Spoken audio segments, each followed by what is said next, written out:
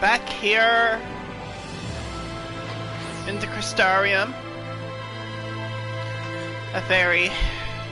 I love this place. So first thing I'm going to do is, well, since I'm here back on the 1st, so I'm going to check out the Eden raid. Well, it's been since what, February since we've had a new raid here, I think.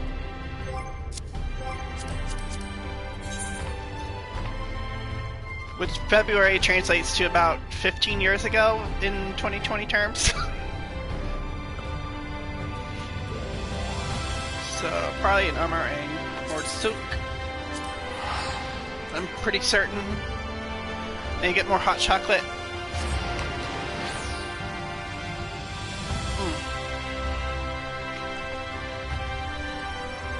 Good.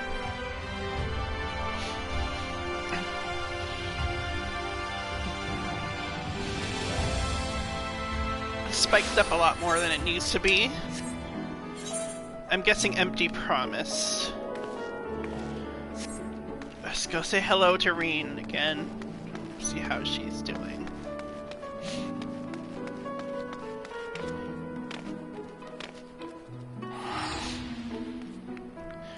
Yellowfort. Yellowfort is so engrossed in the slip of paper in his hands that he barely notices your approach. Do try not to startle him. Yeah, it's not gonna happen.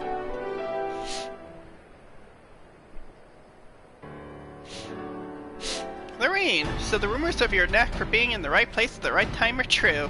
You see, we've just completed our preparations for another expedition into the empty.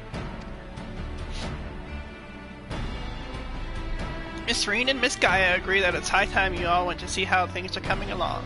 Though I must say, being in their beck and call night and day does test my patience on occasion. Oh well, fancy seeing you here. Oh, there they are! Lorraine!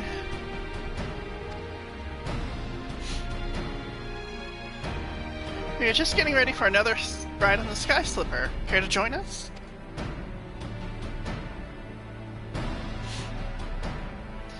There is one other thing I should mention before you depart. Now that the situation in Ilmore has settled down somewhat, my associates have made some headway in investigating your past, Miss Gaia. Is that so? I thought that's what you wanted. So did I, but I quite like the way things are now. Digging around in my past might, I don't know, spoil it somehow. Besides, uncovering the truth behind the voice in my head and my strange powers is bound to be more interesting than whatever life it was I had in Ilmore. I understand. We'll find the answers together, just like we do everything else.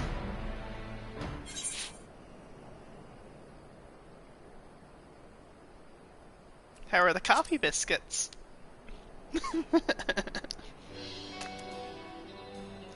Oh, they are delicious, as always. But I hear they're quite fattening, so we usually just buy one and have half each. And then you always get another one anyway. Yes, but we break that in half too, so it's fine. And we may as well have one each to begin with. Honestly, Rain, I sometimes wonder if we've got biscuits or brains. Aw, they're laughing! I must say, my time in the Crystarium has been rather enjoyable. We even had a chance to make a necklace from the ice crystal we found.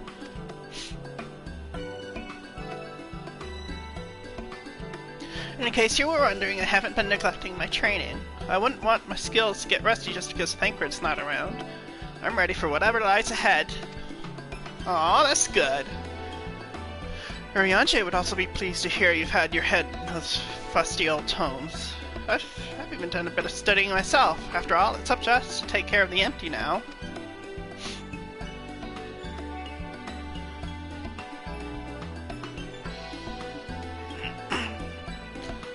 I'm looking forward to seeing how things have changed since our last visit. Come on, let's head over to the derrick.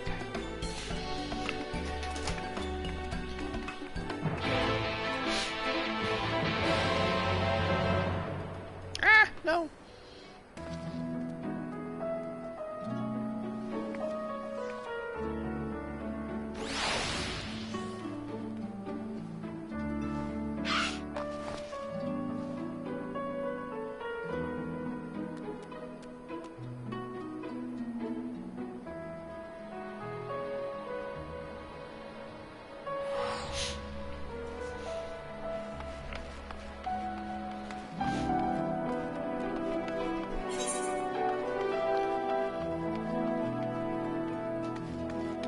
Let's fly.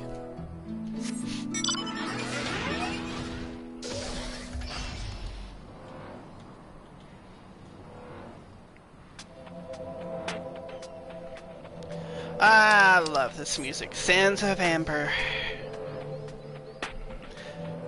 This is the first place I visited, and when I heard the music here for the first time, it's like, for whatever reason, I don't know why, it's like, I got the vibes. It's like, holy shit, we really are in another world. Like, I don't know what it is about this track that does it, but I love vibing to it.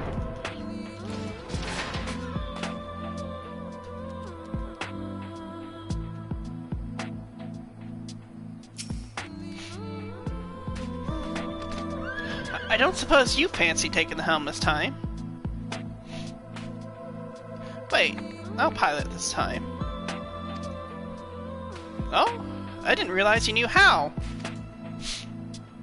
While you were off training, I was practicing with another sky slipper they have at the Crystarium. Really? That's fantastic! Hardly. You've been pulling more than your own weight, and I just wanted to do what I can to contribute more. Aww! We're getting along so well now. So you two can sit back, relax, and leave it to me.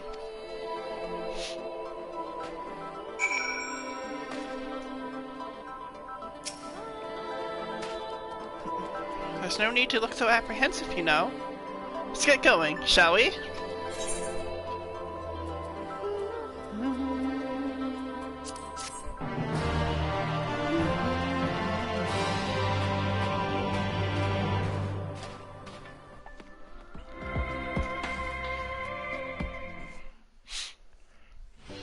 Let's see what they've done.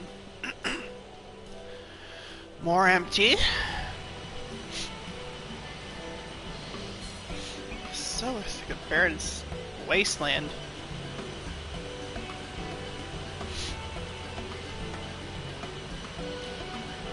It's so strange suddenly seeing you at the controls. Why didn't you tell me you've been practicing? I thought I'd surprise you, that's all. Aww, how cute. Well, consider me surprised. All this time I thought you were only good for smashing things with your hammer. Bring that up again, you can walk the rest of the way.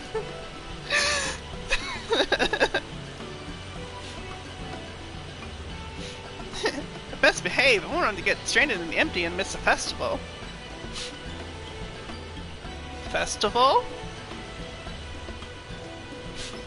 I suppose it's the first you would have heard of it.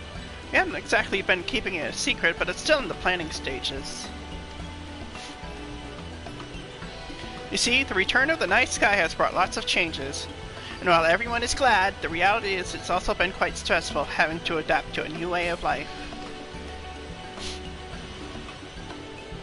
Seeing how hard our elders are working to keep the Crystarium running, youths like myself came up with the idea of hosting an event as a way of expressing our appreciation. Once we return from the empty, I'll be helping as one of the organizers.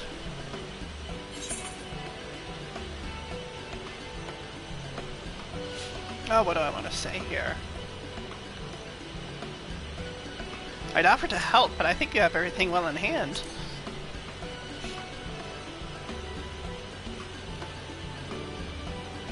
I wouldn't be so sure about that, but I try my best to make it a success.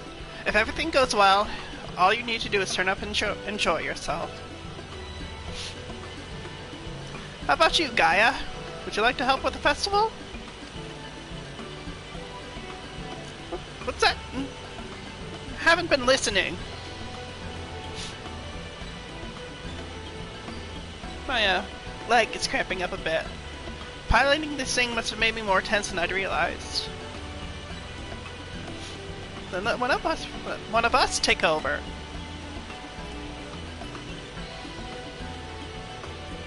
No, I'll be fine.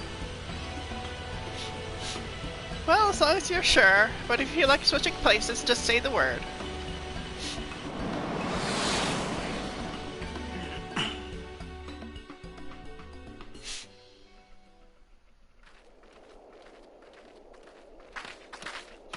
And here we are.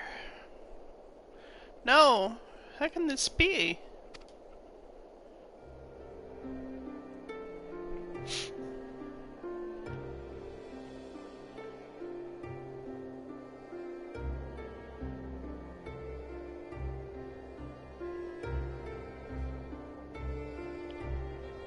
I think that explains it.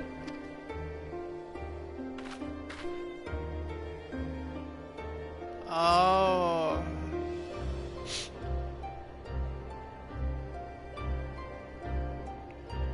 Seems like it's succumbing to, like, the light. It looks like Earth expected. This light. Does this mean there's still too much of it in the empty? I'm no expert, but this might be the result of losing control when you restored the ice element. Even though I tried to use darkness to hold back the light from spilling forth, it seems it wasn't enough. And we're right back to where we started. This is all my fault. Well, not really. I mean, you still got a foothold here. Oh, Reen, you mustn't blame yourself. Uh-oh. You have returned to me! Restore the darkness while you still can!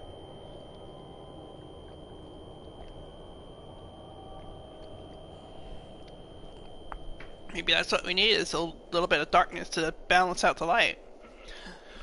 A familiar voice, an inescapable fate. The promise of salvation at the precipice of ruin. In the remnants of a lost past, I would find my truth.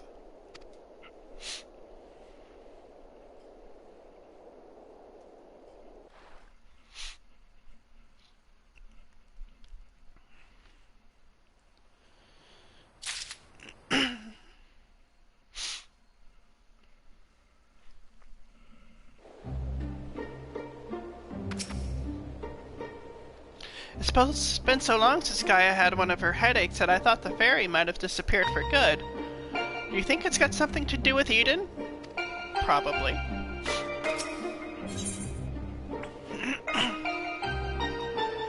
Gaia appears to be conversing with a little voice inside her head. Fear of the dark.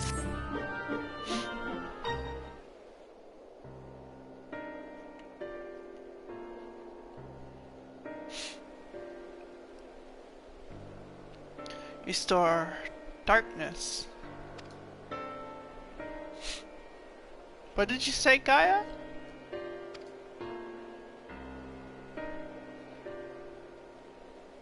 That's it. Restore. I mean, get a little bit of darkness to the light. Restore the darkness to the world flooded by light.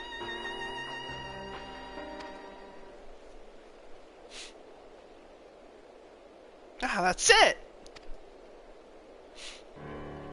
We thought we'd restored balance to the 6 elements, but perhaps they're still too strongly aligned with light? If that's the case, then maybe we can set things right by using darkness. By using darkness? Are you serious?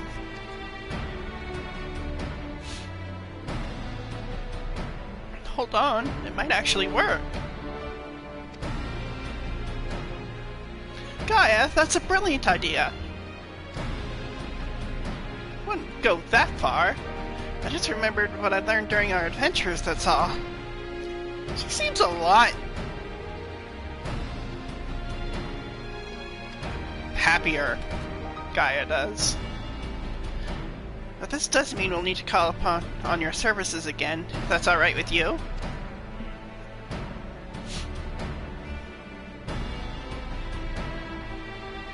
We've come this far together, and we'll see our mission to the end, to Eden's core.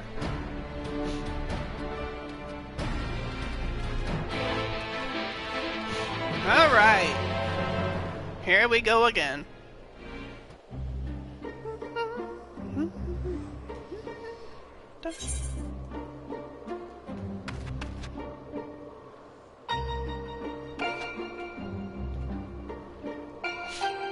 Yeah, light is still pretty prevalent here.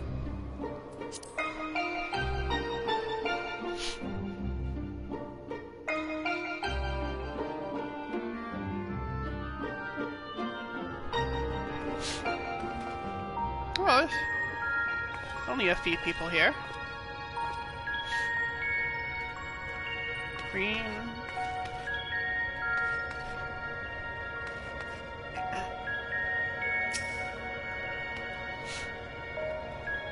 I'll say one thing before we start. If this all goes horribly wrong, don't even think about pinning it on me. Not that it will, of course. Oh, she's gonna do Cloud of Darkness to Green's Shiva.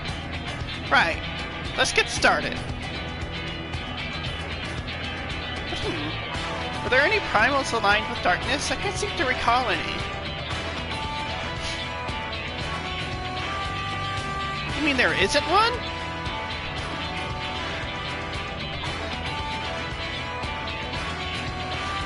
Yassian's god Zodiark may be suitable, but we need something that the rain is actually encountered, preferably defeated. Well, does it have to be a primal for it to work? If it's just a lot of darkness that we need, perhaps there are other ways to get it. You may be right. What we ultimately need is a state of highly charged darkness. It shouldn't matter from what form it takes. Does anything come to mind, Lorraine? Cloud of Darkness!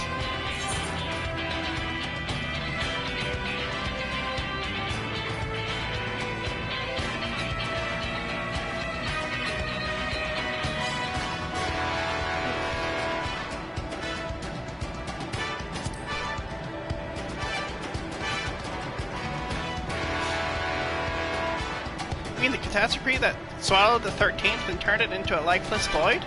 I might need something on a slightly smaller scale.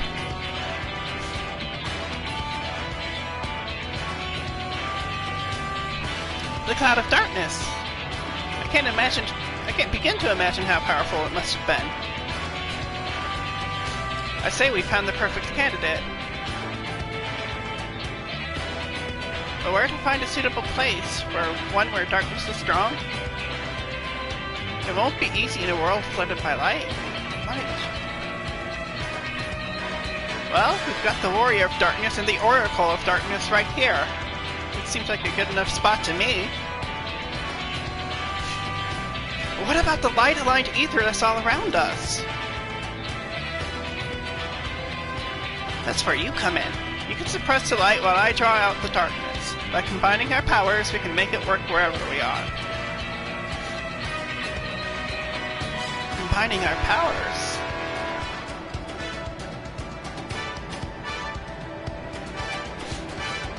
Yes, between us, there's nothing we can't achieve.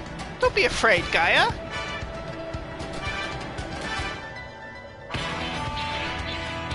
I'm not afraid. Just very concerned that this will all go horribly wrong. Which is the same thing, I suppose. Anyway, it's certainly not easy coming up with these plans by ourselves. That's true, but when this is over, we can reward ourselves with all sorts of delicious treats at the festival. Festival? What do you mean? We spoke about it on the way here, remember? I asked if you wanted to take part. I was busy piloting the Sky Slipper, so I probably wasn't paying attention. Oh well, not to worry. We can talk about that later. Right now, we've got a job to do.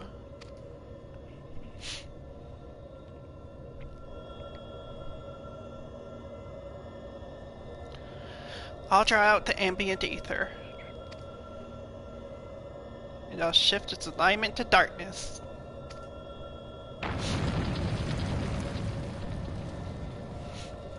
Now, Lorraine, focus your thoughts.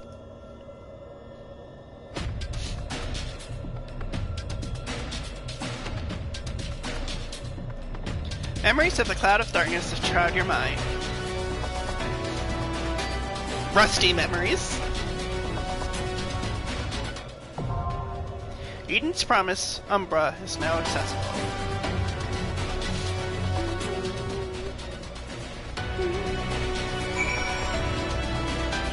Oh, I love this music. I cannot get over it.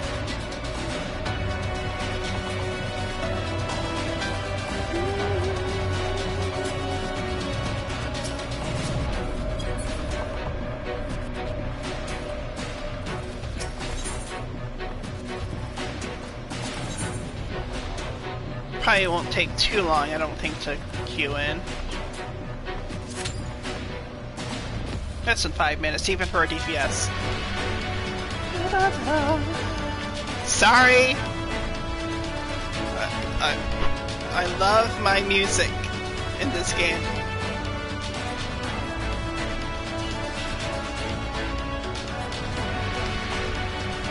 Well, maybe not so much my music, but Matsuyoshi Soken's music.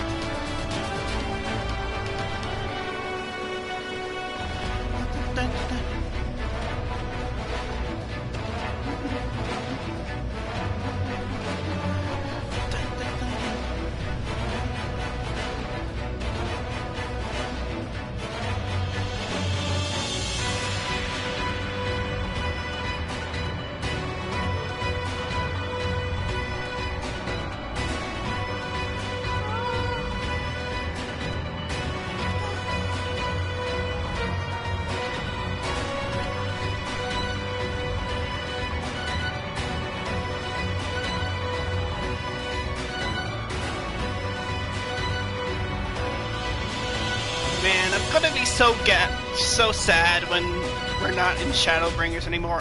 I mean, I know we gotta go to another expansion here soon. Relatively soon. But these are some cherished memories right here. Oh! There we go. Watch me get wrecked live.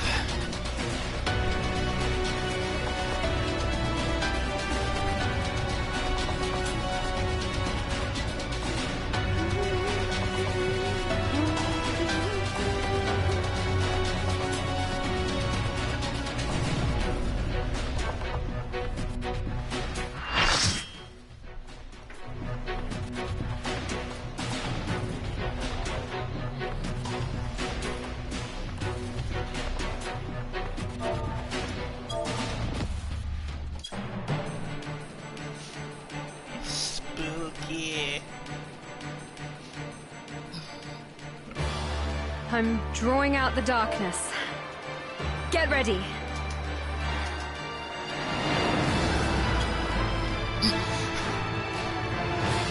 Wow.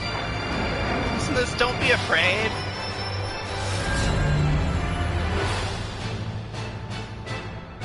Silverboards, the Cloud of Darkness. It worked, Gaia! We've done it!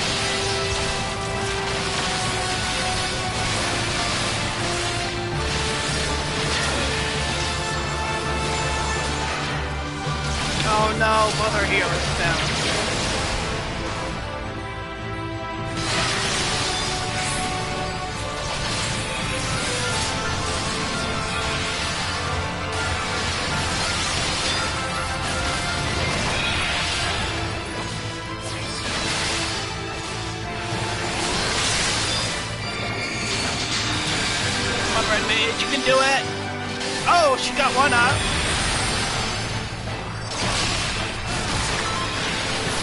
Still very surprised that this isn't a white bow.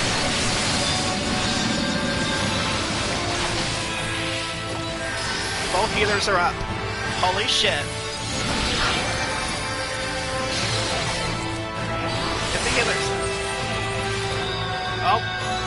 No!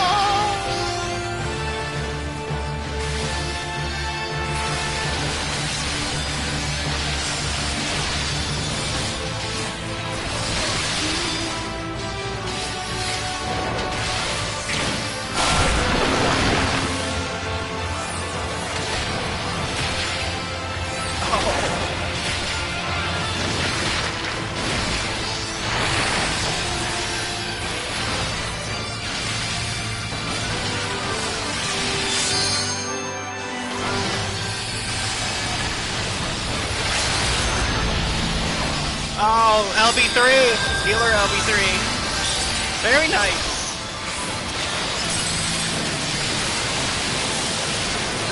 Back in the game. Oh, damn it! Why can I not move there? I thought I was coming from a mile away.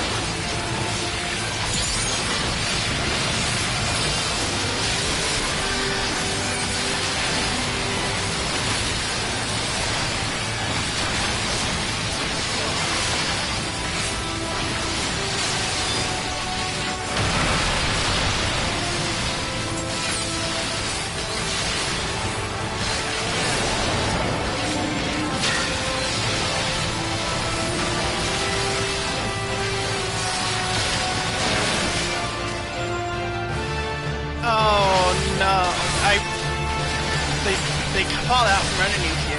That's right.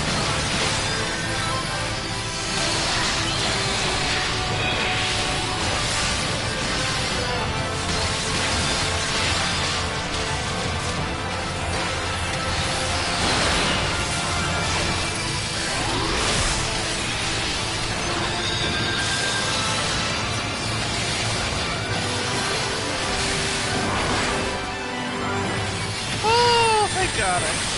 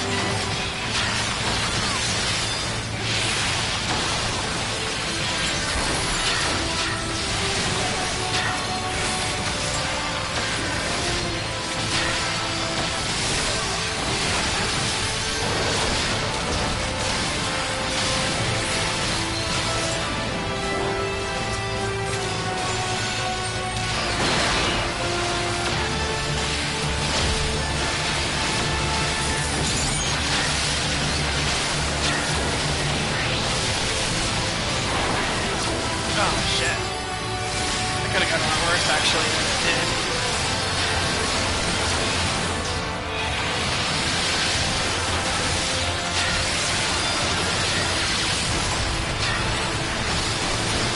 Oh no!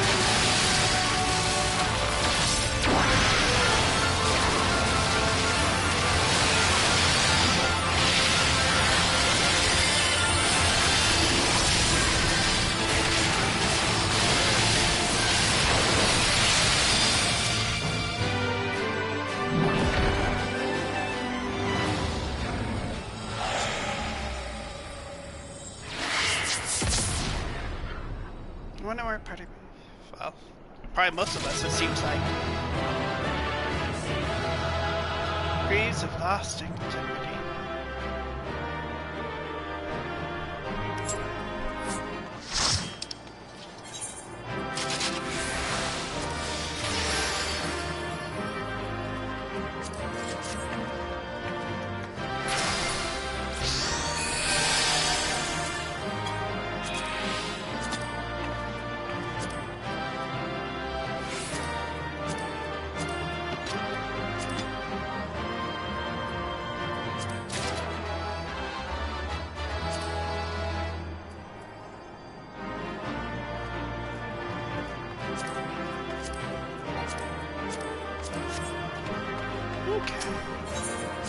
Give me a second, yeah. Well, let me watch a cutscene right quick, I'm sure, and I'll be right back.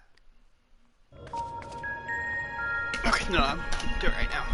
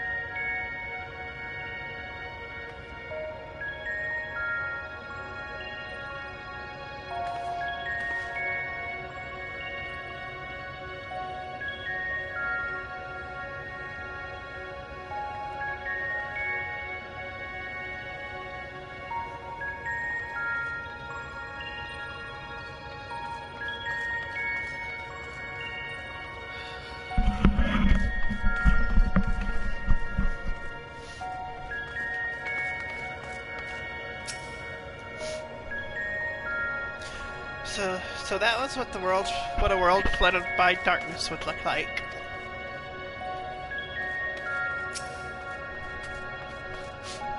That all went surprisingly well. Of course, we have the ring to thank for slaying the ghastly creature. You're fantastic, Gaia. Anyone would think you're an old hand at this. You aren't so bad yourself. We make quite a team, don't we? Aww! We certainly do. I don't know about you two, but I'm interested to see whether our hard work has paid off. Let's head back.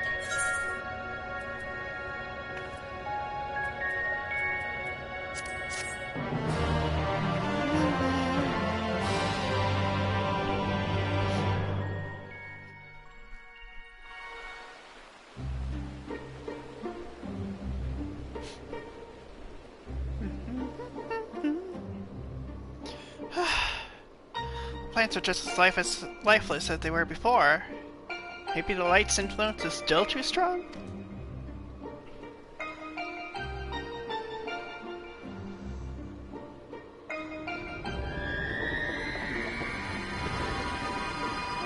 What is that? What in the world? Yeah, what in the world indeed? In fleeting hues and endless warmth, a gentle light washed over me.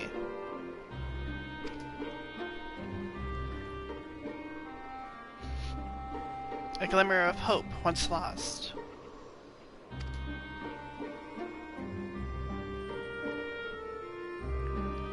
Dang, that's pretty. I want one! I want one for my house!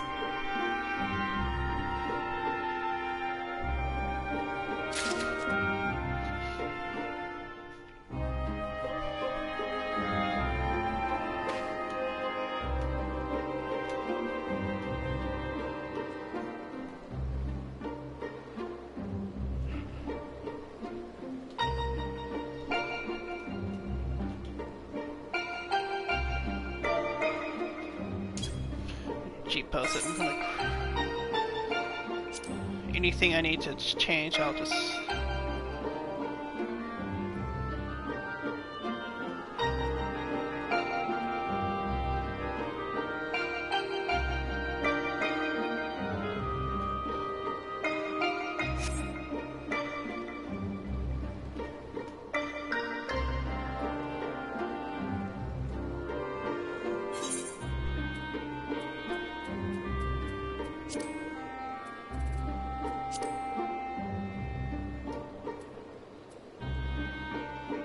Is there a moon nearby? Here we go. Set some light here on the shine some light here on the subject. Whoops.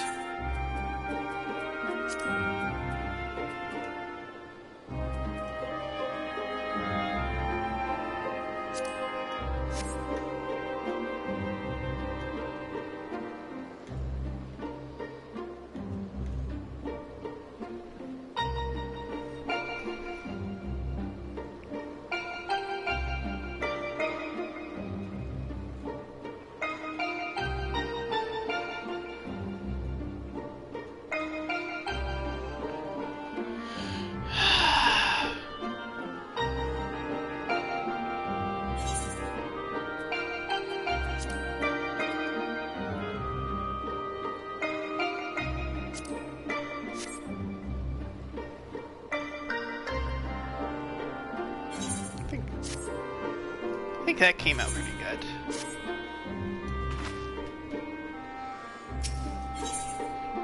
Gaia is more than a little vexed that your last outing did not result in greater changes in the empty. We tipped the scales away from the light, I'm sure of it, but something's wrong. Very wrong.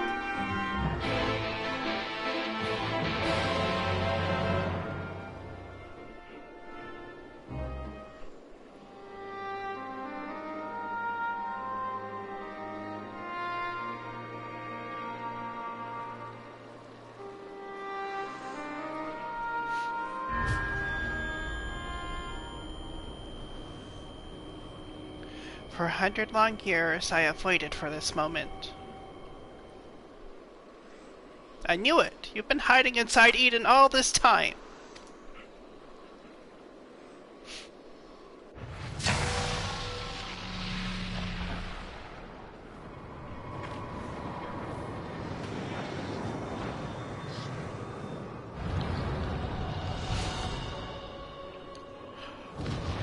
that Logriff?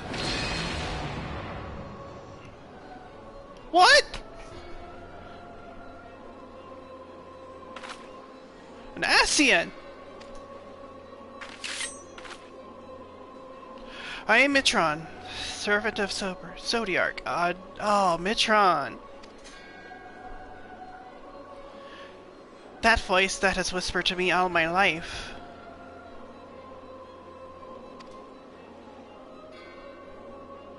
Indeed, and thanks to you, I am all but free from my prison of light. Does that mean Eden was used to seal away an Ascian?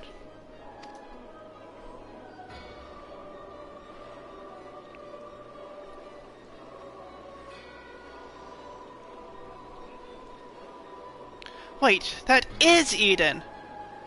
An Ascian transformed into a Sin Eater!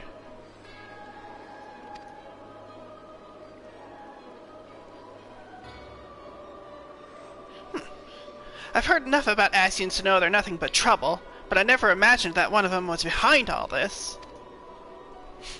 I thought that restoring the darkness was my idea, but this was your plan from the very beginning.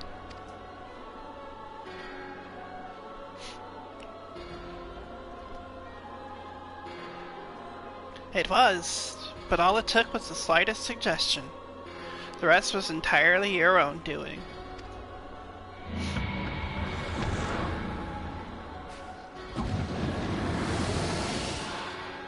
Ah, my freedom is so close I can almost taste it. Finally, my soul may journey beyond the flesh to which I am yet bound. I knew you would come for me, Gaia.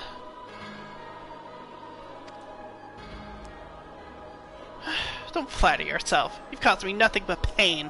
If I've helped you, it wasn't intentional.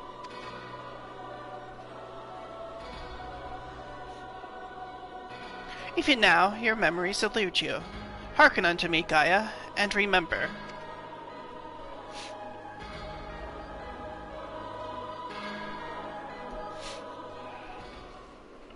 Oh, Lord.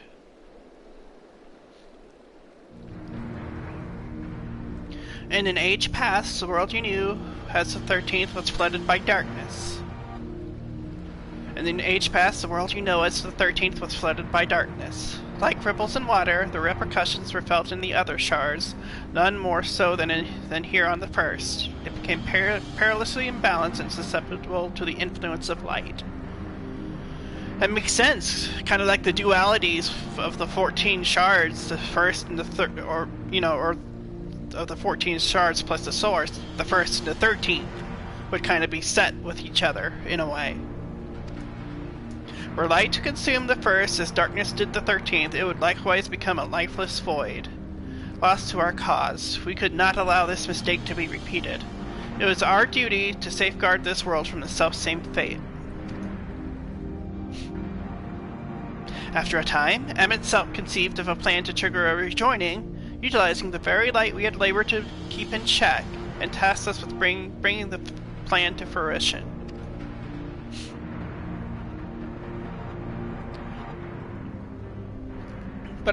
But at the last, we were thwarted by Ardbert and his companions. Though our resolve was strong, theirs was stronger still, and as we fell, so too was the light unleashed. For us, however, death is not the end. Though our bodies may perish, our souls live on, withdrawing but temporarily to the rift,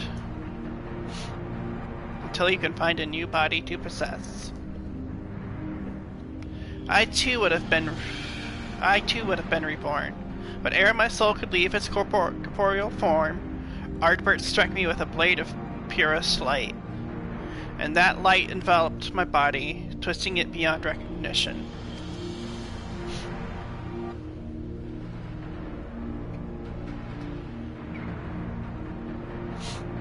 Eden, the first Sin Eater. My soul felt such agony as I had never known, and then I knew no more. In my insensate, instinctive state, influenced by Ardbert's fervent desire to banish darkness, I unleashed the light burgeoning within me. and its spread is an all-consuming wave to every corner of the world. So this is the how of the first nearly fell to light.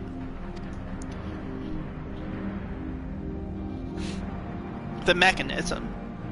The flood of light. So that's how Sin Eaters came to be. All would have been lost had not the one called Minfilia appeared. Halting the light's inexorable advance, she saved what little still remained of the world.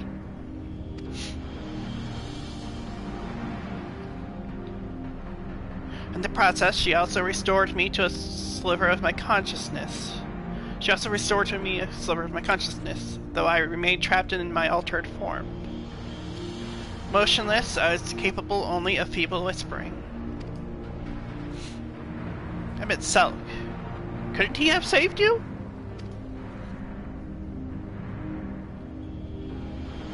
Perhaps he could have, if such had been his wish. Far easier, however, to simply find another piece of my fractured soul to replace me. Yeah, so he's a sundered Ascian. From his perspective, there was no need to intervene and potentially disturb with the balance of ether. And so here I remained. So after you failed, he left you here to rot. Some friend he turned out to be.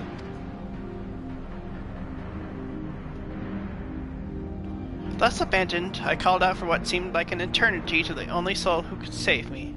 You, Gaia. All this time you were calling to me for help?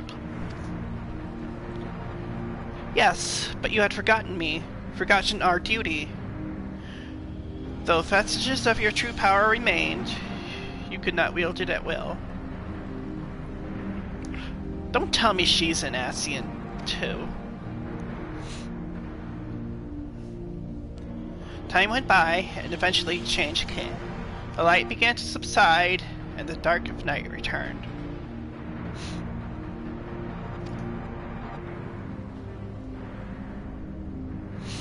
Gradually, my voice grew stronger until I was able to exert my will over you. You wanted me to free your soul from Eden, which is why you had me attack it. Another plan that ended in failure thanks to the rain.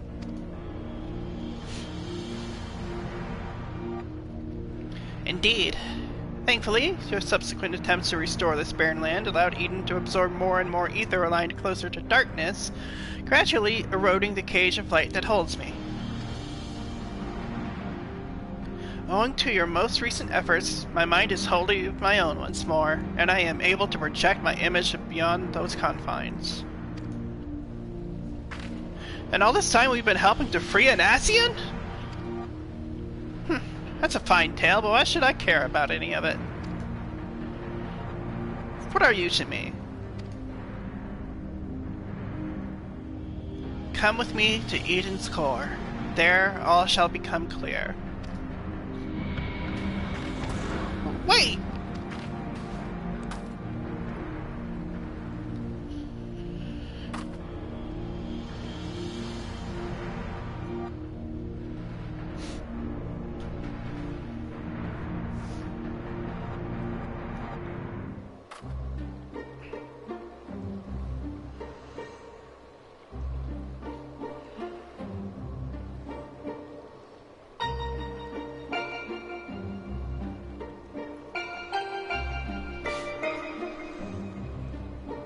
Okay, so...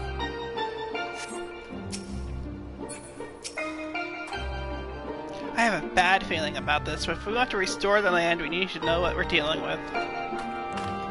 Got a fair point.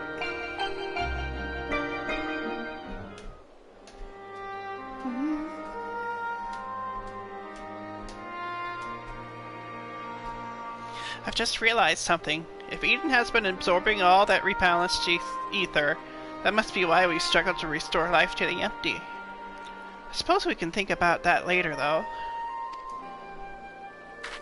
More importantly, it seems I've lost control over Eden, most likely because of the Ascian. J specifically warned us about not listening to the fairy's honeyed words, so we better think this through before we go rushing in.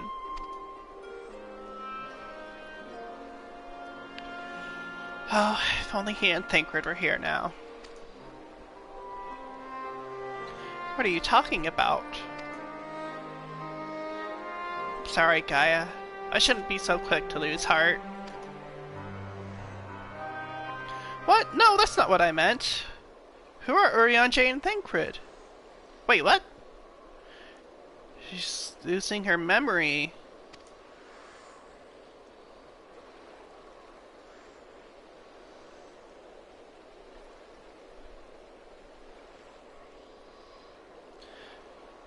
Wait, I know those people. I'm sure of it. But why can't I remember them? Huh. I thought something was strange when I mentioned the festival on board Eden. As though you had no recollection of our earlier conversation. This is most likely connected to Mitron. Damn it all! What more is that fiend gonna take from me? To tell the truth, the thing that frightens me most is that you might forget about us.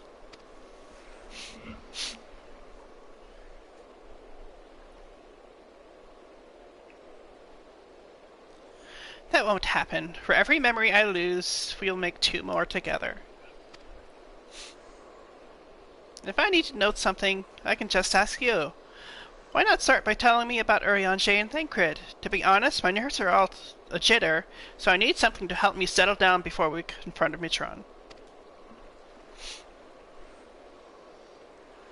So these are our memories! No, I don't want to skip the cutscene. What kind of pleb do you think I am? I'm a pleb, but not that way. J is probably the most intelligent person I know. He spends a lot of time reading, but he also says that you can't learn everything from books, and encouraged me to go out and see the world for myself. Sounds sensible to me. Much better to experience things firsthand than to read about someone else's. Like those coffee biscuits. No book could ever describe how good they taste. Aww. Is there anything else you could tell me about him, Doreen?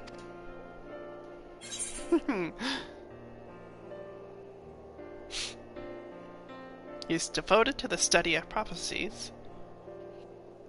It could be humorous.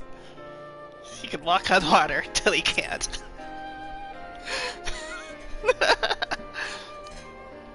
So he walks on water instead of swimming? That would certainly save you from getting wet. I should have asked him to teach me how. Well, it's something he never quite mastered himself, and he often ended up getting wet anyways. In fact, the whole thing is probably more trouble than it's worth.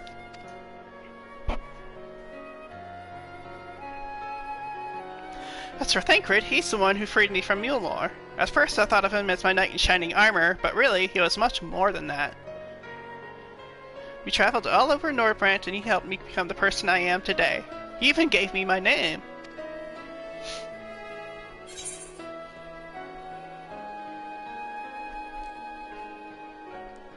He's also an expert in infiltration. Or a gift for song when the heart of many a fair lady. Or so he claims. Yeah, that's not gonna go down that road. That would explain how he is able to sneak into Ilmor and rescue the damsel in distress, just like in the songs. I'm hardly a damsel in distress! Well, I suppose I was back then, but Thancred taught me how to fight and survive. That he did. Actually, while we're on the subject, that gunblade over there belonged to Thancred. Yeah, that's... As far as mementos go, it's a bit on the cumbersome side, but it reminds me of our adventures together. Even though there's little chance I'll ever see him again, it still feels like he's here with me. Aww.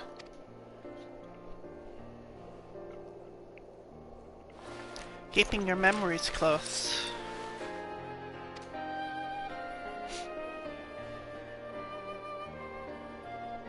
You know what? I should keep a diary. Even if I forget everything, at least I will have something to look back on. That's a brilliant idea. Since we're going to be making lots of new memories together, maybe I could write in it too?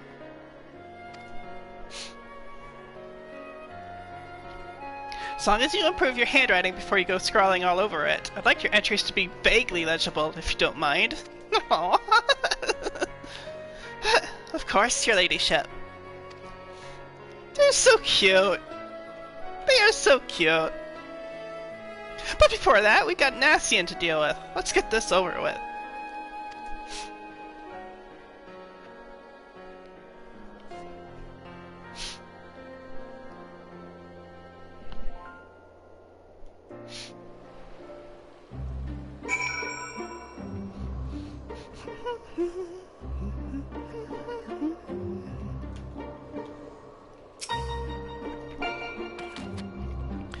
It was good to hear about our friends, but I still have no recollection of them whatsoever. It's just like all those things Mitron was saying. How can I even tell if they're true or not if I don't remember? There's no point dwelling on it, though. Nothing for it but to press on. That's the Scion way! When I think back on the days I spent with everyone, it's always the tiny, frivolous details that spring to mind. The smiles, the little gestures. It's not as though I made a conscious effort to remember them, but they stuck with me all the same. I suppose that's what memories are, a collection of all those seemingly insignificant moments. While they may not have made a huge difference in the grand scheme of things, they mean the world to me.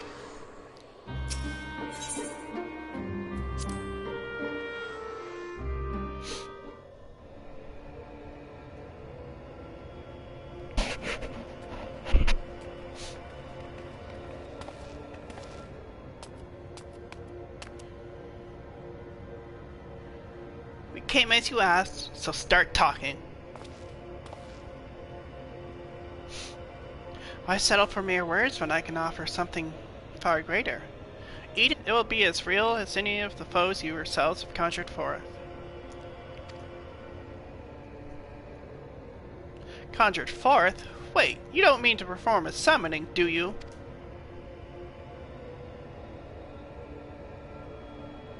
I do.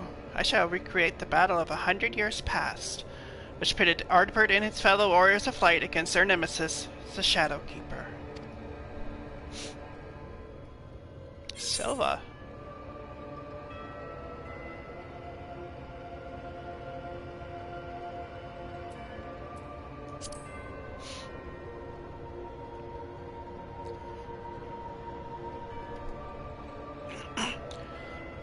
But you should know that name, the true identity of the Shadowkeeper, emissary of chaos.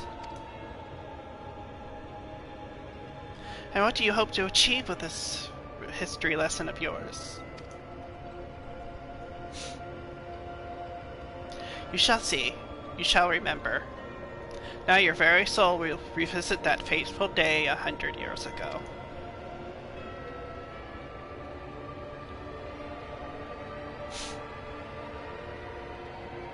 Gaia, you can't trust Mitron. If you do, you'll end up being manipulated again. No, I don't want to skip the cutscene.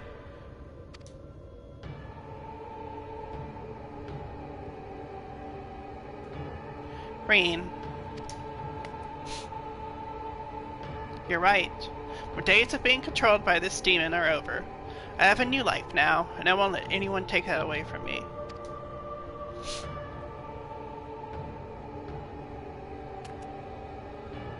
My will is my own. You have no hold over me.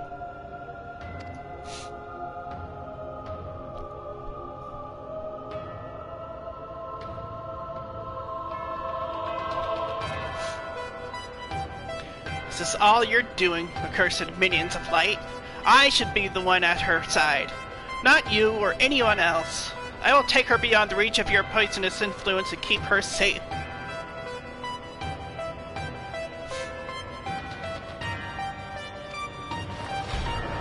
What the fuck are you about to do?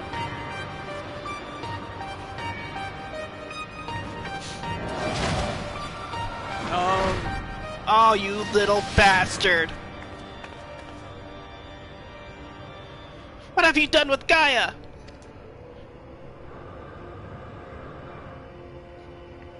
Nothing yet, but soon I will restore her to her true self. And you will help me to do so by conquering the adversary I present before you.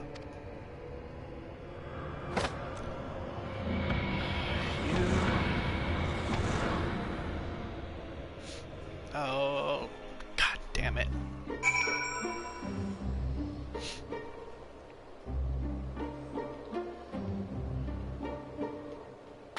Oh, we got ejected.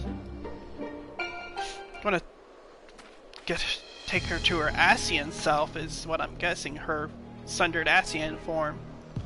I knew it was risky trusting an Asian, but we played right into the Mitron's hands.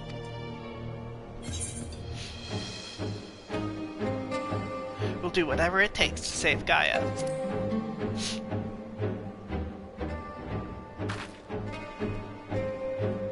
Agreed, there's no telling what kind of danger she's in, but wherever she is, I know she's giving it her all.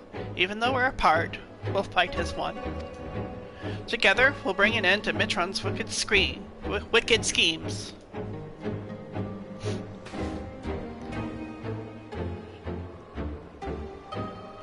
Looks like Mitron's grip on Eden has loosened somewhat. Perhaps allow me to send you to the battlefield.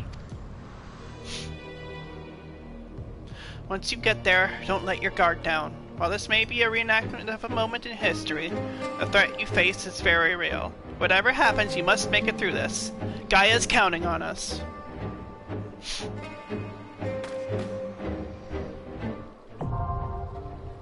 Eden's Promise Litany is now accessible.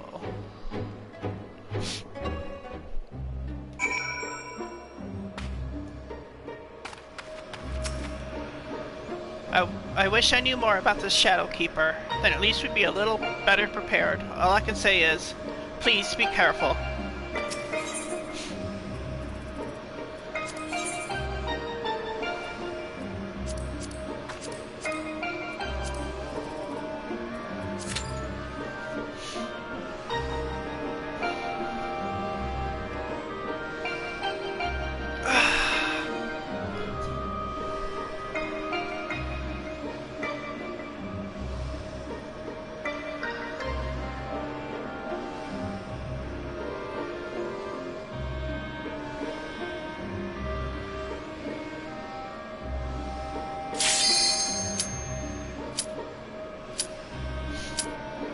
Alright, let's go.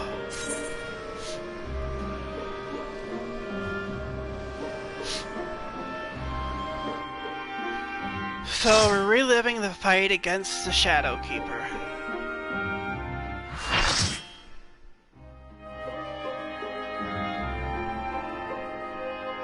And what do you know, Artbert is literally a part of me.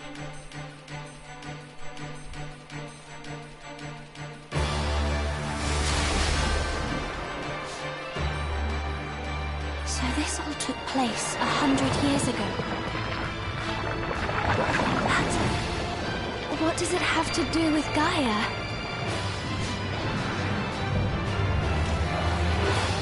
Ravening anti-hero, the Shadowkeeper. She was trying to restore her world, the 13th.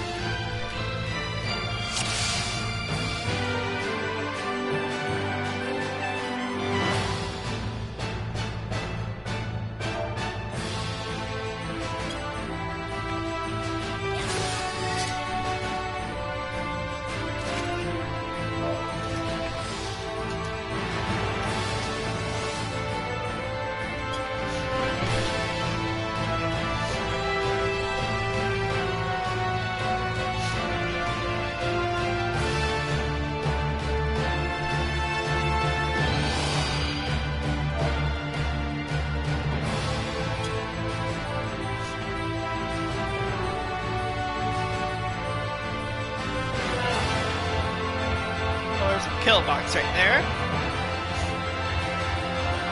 Oh, this is right at the castle. At the castle. Oh, what is it called?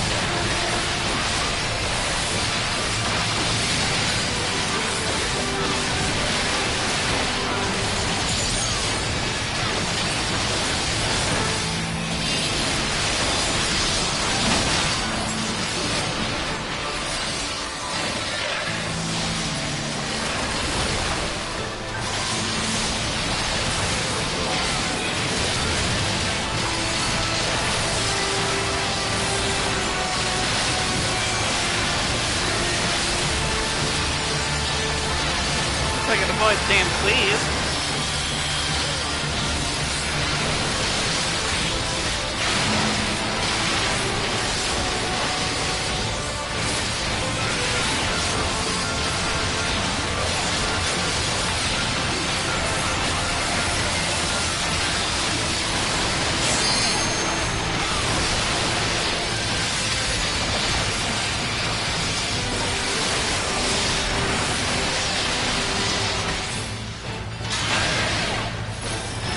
Damn it, sorry. Gotta learn somehow though.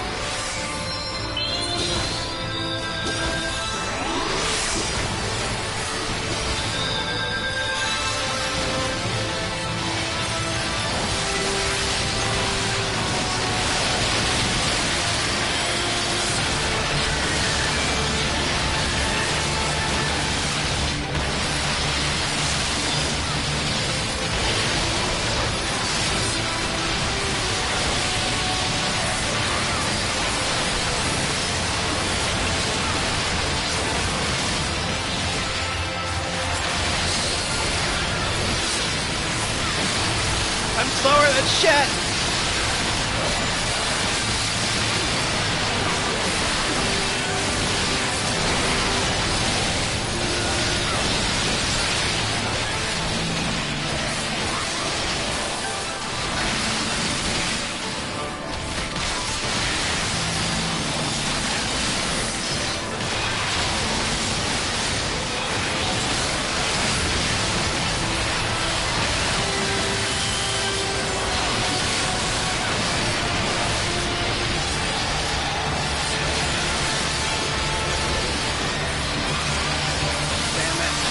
Stacks there.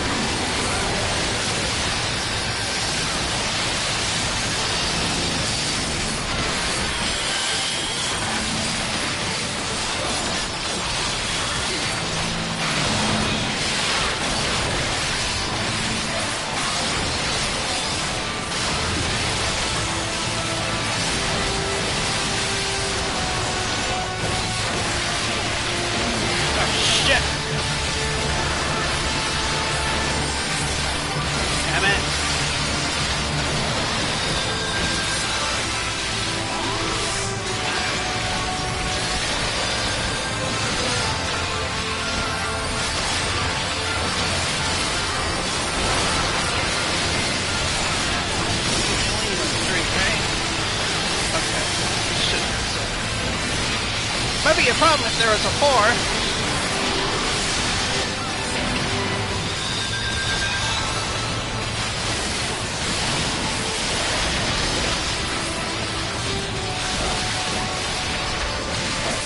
All of our healers are down.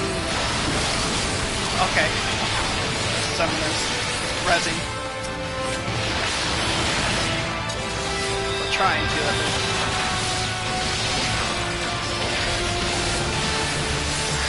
Fuck.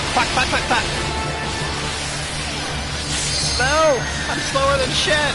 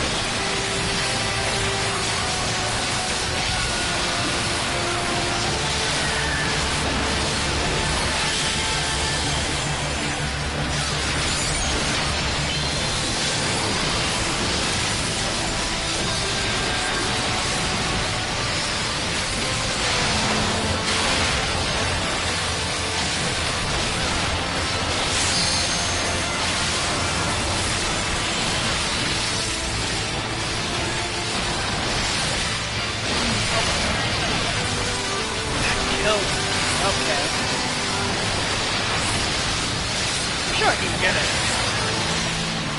This time, but...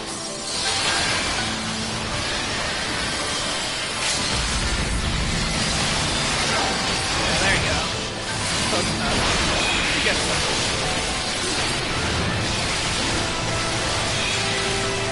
Oh, you might want to get that in the right place. Four. Got it.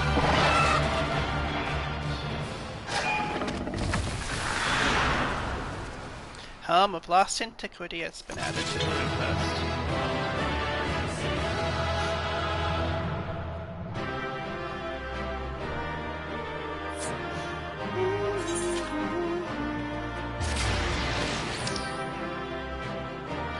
Hopefully that summoner stays for their commendations.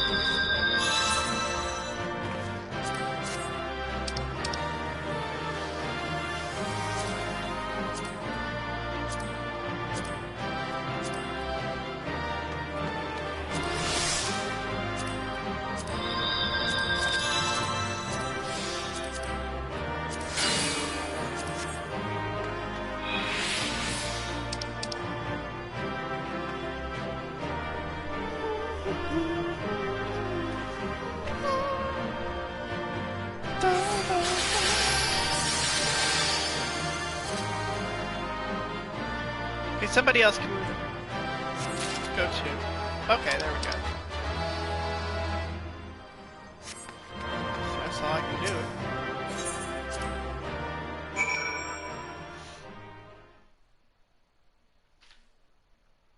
Eden's Promise Litany has ended.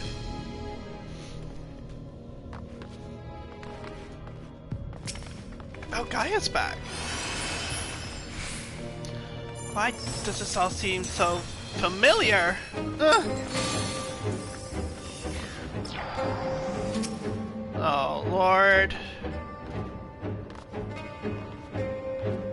Patron's returned Gaia to us, but I have a feeling this isn't over yet.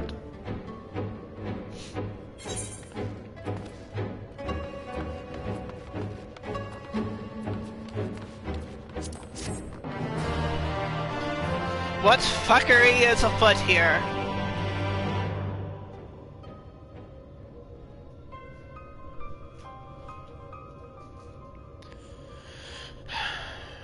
The Warriors of Light. The Shadow Keeper. I've seen this all before.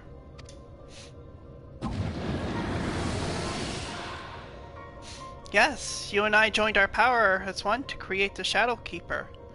We bore witness to its battle with the Warriors of Light. But I thought Silva was our power, so I was there, and I wasn't alone. No, Gaia, it's not true. It can't be. How can you have been there 100 years ago?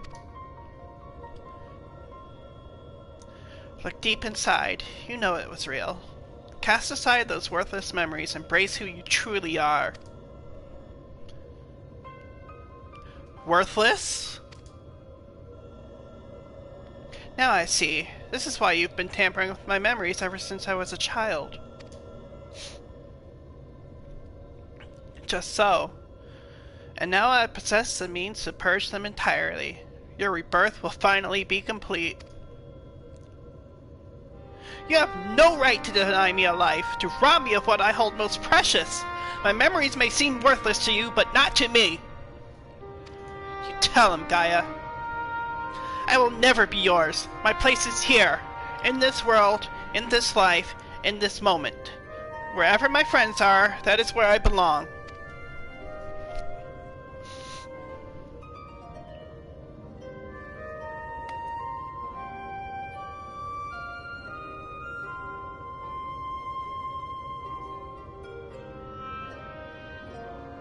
And you would turn your back on our glorious past, on the lives we once lived? Any past I may have shared with you is long gone. I live in the here and now, striving to build a better future, and I'll be damned if I let you take it away from me.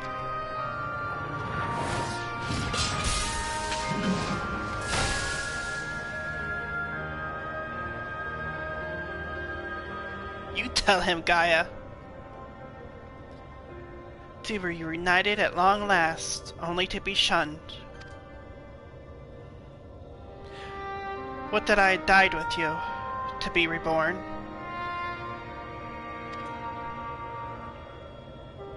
Even without knowledge of your past, we may yet forge a future together. I'm sick of your riddles. Speak plainly or not at all. Sundered Emiratine. I mean, everybody probably is, to a degree. You and I fought the Warriors of Light as one, joined in both body and soul. When Ardbert struck his final blow, the light tore through the bonds that held us. Though you perished, I was condemned to a far worse fate.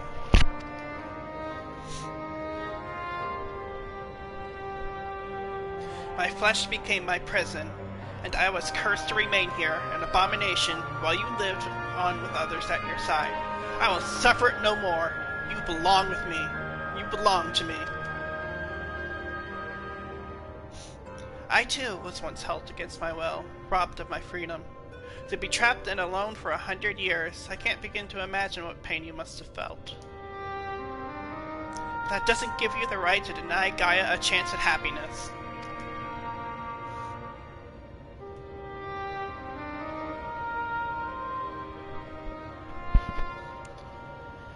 We once knew happiness, true happiness, until fate conspired to tear us apart. I will never let that happen again. We shall be joined as one, my memories yours, together for all eternity. You fucking bastard. You fucking bastard.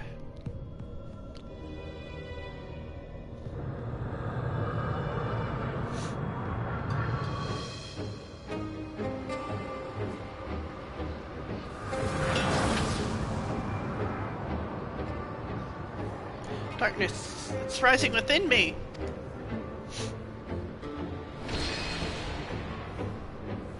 There's her mark. That mark!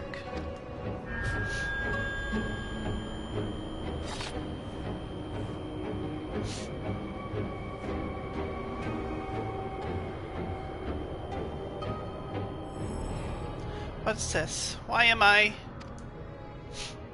Hold on, Gaia. Whatever it is, you mustn't give in! Zodiart?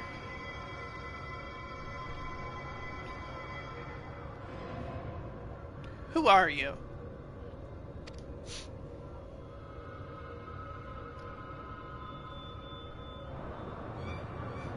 Yes, yes! Now nothing will keep you from me! I am yours, and you are mine. You fucking bastard.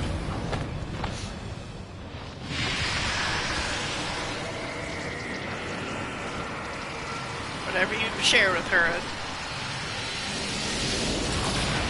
it doesn't give you control over her now. Oh, you little... Oh.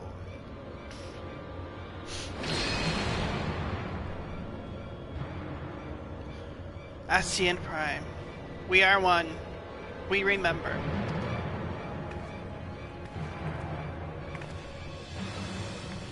So it's true?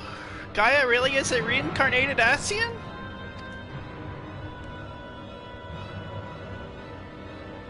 The girl he once knew was no more. The Ascian who held the seat of Lawgriff is all that remains. Gaia is her true name. So...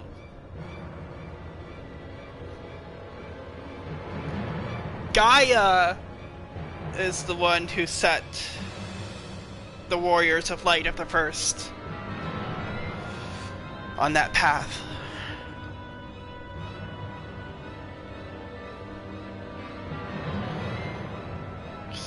Because Em itself entrusted Lawgriff with increasing light sway over this world.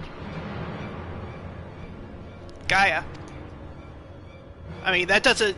I mean, to me, Gaia's still a different person than... Or now than what she was 100 years ago. Oh, shit.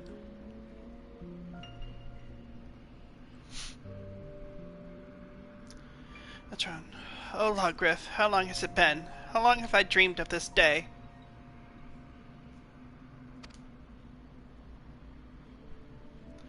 Wow. The old Gaia. Is that you, Metron? Forgive me, I didn't recognize you. In my defense, my memories have only recently been restored. My mind is still a little hazy. Hardly surprising. No matter how many times we are reborn, it is disorienting to have everything change around you. Even so, I immediately recognize your resplendent soul, and cling to the hope that one day you will likewise remember mine. You always were a forgetful one. I could never forget you, try as I might. But tell me, what do you know of my past? I admit, my memory may need refreshing.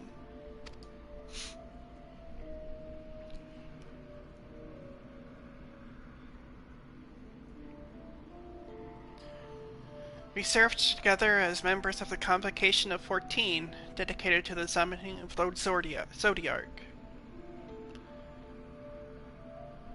Yep, Logriff and Metron. And we are a Zem, the one who opposed it. Although the task assigned to you eventually fell to Elidibus. So she was originally going to be the one to... Yes, I remember. Amidst the chaos and despair, you never left my side, my loyal protector.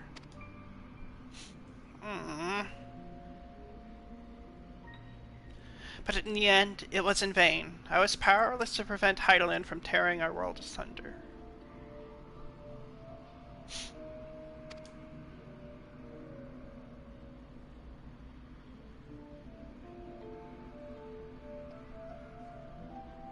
So I heard from him at Selk. We labor to make our world whole again. That's why he restored my memories, so that I can play my part. Our part. Alone we struggle, but by joining your power with mine, we may yet succeed. My power? You always were one for flattery. Oh, I assure you, I am quite sincere. It would be my honor to serve the cause alongside you, and I shan't take no for an answer. Just like you never can take no for an answer, can you? The honor is mine. For as much as I chide and tease you, you are everything to me. My inspiration. When I'm with you, I fear nothing. Promise me that we'll never be parted again. And so that's why he's dead set on it. That's why he's dead set. I promise, even should fate conspire to separate us, I'll reach out to you, wherever you may be.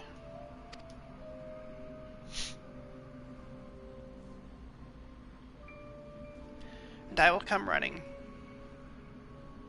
Ah, don't do this Final Fantasy X type tribute to me!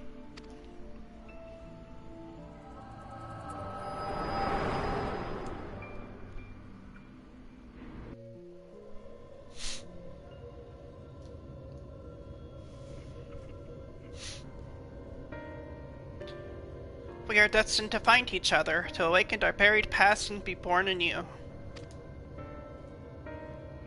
Though our brethren employ crystals to return sundered souls to their office, without them such a feat was beyond my reach. Oh, come on now. Why the fuck does my controller do that? Now the time has come to restore our world to the utopia it once was. Let Gaia go! You are not worthy to speak that name. If you must call her anything, use the name chosen by her parents, if you even know what that is.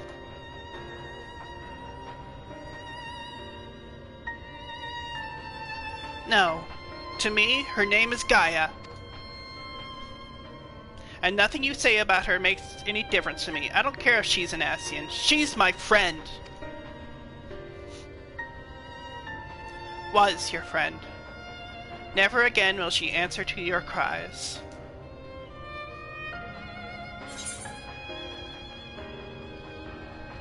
You won't give up on her.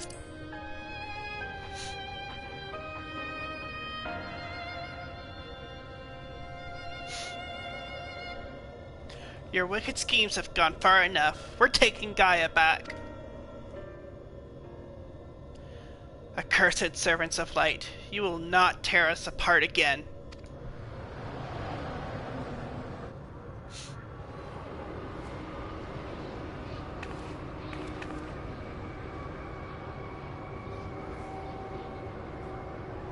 What is this? Visions in my mind. Mine? A summoning?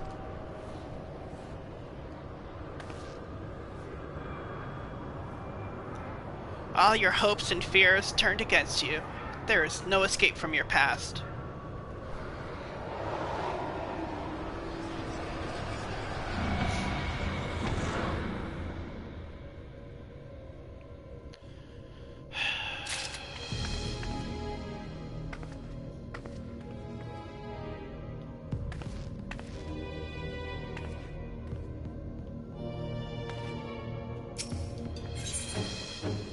Voice of the soul.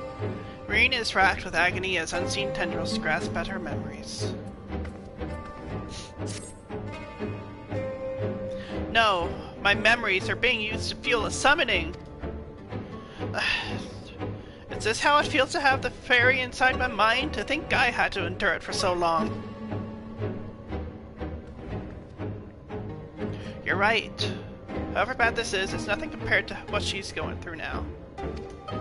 But if the summoning really is based on my hopes and fears, it will most likely create a foe unlike any you've ever fought before. Whatever it may be, I believe in you. We'll find a way through this. I know it.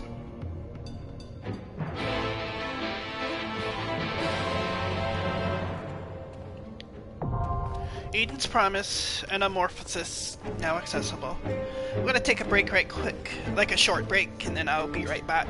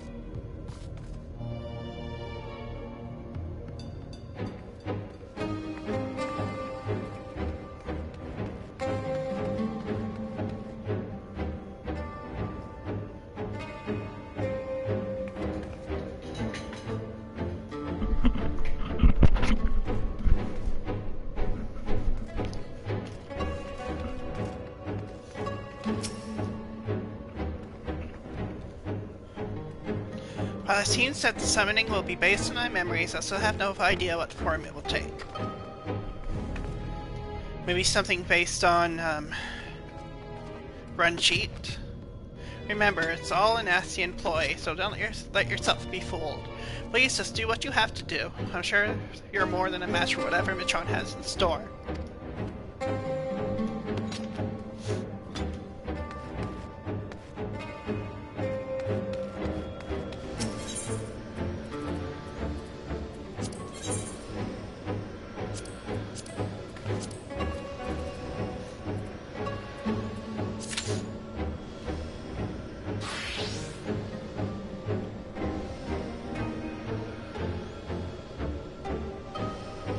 Average wait time 5 minutes.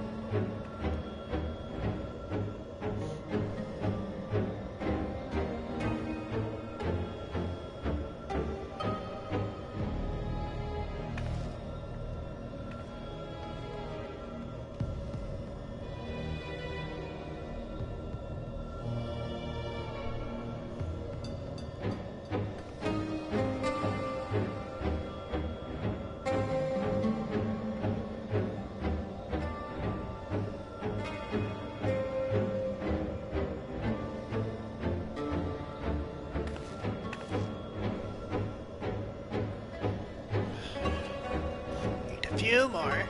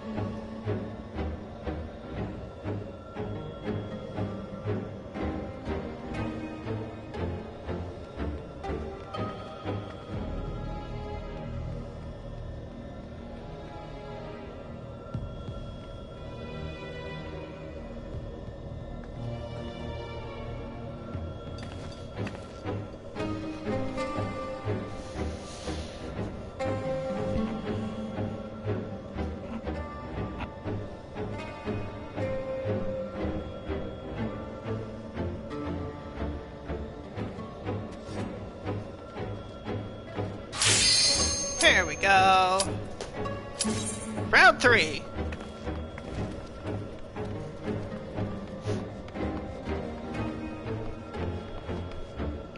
Ding!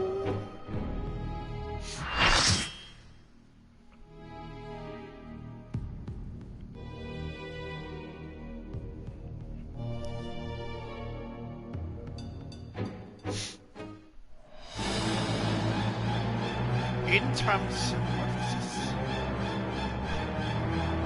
I know this place. It's the jail in Yulmore. Let's see, that's what I was thinking. We're gonna see memory of Werlyt. Yep, I called it. Dread Hope, the Fate Breaker.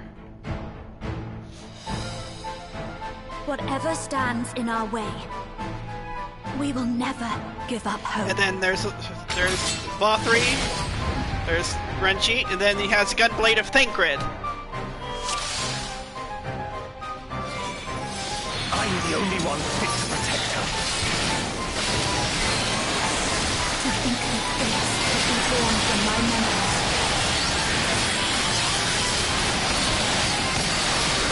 Future is passing on to people.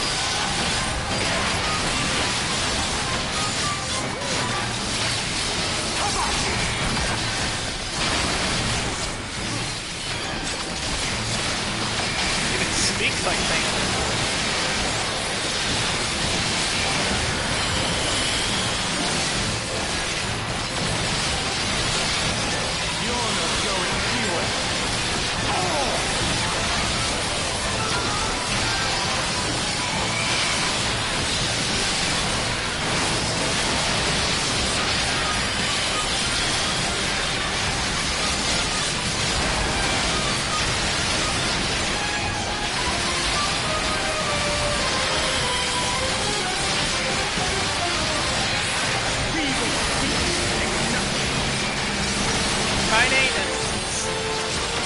I hope you are inspired by Gears Kaine. That would be fun enough. Oh no! I didn't pay attention there.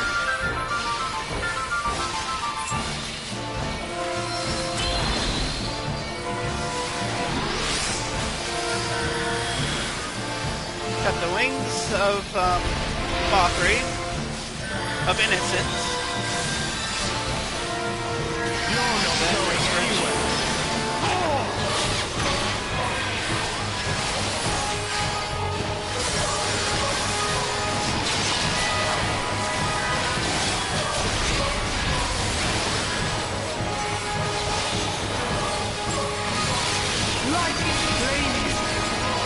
Is that a little bit like I sense a surge in the ether.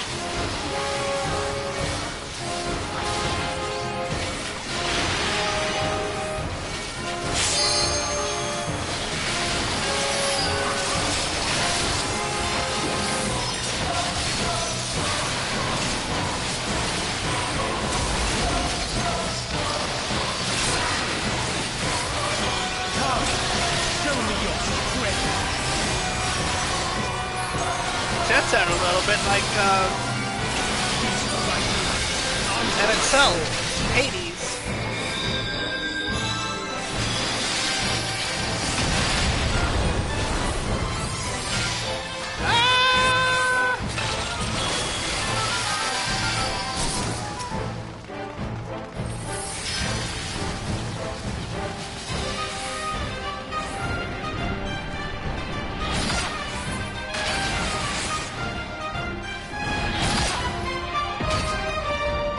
Damn it!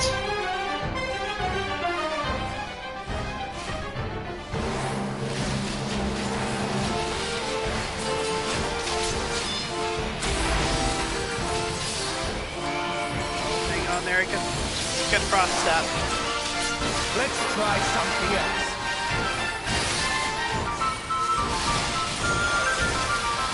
The blade is imbued with light.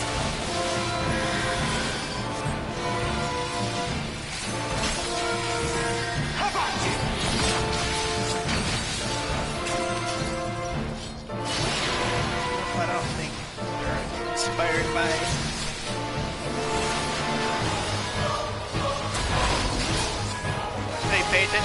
mechanics here. How about that?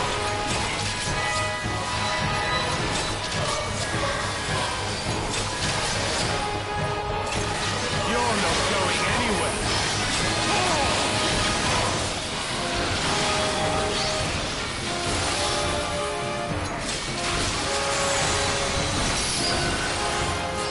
Light will cleanse your head.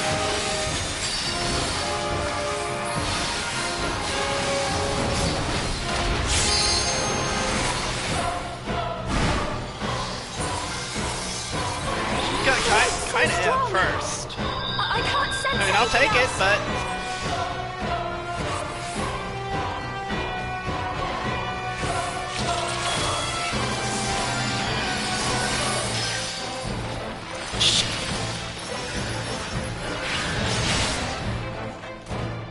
I didn't see that.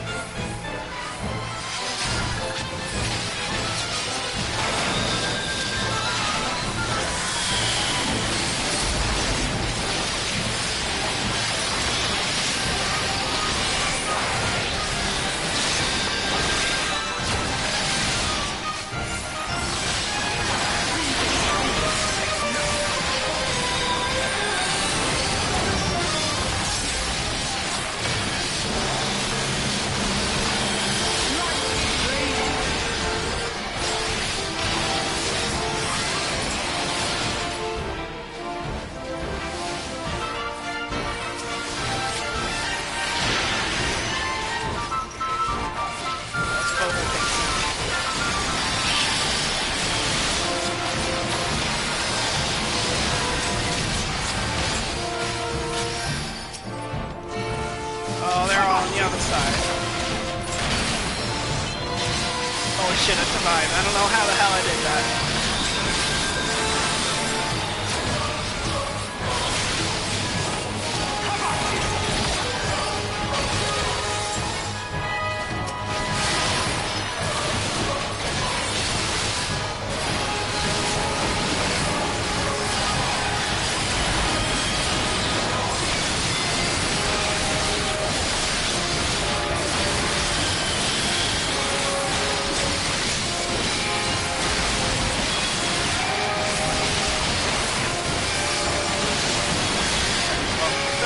I'm gonna fucking fight it.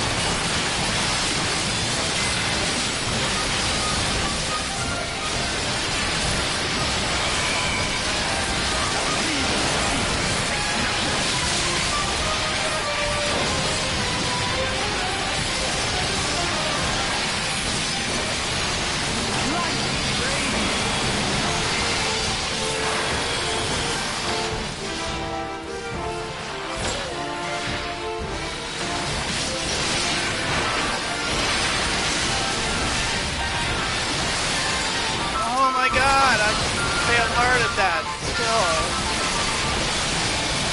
I'll probably read up on it. I didn't want to be spoiled the first time through, though.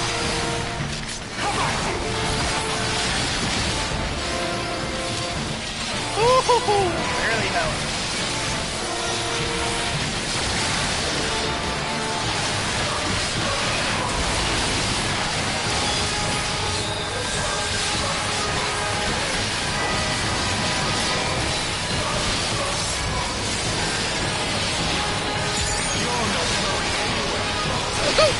Stop moving!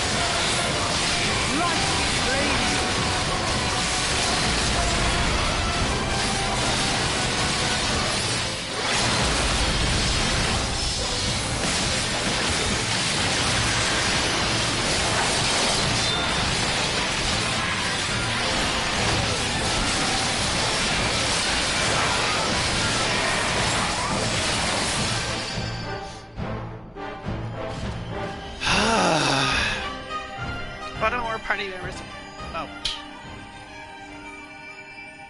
She deserves all the happiness in the world. Thank you, False Thancred.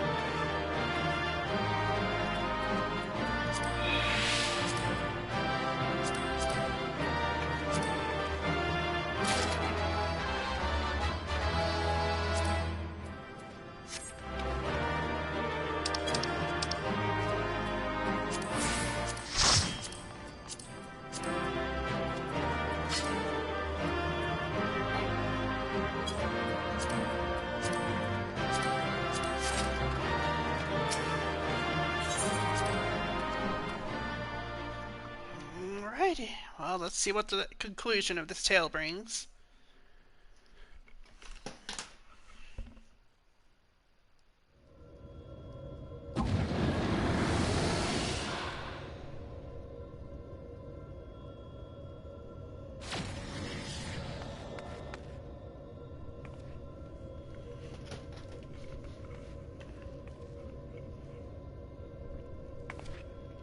So this is the way of the Asians, to use the memories of our loved ones against us?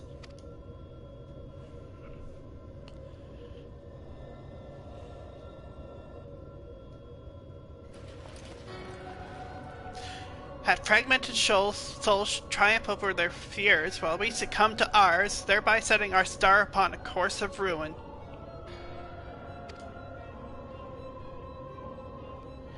That inferior being, such as you, should succeed while we failed. It defies all logic.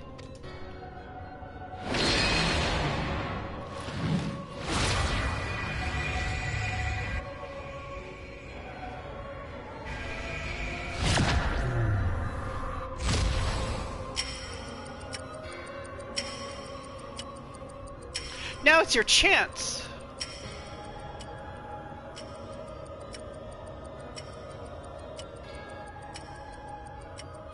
Kaia's still in there, fighting to free herself from Lagra's will.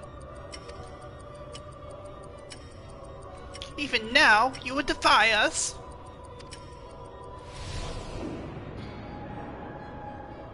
We will remove every last vestige of your meaningless mortal existence.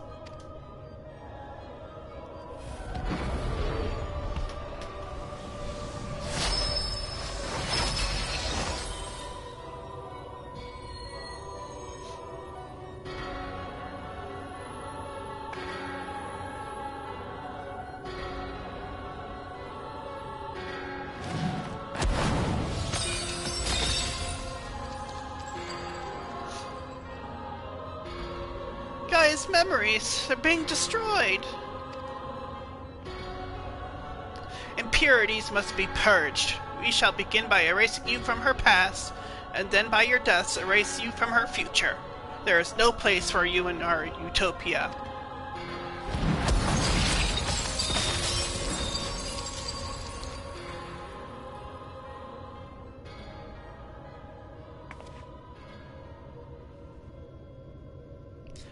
We may be mere mortals, our souls fragmented, but...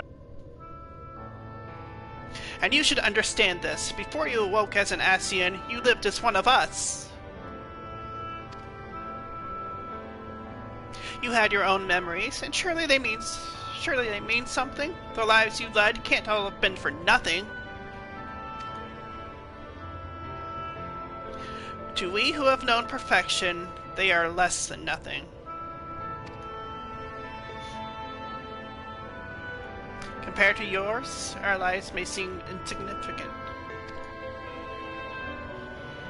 Nevertheless, we leave them to the fullest, and though it may take us 1,000 years, we have the potential to build a world every bit as wonderful as yours.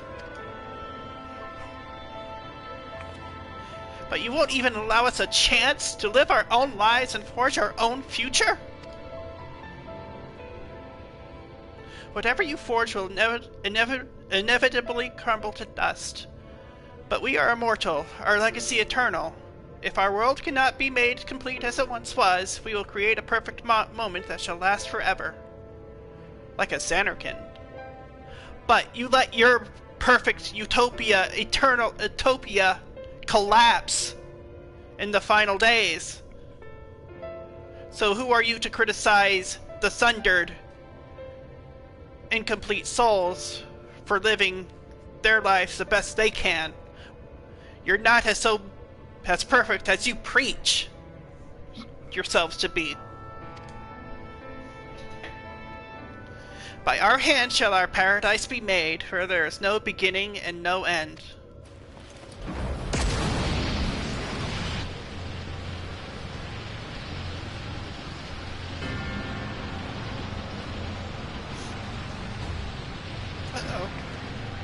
Eden's absorbing enormous amounts of ether. At this rate, the whole world will be drained.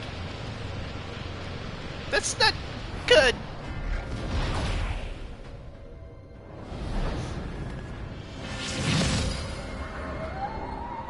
Light and darkness, the elements of nature, all in harmony. A sublime utopia where time has no meaning. We shall become one with Eden, free to live in peace for eternity.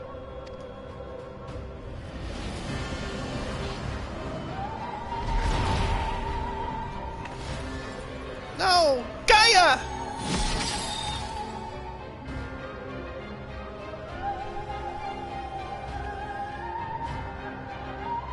There's only one thing for it. Try to disrupt the balance of ether and create an opening for you.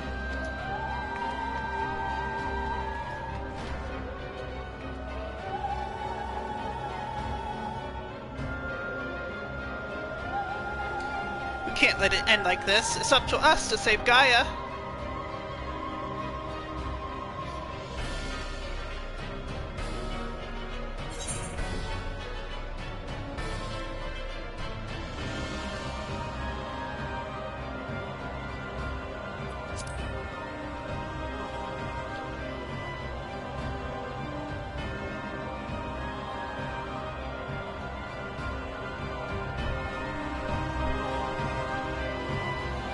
Always tries to be the optimist.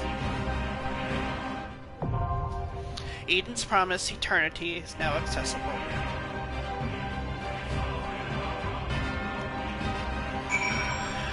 Like confronting Ascian Prime.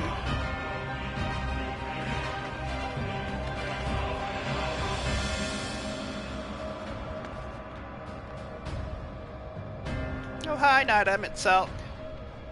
Pretty darn good, actually.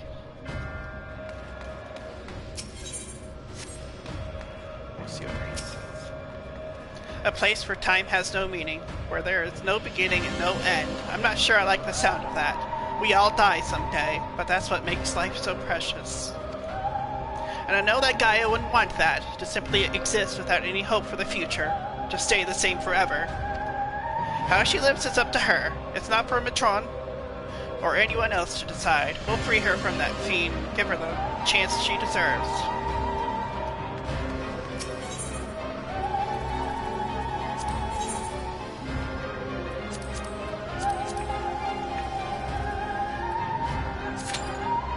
Less than 5 minutes.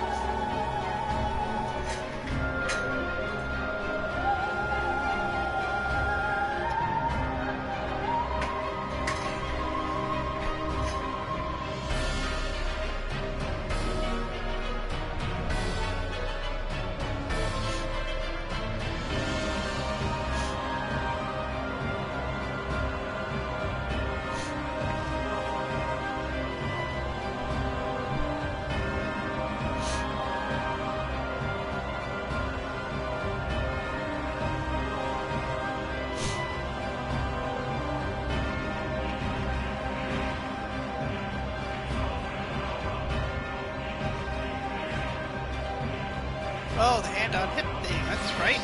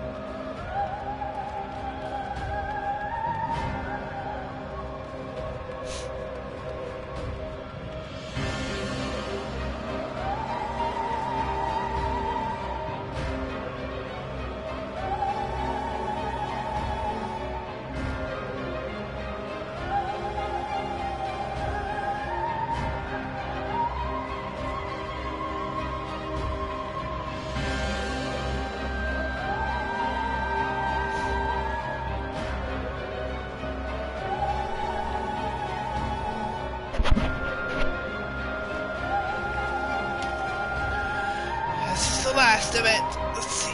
Let's see this through to its end.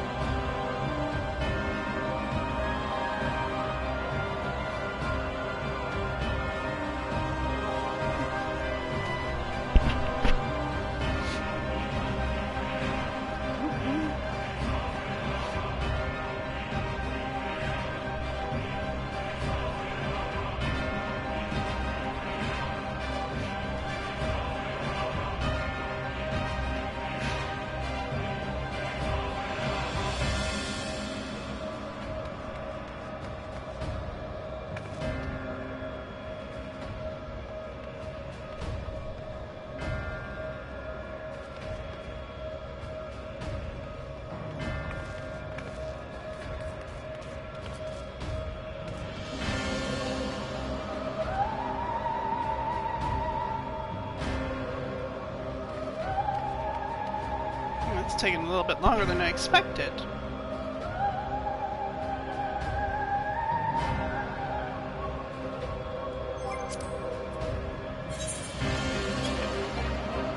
Oh wow, that's taking a little bit longer than I expected. I'm gonna take a break right quick, and I'll be back in a few.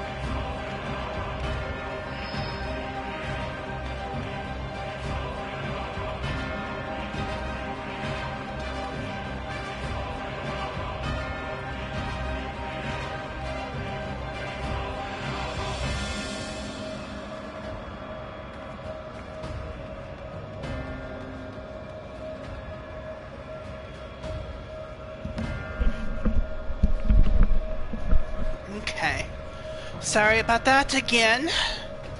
Let's try this one more time.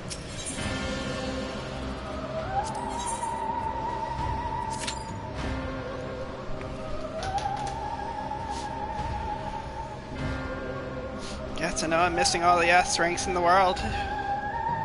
But oh well.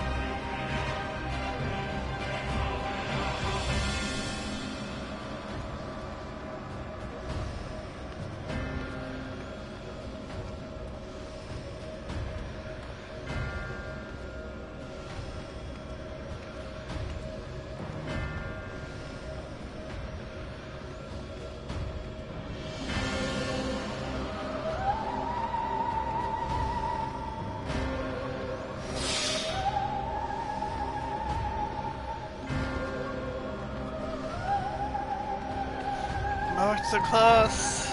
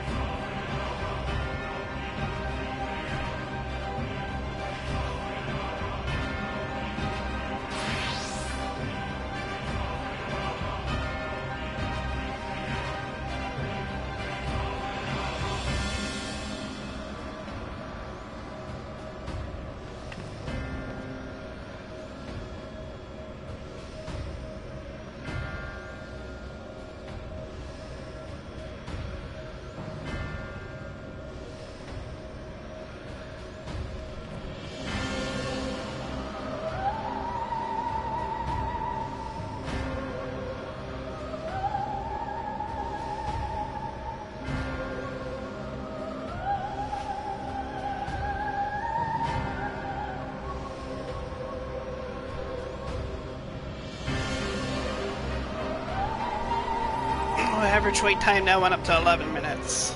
Dang it.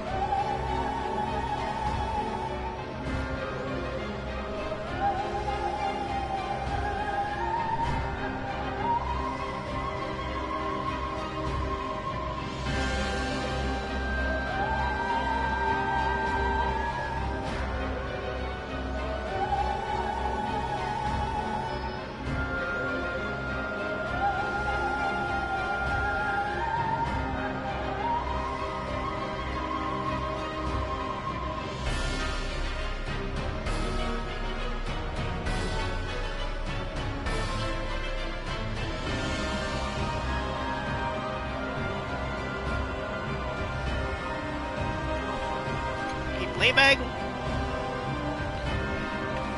Probably because they know I'm fucking going in it. Oh! I just had to open my mouth. Eden's Promise, Eternity. Severe brain damage. Hey, that's me! No, brain fog is real. Like, especially after COVID. I mean, I've had it before, don't get me wrong.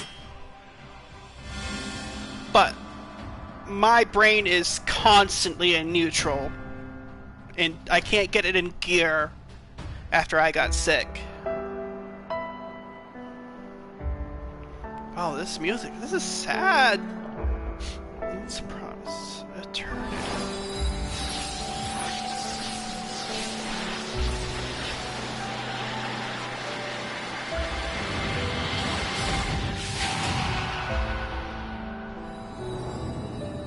Eden will become a utopia.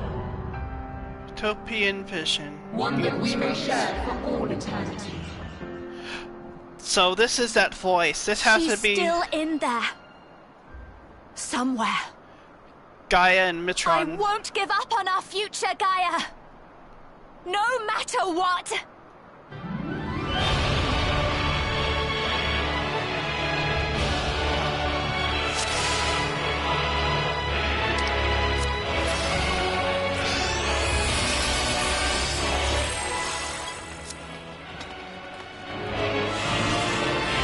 Defy the odds or die trying. What the hell am I getting into?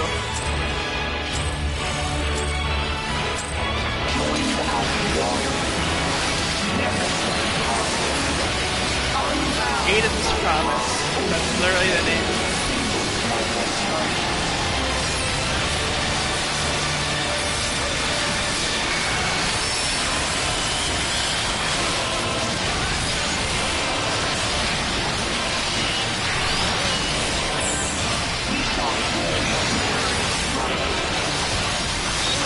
Whoa.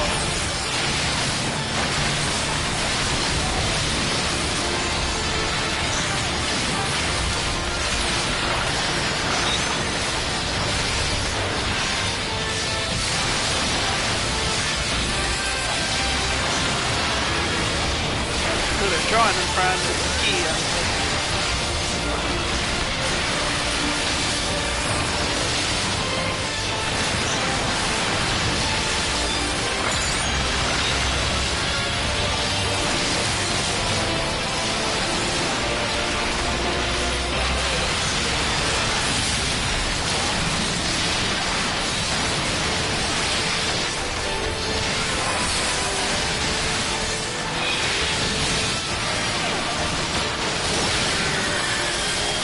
So this is basically a review of everything we've done so far.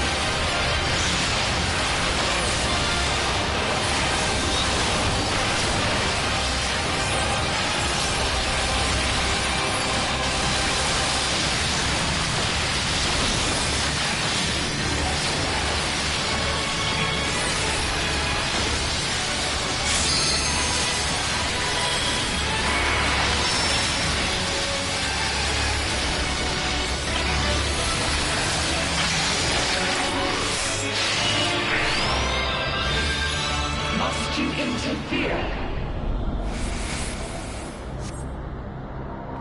Our utopia will only be complete.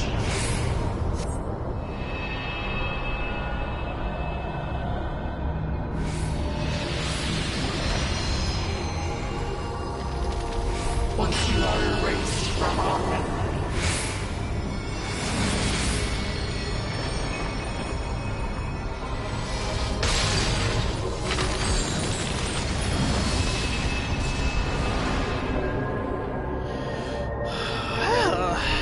We've got to protect her memories. Hurry! You would defy us.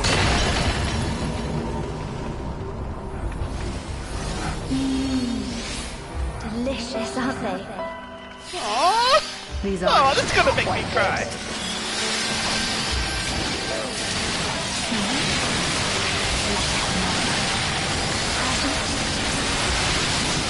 Aww! Damn!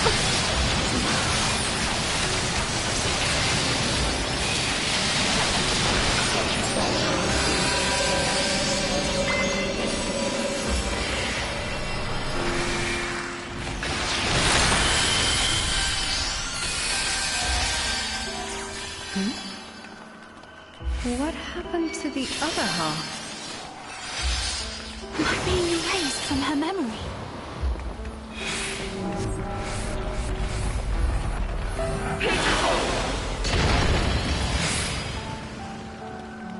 I told you it would make a great necklace. Oh, it's beautiful. I think it'll really suit you. Me? But I thought you should have it.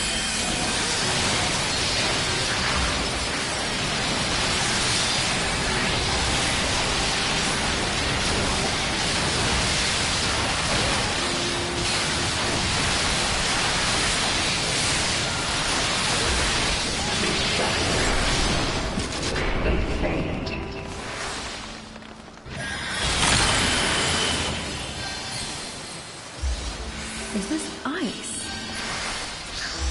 Where did this come from? If this goes on much longer, she'll forget everything.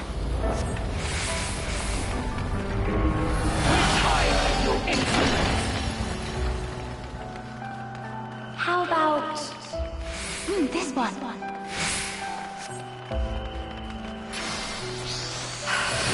That's my color. Now, this one on the other hand.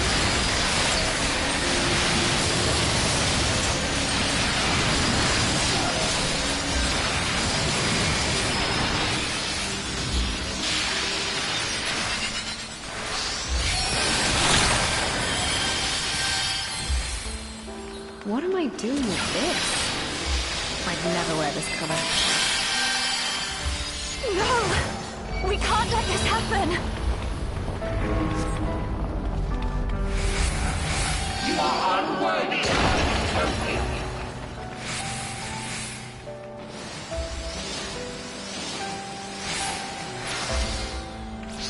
We shall bring eternal power,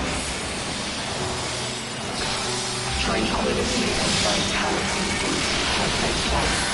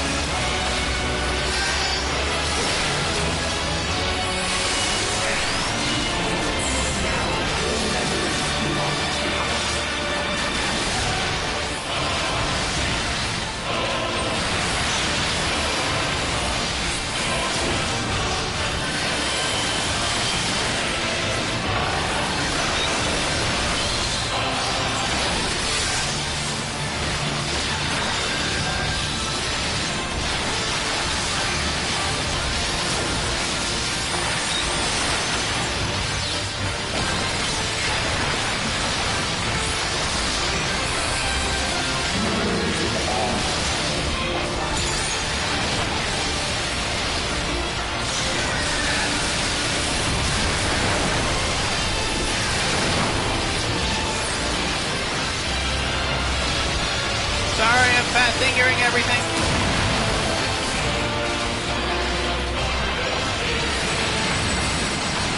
Miko, I'm sorry. MVP.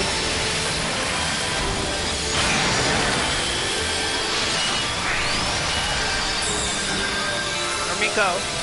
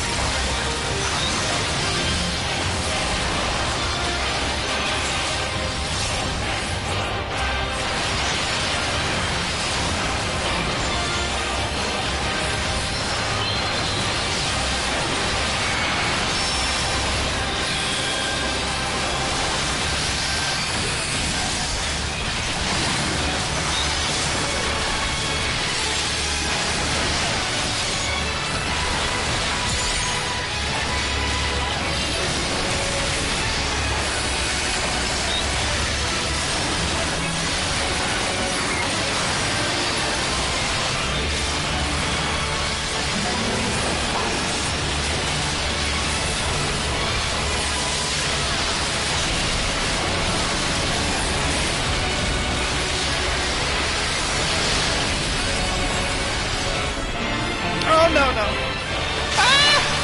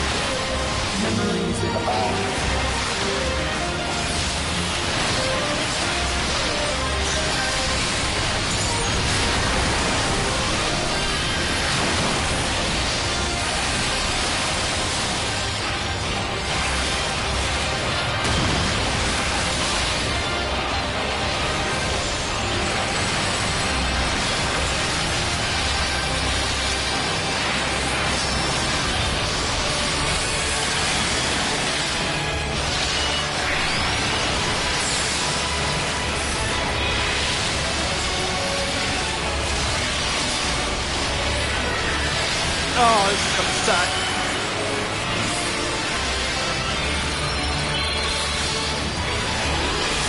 Go Myers, stay for your...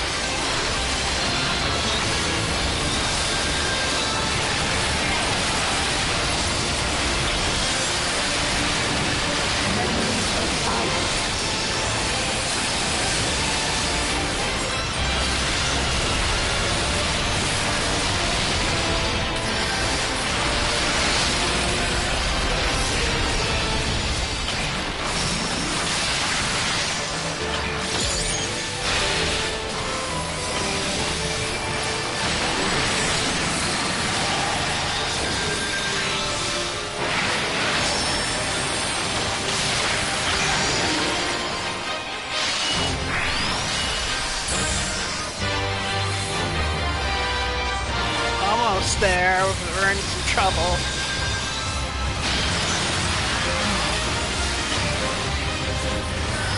Get yourselves healed. Get yourselves healed. Worry about... Get back up. Get back up. It's almost there.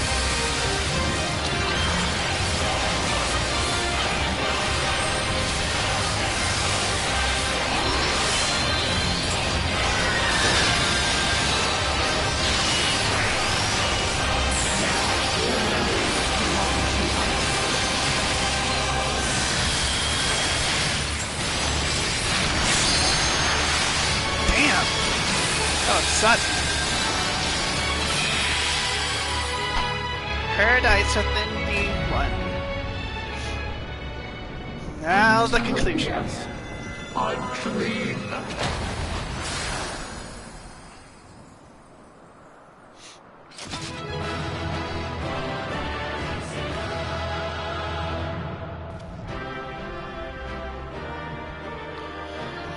Let's see what's the conclusion of this. Eden's promise complete.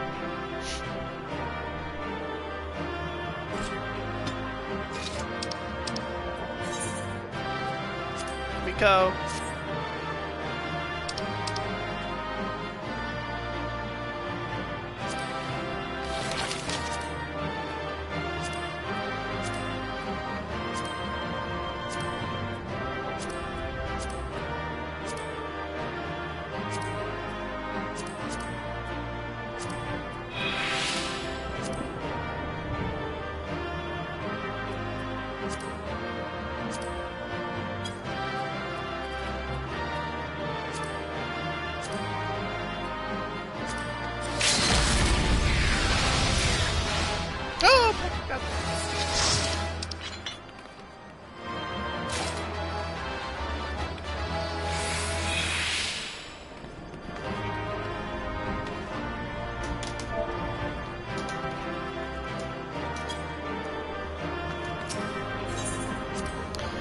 Let's see what the conclusion to this quest line is.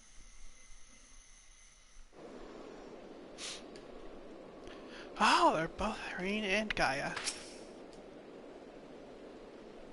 Though Gaia is now free from Mitron, she remains unconscious.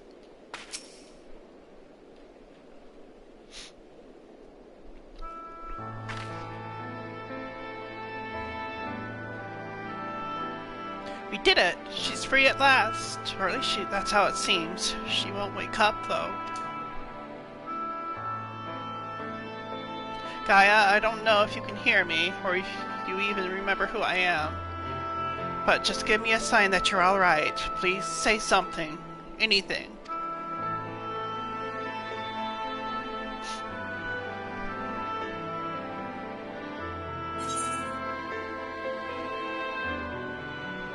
She can hear you, Rain. Keep trying.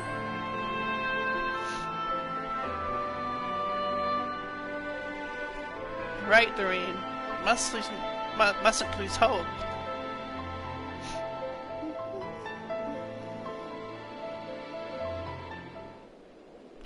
Wait, what's this? It's the necklace. But she said she left it back in the Crystarium.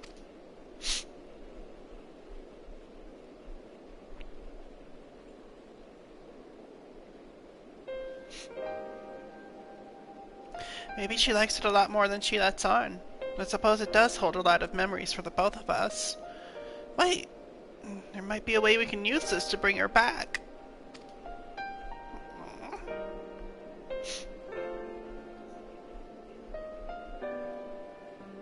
Try calling Gaia's name to help bring her back to her senses.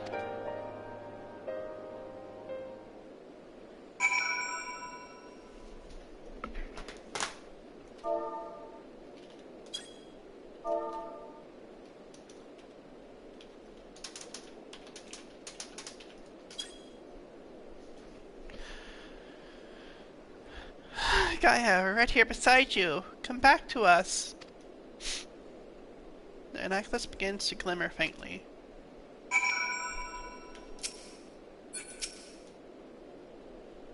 You can only hope that Gaia is able to hear your voice.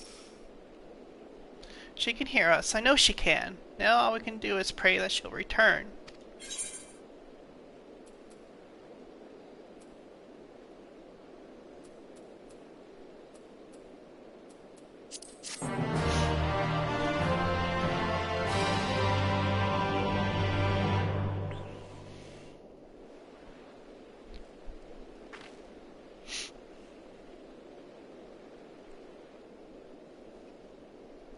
Gaia, I know you're in there somewhere.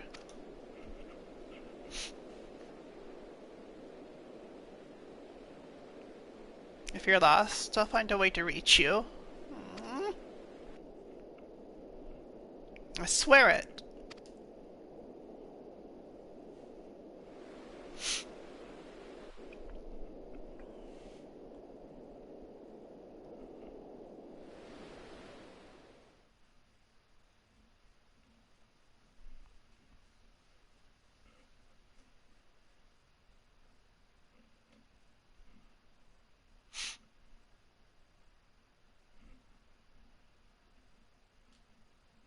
Where am I?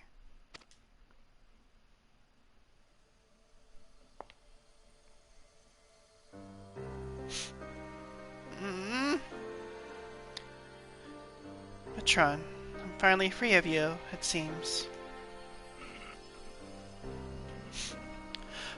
Dearest Gaia, that fate should part us once more. Still, this is what you wanted. There's no need to be quite so upset. What do you mean?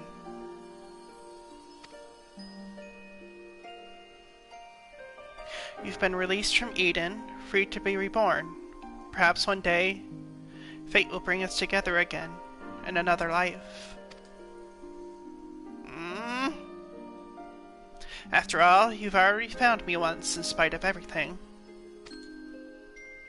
I might even be the one to find you.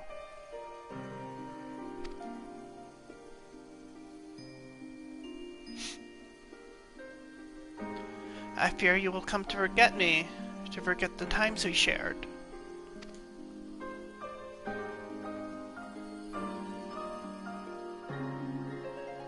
Perhaps, after all, memories are such fragile things. That's why I'm planning to keep a diary. Even after I'm gone, my memories will live on.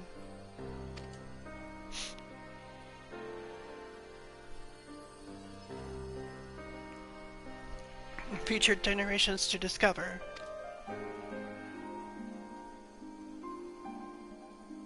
Yes, they'll read the tale of the girl bound by duty and of her loyal protector arrived in her hour of need.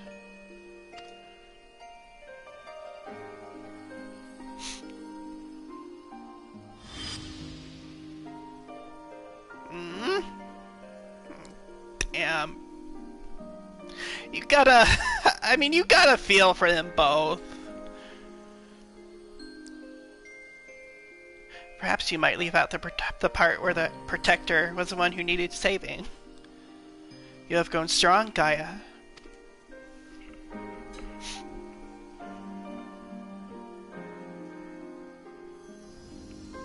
If I'd found you sooner, then maybe...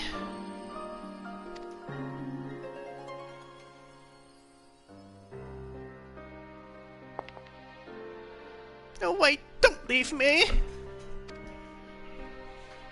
Aww.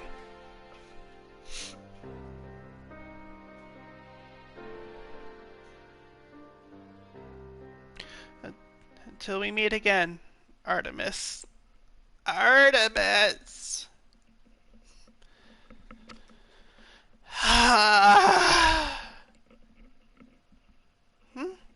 Whose name did I just...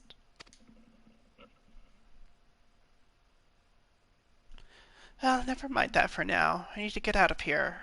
Wherever here is. Damn. I feel as though there's somewhere I'm supposed to be, but I can't for the life of me remember where.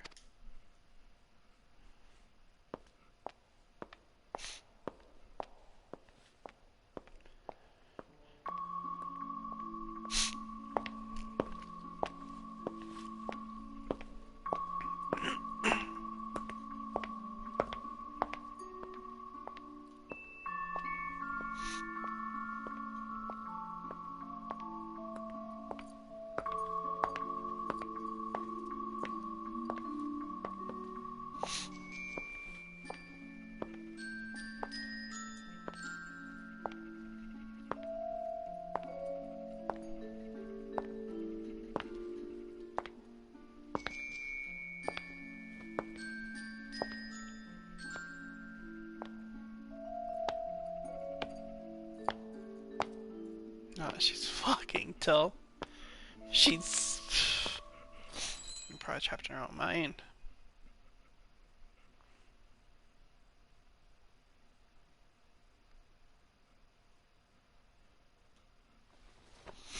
That necklace stayed with her.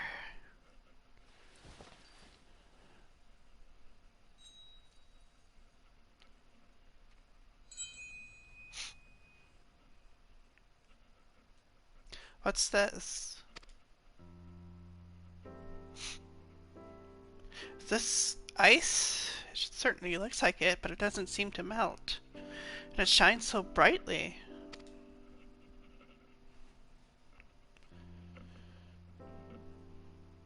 I've seen this before.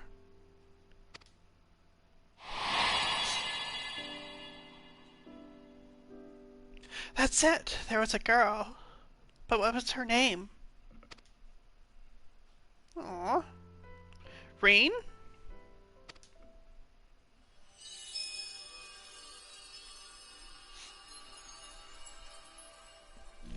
Gaia! Reen! I can hear you! I can't find my way out of here! Hold on, I'm coming for you!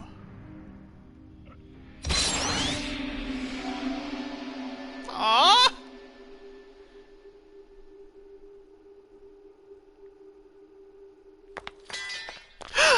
You thinkers! Aww!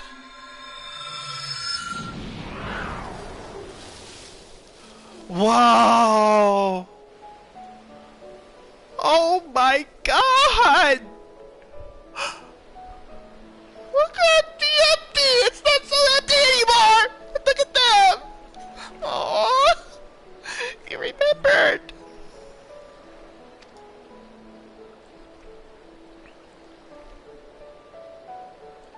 I can never forget you. Try as I might.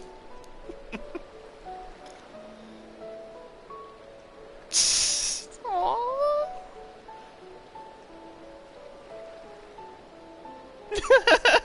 Laughing. Look at this place, and it's so frickin' beautiful. Wow. And there's Eden.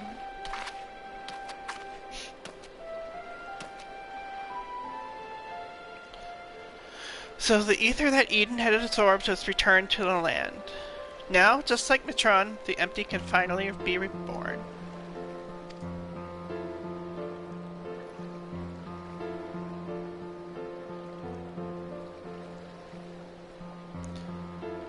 Though it can hardly be called the empty now, it's a utopia. It's awesome. It's so beautiful.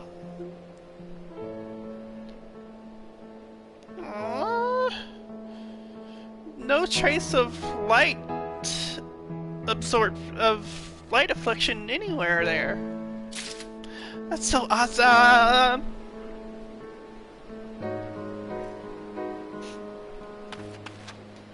Oh wow. I have to come here to take pictures or something.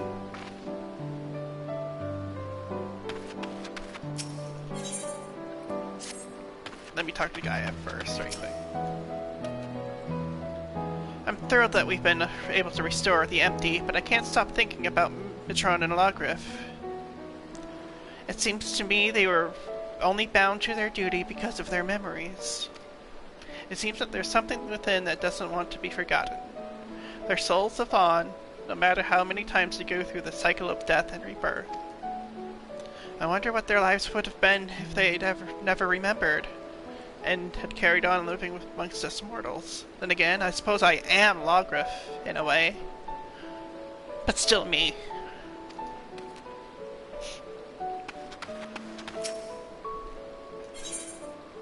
Damn. By the look on her face, Reen could scarce believe that the empty is restored.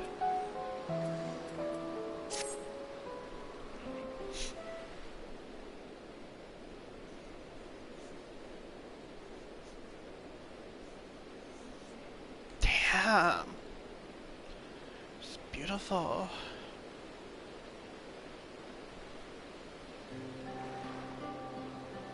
I still can't believe this is happening. It's a dream come true. I just wish the others were here to see it.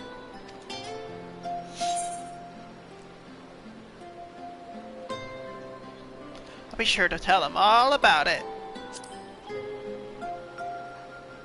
Maybe Gaia could, I don't know. Yes, I suppose that's the next best thing. Hold on. Might even be able to take something with you to show them. I'll bet the fruit that grows here can be used to make all sorts of delicious treats. You could even make something yourself, Reem. That's a great idea, but my cooking can be a bit hit or miss. Maybe once we get back to the Crystarium, I'll ask for some advice. Actually, I wanted to ask something. When you say the others, do you mean Thancred, the Bookworm, and Urianger, your knight in shining armor? Oh, you almost... Well, you got the names right, but you got their roles switched.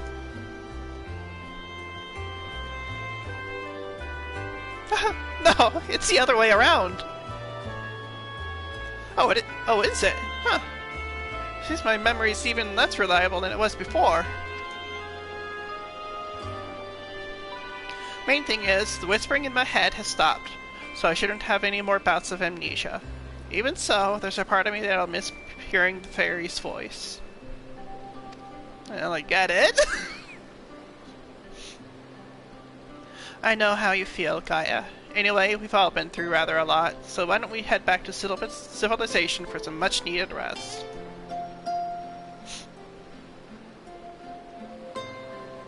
Alright, leave the piloting to me.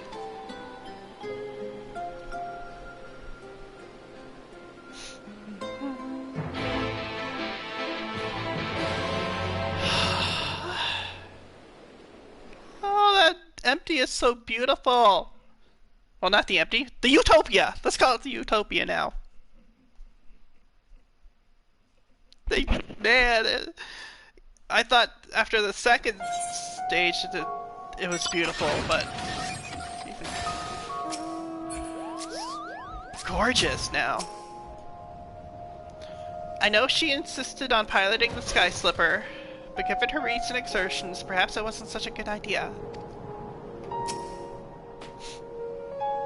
I understand that keeping the Sky Slipper here allows us to save fuel from traveling all the way back to Morsuk, but can't we just carry a bit extra? It's not easy crossing the desert in these hills, you know. I seem to remember you weren't too enthused when I suggested buying some nice, sensible walking boots. Come to think of it, maybe we should rest here for a while. You might be tired after all that piloting. I'm fine. Besides, I had the two of you to keep me company. It was over before I knew it. Taking in the scenery with the wind in my hair really helped clear out the cobwebs too. Perhaps I should see about getting my very own Sky Slipper.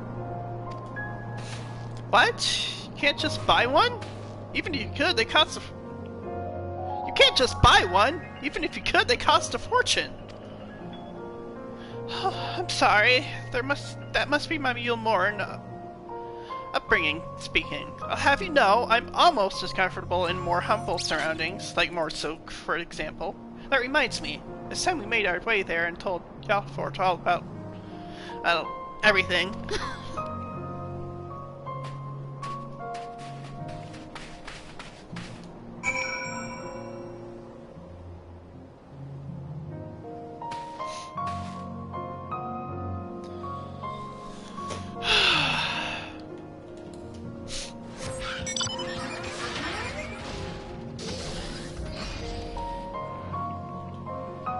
Maggie, let's go.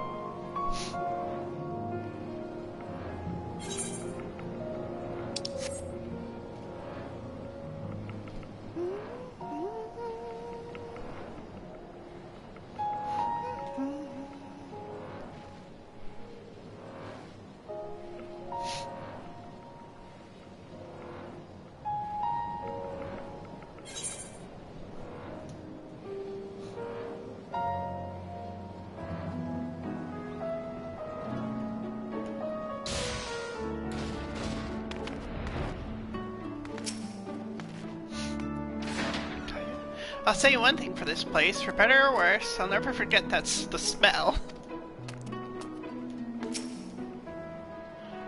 After all the imaginable things we've seen in the empty, it's nice to get back to a bit of normality for a change. Welcome back. I take it all as well in the empty? It is now. Not everything went quite as we'd planned, to put it mildly, but we managed to revive the ambient ether. Now, all we need to do is wait for the changes to become widespread. Truly! Wonderful! Just wonderful! I shall share the tidings with our inner circle, and perhaps at its time more people knew of your expeditions as well. Of course, we'll continue to monitor the situation, but I'm sure it won't be long before we can allow members of the citizenry to make their own forays into the empty. Wonder what that crack in the wall of light looks like. Aww, this track! I'm pleased to say that I too have some good news to share. Our investigators in Eilmore have finally found information pertaining to Gaia's true identity. Uh-oh. Really? Well, Gaia kind of knows at this point. As it pertains to matters of a private nature, the information is being treated as highly confidential, so I haven't actually looked at it myself. But I imagine it includes Gaia's real name.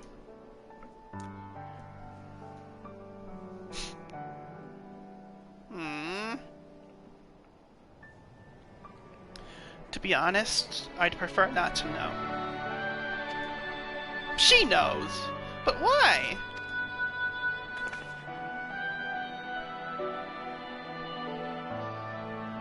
You see, I've come to learn a lot about my past, even before my life in Eilmore. I know now that I'm the reincarnation of Logriff and Ascian, and Mitron, the one who was transformed into Eden, was someone very special to me. For 100 years, Mitron called out to me in the hope that we'd be reunited, but there was no answer. Even so, Mitron held on to those precious memories of our life together, and stopped at nothing to make them a reality once more.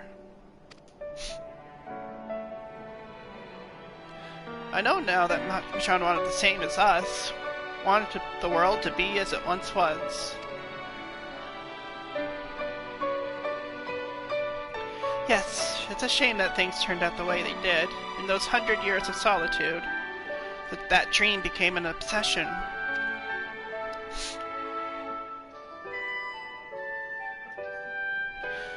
I would have liked always to come to the darkness within if it weren't for Reen and Loreen. Reen and Loreen. What a pair. If someone had also been there for Mitron, who knows what might have happened. Indeed.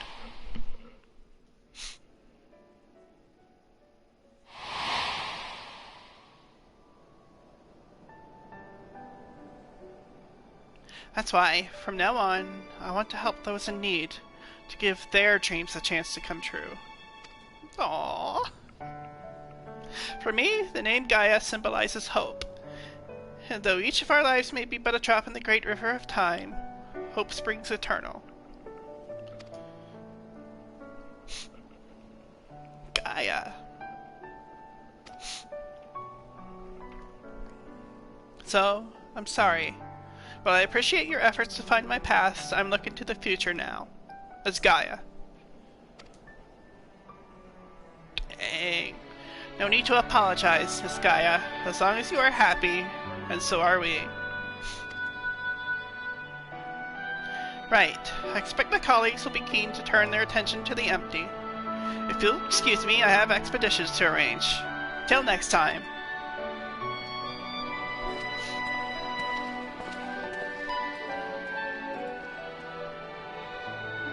So, what shall we do now?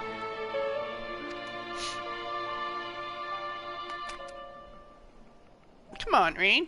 Don't tell me you've forgotten. The parade?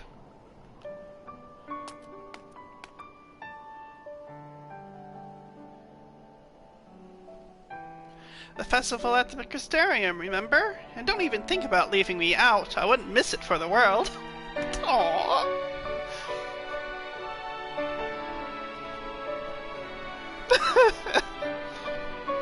Damn.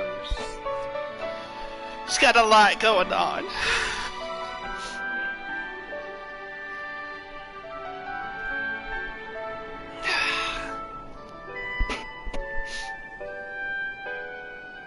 Shadowbringers!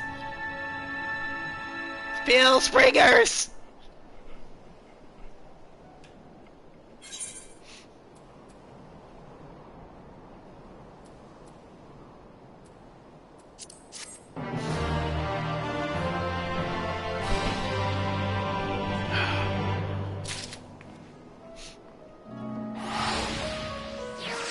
Please tell me there's like another little quest here that we can...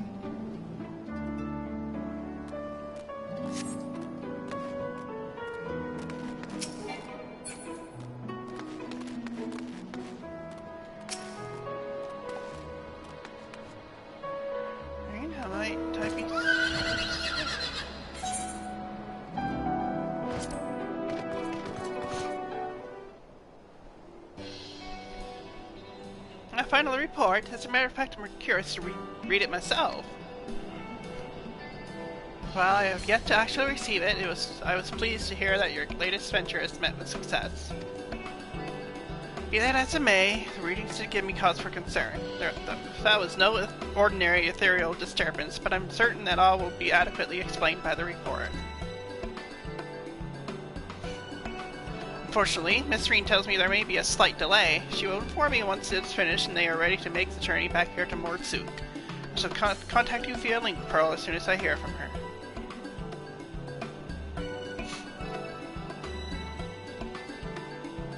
Some days later.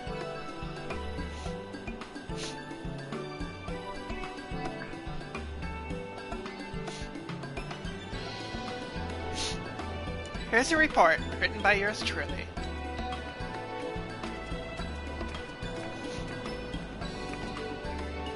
I think you'll find it quite a riveting read, if I do say so myself. Oh, so you've taken over from Mrs. Reen on this occasion? Well, I've recently become interested in writing, and it seemed a good opportunity to practice. I thought giving an objective account of events would be straightforward, but it's surprisingly difficult. Reading it back, most of it sounds like gibberish. There's also a few creative liberties in the parts that you couldn't quite remember.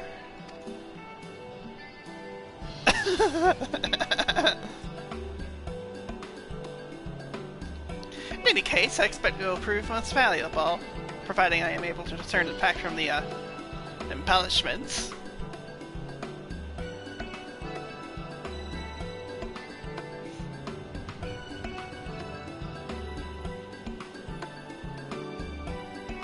With that taken care of, let's treat ourselves to some more snacks. You sure about that?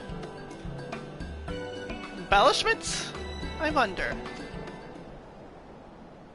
Oh, you're not still worried about that, are you? It was just you filling in the blanks, that's all. Here, take a look at this.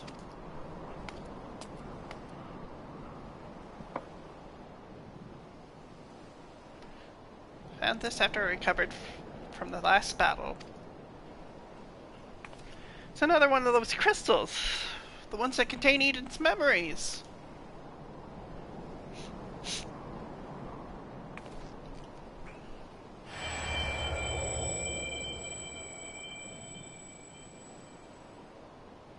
As you focus on the crystal, visions of vanquished adversaries sear your mind's eye, appearing to be far more puissant than your recollections. Oh lord.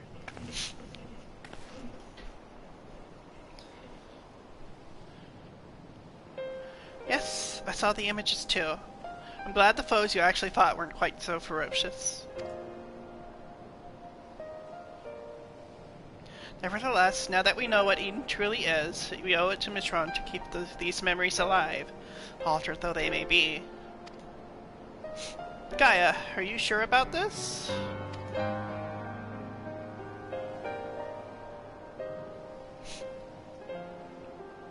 For all of that rage and malice, there is some good in there. And these memories were of you, Lorraine, so I want you to have this crystal. Think of it as a parting gift from Mitron.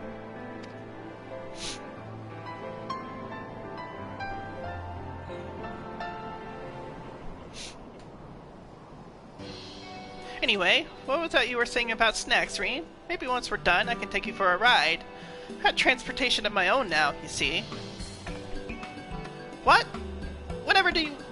Oh, never mind. Sure, I'd love to go for a ride. Why don't you ask Lorraine and Larry to come along, too? I'm afraid there's only room for 2. Maybe some other time? Aww!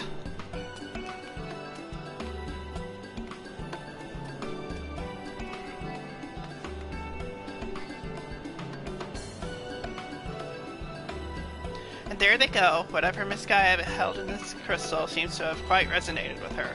If you like, I will keep it here on your behalf. Whenever you wish to gaze into its depths again, you need only say the word. This unlocks Savage, I think.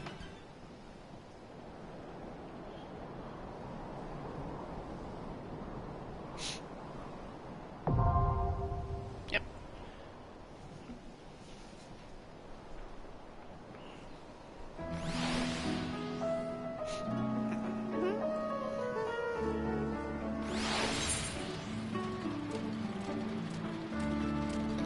Does Gaia have... let's see.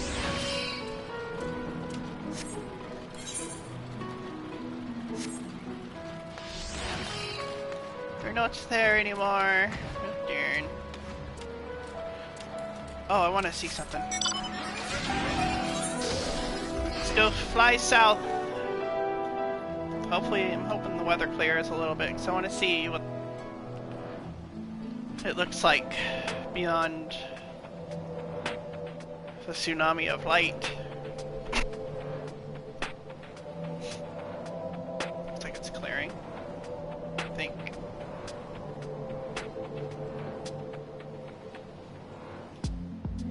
Yep. Maybe still cloudy, but still looks a little bit empty to me. But then again, we just barely beat things. Maybe in upcoming patches it'll...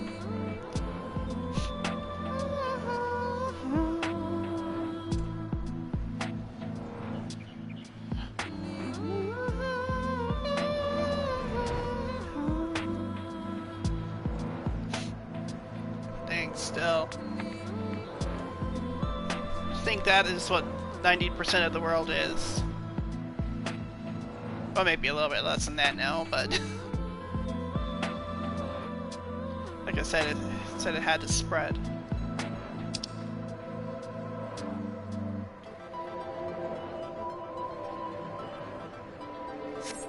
I'm gonna go back to Wisteria.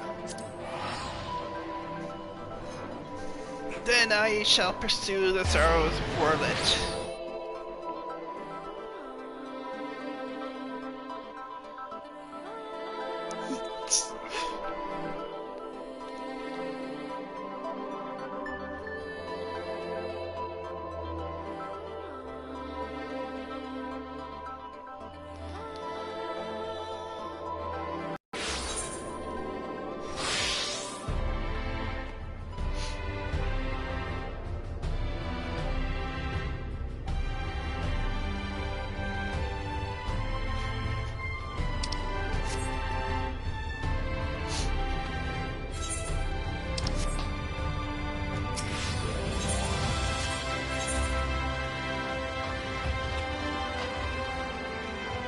Safekeeping.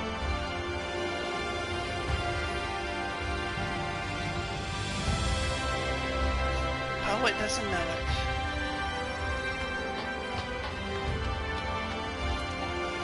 That's right, time to see Silva again.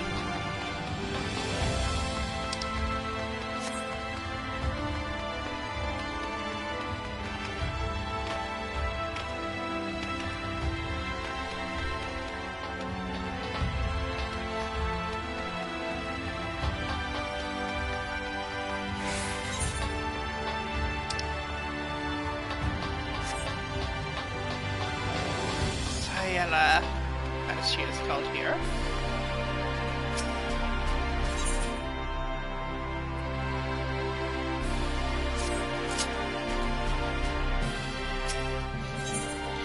Silas appears surprised, though not displeased, to see you.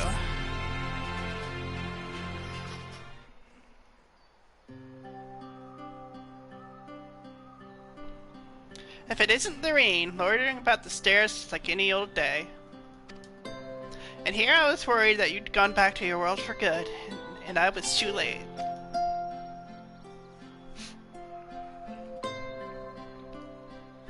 It's just that I've been thinking about the crystals belonging to the Warriors of Light. I hear they ended up with you after you defeated the Virtues. I assume you have Ardberts as well?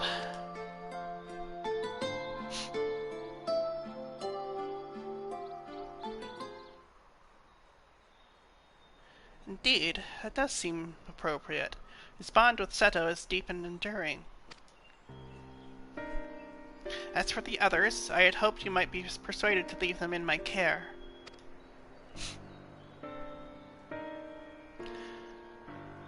It was only right that they, like Ardbert, should accompany you on your journey to set this world back on its proper course.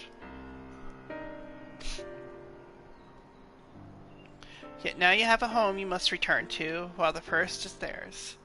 After all they did to keep it safe, they deserve to be here to see what its future holds. Aww. Oh, don't make that face. I know it's a big decision, but it needn't fall entirely to you. There are others here who care for the Warriors of Light as much as you do, aren't there? I think I'm gonna go Relic Bard for the rest of this.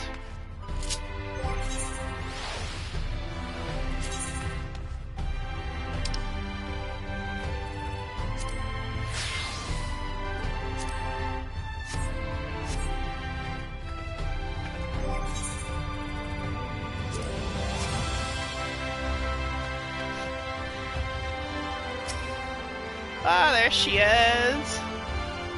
Yeah.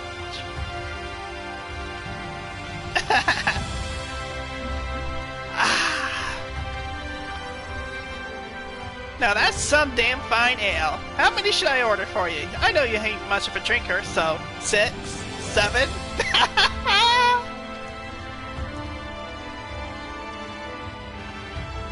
What? You want help deciding the fate of the Miss Crystal? And the others too? Does this place have any bigger tankards? Well, if you insist, Lurik owes me drinks, plural, so I'll make sure he joins us. Maybe find Granson while I'm at it. You go on and wait with Sarah and Tainer. Order around while I'm out. Here?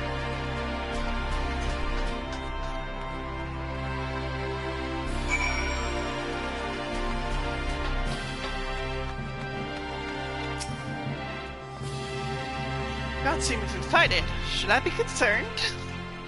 Perhaps. Good to see you, Lorraine. What did you say that has Gyat so worked up? The crystals, eh? That does sound like a conversation worth getting everyone together for. Did Lurik really promise to pay for Gyat's drinks? That's a disaster in the making. Not just hers, rounds for the lot of us. Might be that lad yet has a few things to learn about coin and the scarcity thereof. Still, I'll not turn down his generosity. Go and tell the barkeep we'll be needing food and ale for the table. Fine, but please do try to exercise some restraint. I'll not carry you back to the room again.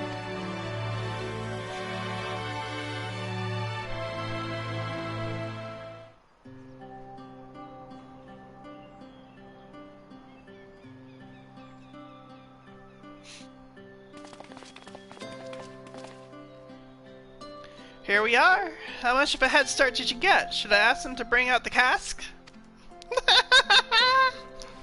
I reckon we should hear Lorraine out first.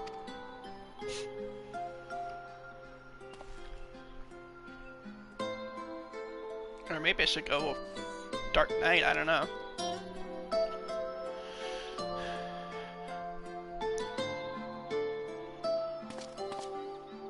So, you're telling me that the barmaid was one of Nilebert's companions, not to mention the Shadow Keeper?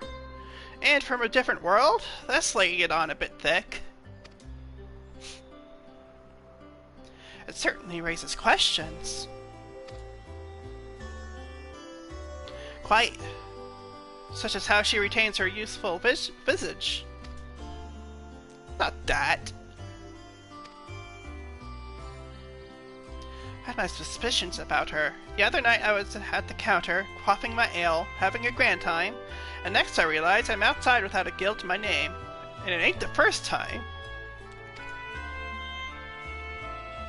It can only be the power of the Shadow Keeper. Not that you drink enough to fill a small army.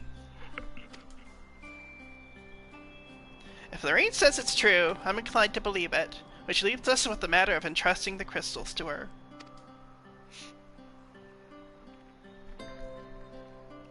She's right that this was Brandon's home, the others too, and it's home to their most important memories. Not all of them good, maybe, but everyone they loved is laid to rest here.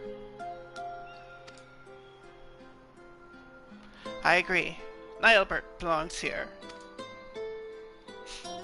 Ardbert's crystal is with Seto in this world. Limit would want to be near. This is true. Renderway as well, I think. She'd want to be with her friends in a place that she loved.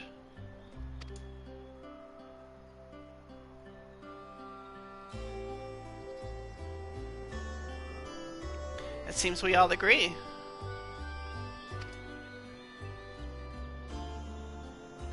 A toast, then, to the Warriors of Light!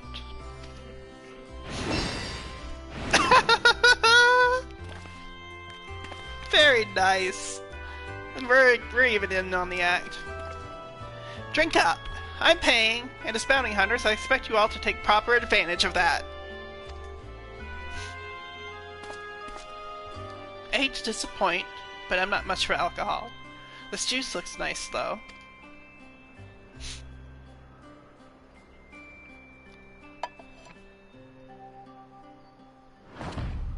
Ah, that's not... Oh. No. Oh, no.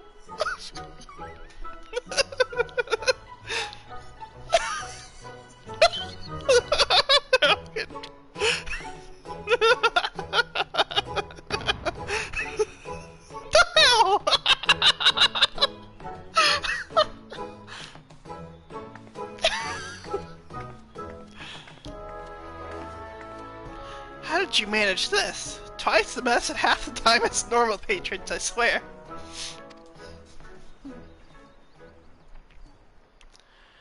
I overheard your conversation, by the way. Do you agree with your friends? Well? These crystals are yours, Storykeeper.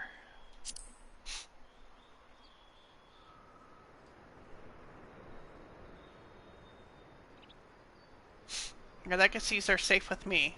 You have my word.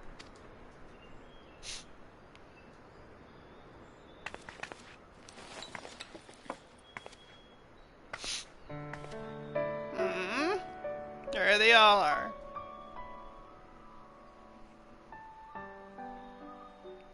Thank you.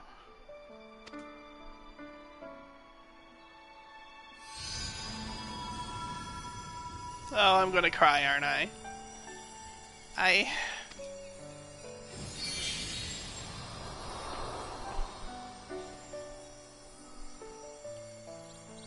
can feel them. Their memories.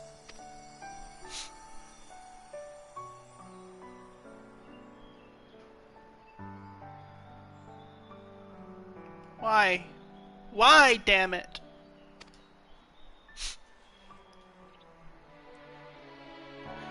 You're all just like Ardbert. I betrayed you. I manipulated you. And still... you thought of me as a comrade, a friend, until the very end. Damn it.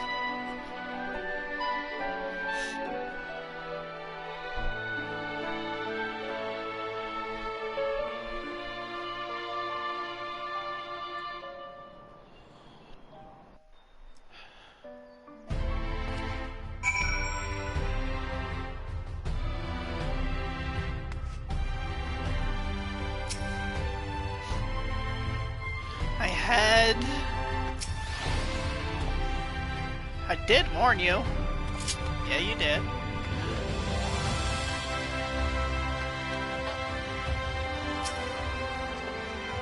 Late, we're seeing more and more folk flock to the bar. A sign that they found some respite in their lives. No few like to reminisce about the Exarch, trading this tale and that about their lord. Even though he's gone, he's very much still with us. When you have the chance, I'd like to hear some of your tales too, the Exarch and of this homage.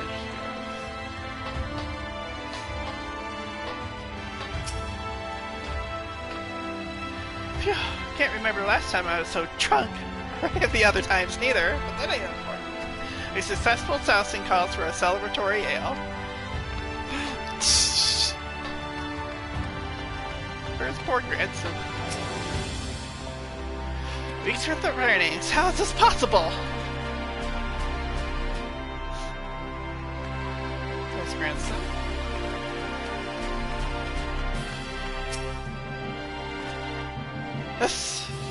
This is why I don't drink.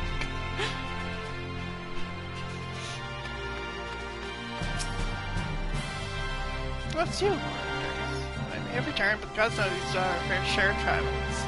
You're always welcome here if ever you wish to forget about things for a little while, or remember them if you prefer. Alright, let's end this tale.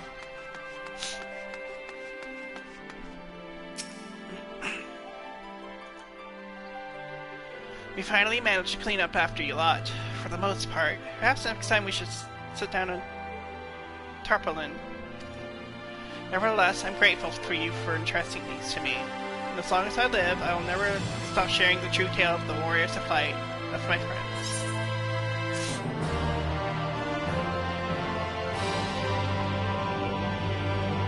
The quest, The Hero's Journey, will now be made available.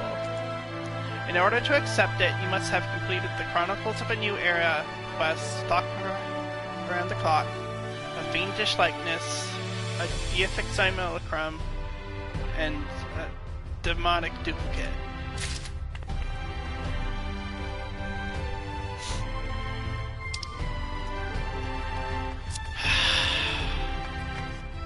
So I need to do this. I need to do those quests.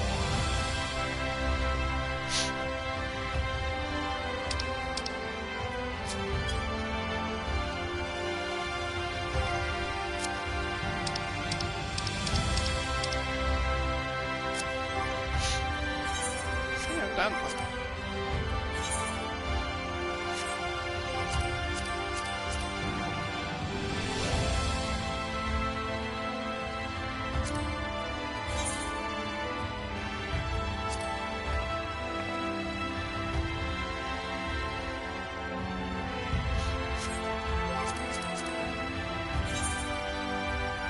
I will go to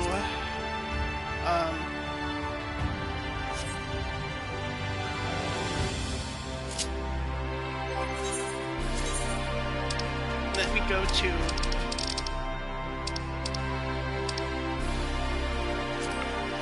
the Sorrows of Werlyt.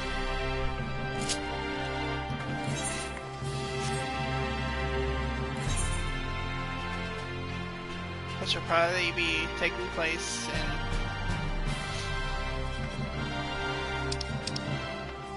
Porta Pretoria.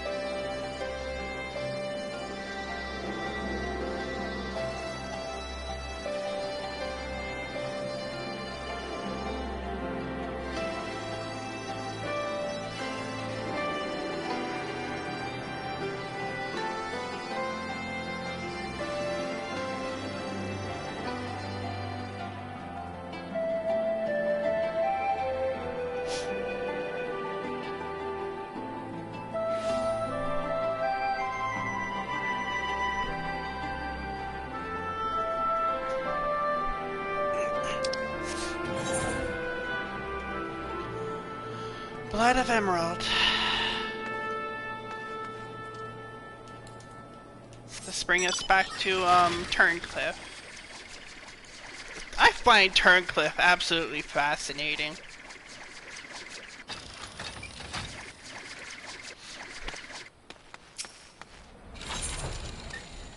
Sid's investigation in Turncliffe has led to startling revelations.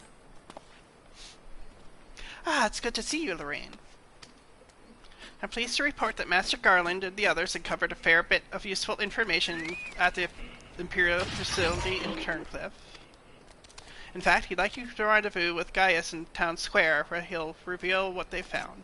Once you're ready to depart, your escort will lead the way.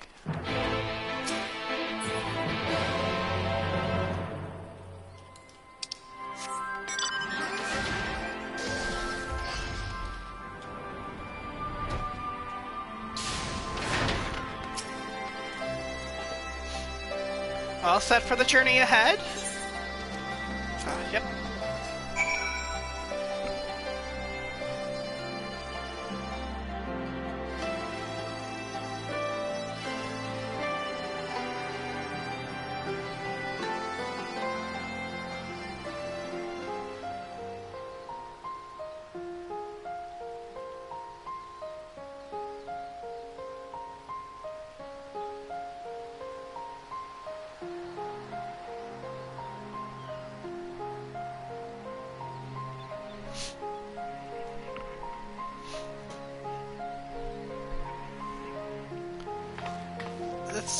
Oh my gosh.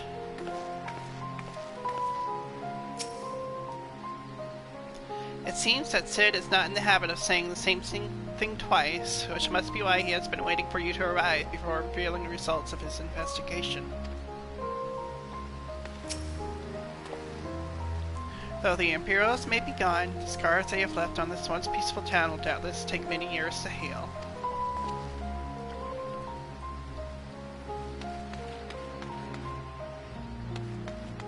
This might be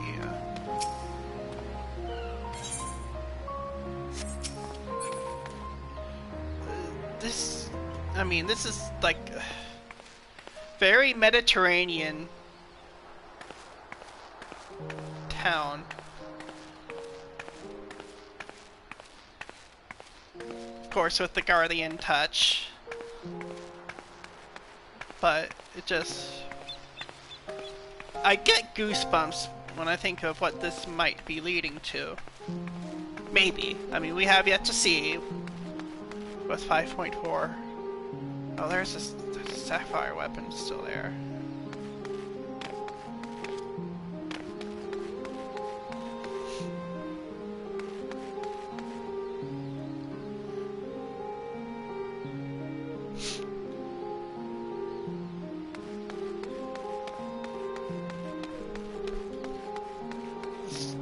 This theme is so damn haunting.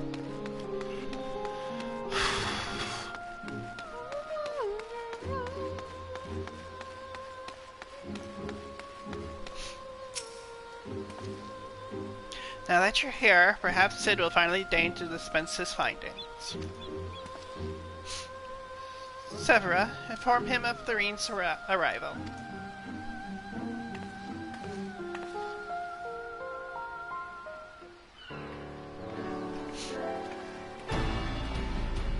Thanks for coming. So, what have you discovered? To tell the truth, we were lucky to obtain any information at all, considering the links to which the Imperials went in covering their tracks.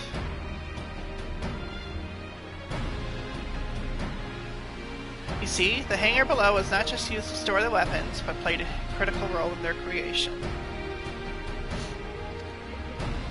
We now know the code names given to the three of the weapons: Ruby, Sapphire, and Emerald. Obviously, we are all familiar with the first two, but the third is something of an unknown quantity. At the very least, this confirms the existence of another of those abominations.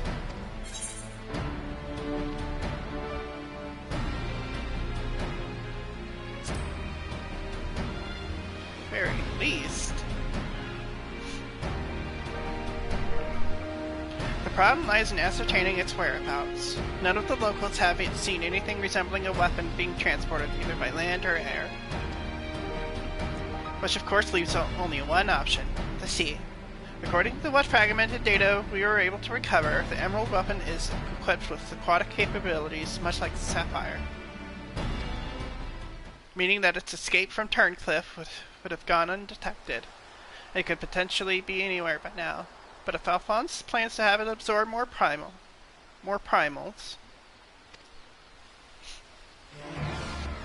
the logical choice would be yours, yeah.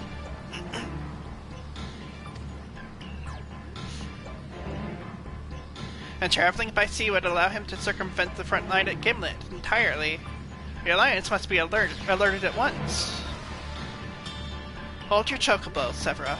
It seems that the Emerald weapon was still incomplete when the 7th Legion withdrew from Turncliffe. It's far more likely that it was transported to another facility in order to add the finishing touches. If your supposition is correct, that would narrow our search to but 2 possible locations: Castrum Marinum in the Rotano Sea, and Castrum Occidens in eastern Lenosha. Both of which are known to harbor remnants of the 14th Legion, your former subordinates, Gaius.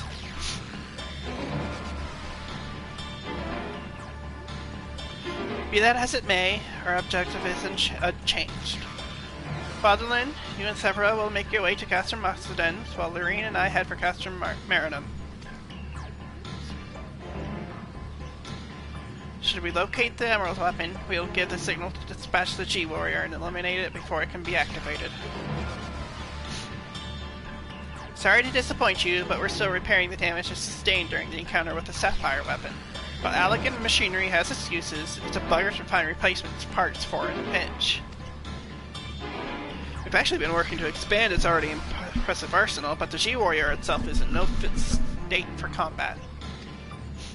While I'm aware this is a far from adequate replacement, I can provide an armored submersible to help Lorene and Gaius reach Castrum Marinum. I'll have one sent ahead to Vesper Bay.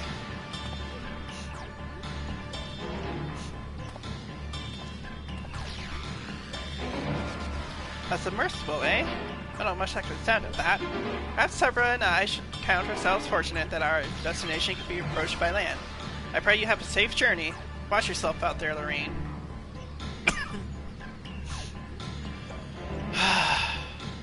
Well, the Emerald weapon, wasn't that an underwater fight in Final Fantasy VII?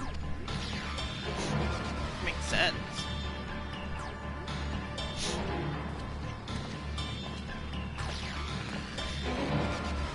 It's time we departed. Let us make our way to Vesper Bay.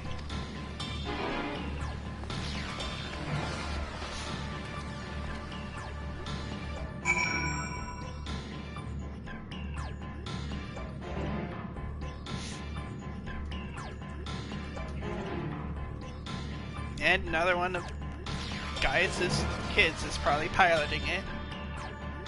Willingly or no.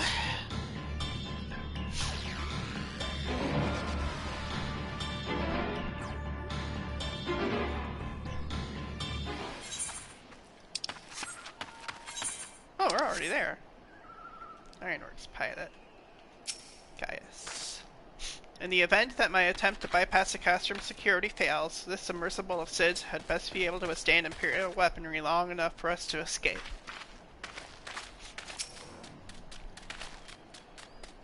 As per Master Garland's instructions, the submersible is ready when you are. But before you depart, I've received some scraps of intelligence regarding your opponent from my colleagues at Turncliffe. Apparently, it uses some sort of levitating, hand-like appendages, 6 of them, in fact, though we're not quite sure what purpose they serve. Sounds like having eyes in the back of your head might come in handy. That's all we know, I'm afraid. You have our thanks. After all, forewarned is forearmed. If the Emerald weapon has indeed been transported to this Castrum, it would need to enter via the dry dock. We shall do likewise. As one might expect, there are measures in place to keep out intruders. but the security systems can be tricked into recognizing us as an Imperial vessel. That said, infiltrating the facility is merely the first step. Should the Emerald weapon be activated, it is only a matter of time before the pilot uses Oversoul.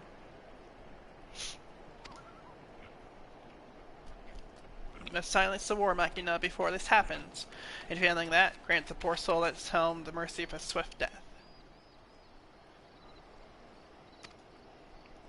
Had these wounds healed more quickly, I could have gone with you, but I fear I would only slow you down. As such, I shall provide what support I can from afar. Whatever happens, the Emerald weapon must be defeated at all costs.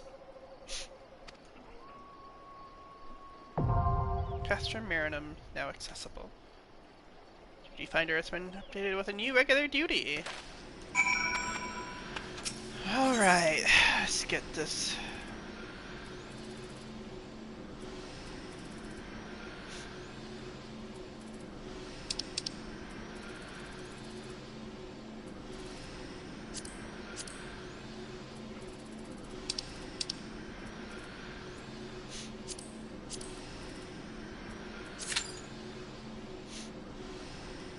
Get this done.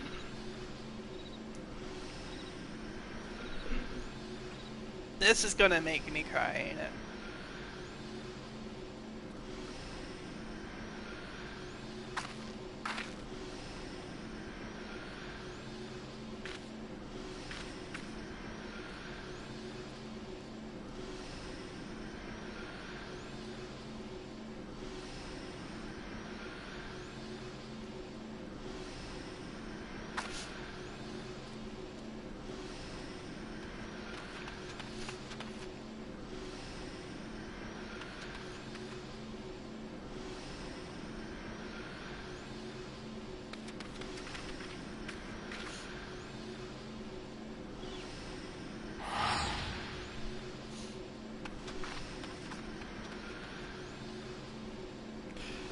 Near.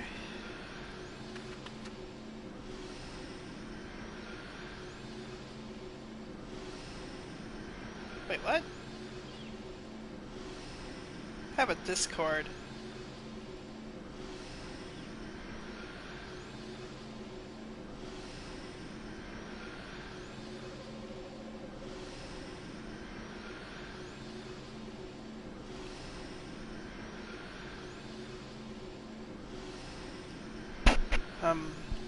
For Final Fantasy X, and nope, seeing things right now.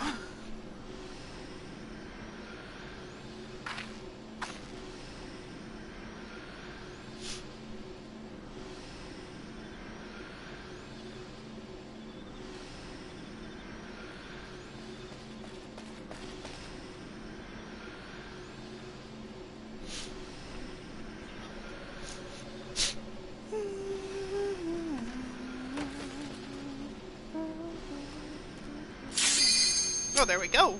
Alright. Let me get slaughtered.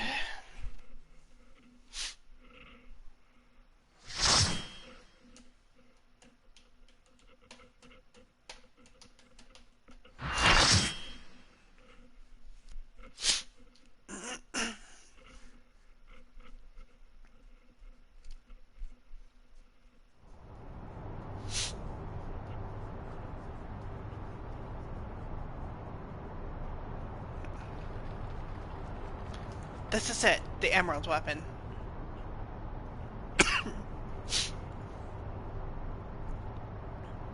Been expecting you, hero of Eorzea. Rex. Look, Father, this is the power that we command. Lord. Mark 5, anti-icon, War Machina, the Emerald weapon.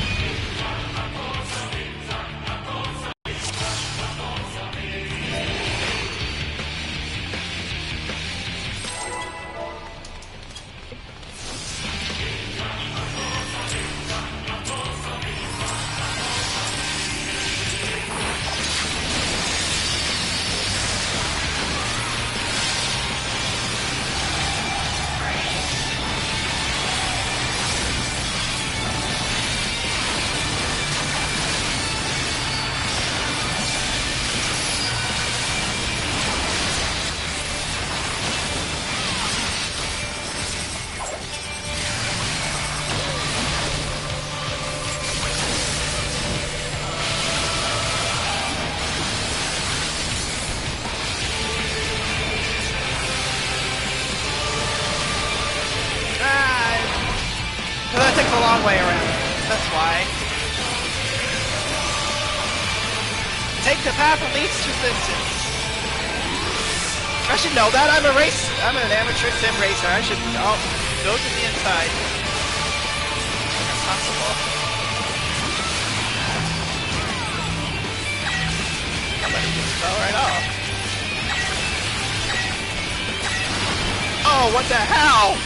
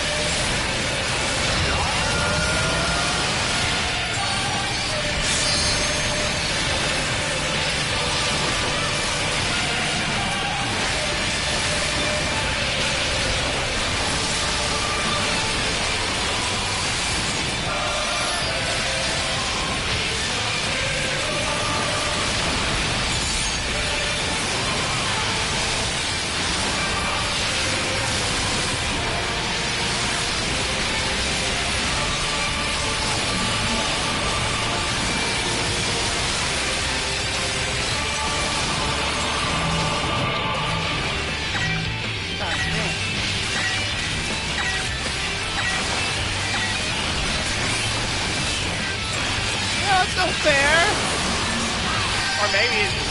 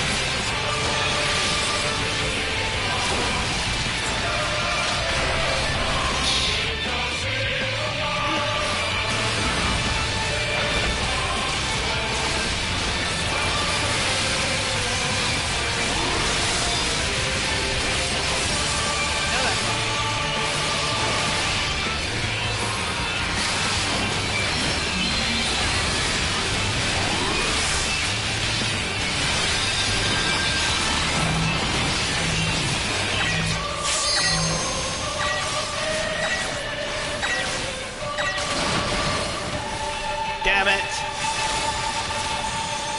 I had nothing to kill off with. Troubadour, what's it gonna do anything there?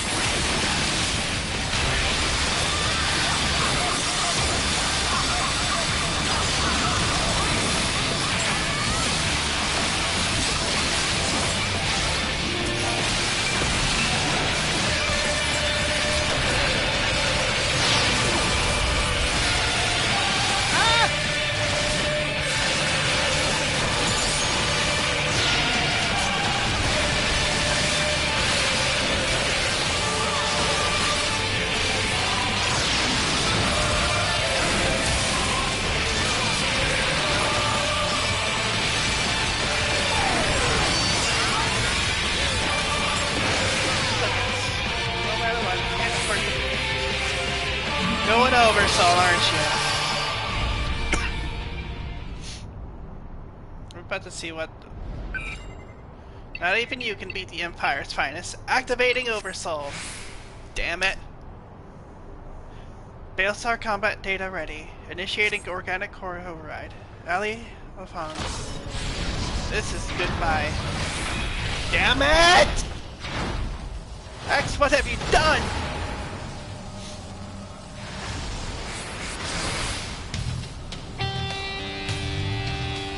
What is the meaning of this? Wait, that glow.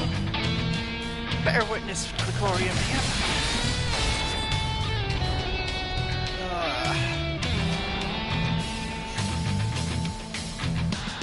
This is Werlyt. Time of the invasion. Is the synthetic arms that be causing this?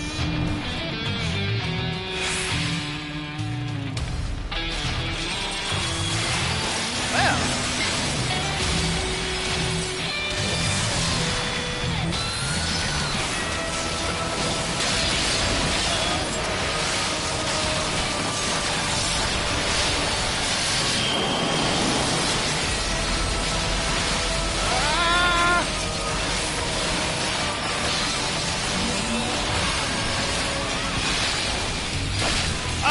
Oh shit! It had a closer. I would have.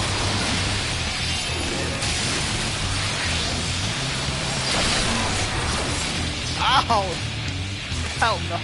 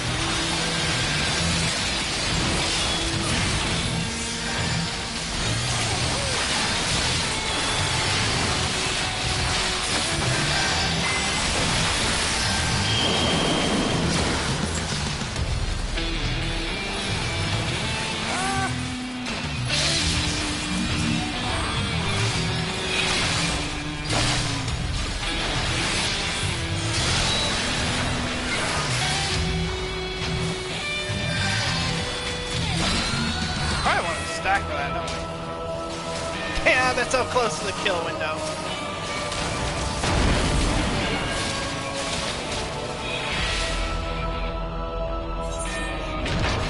no, I did not skip that cutscene, did I?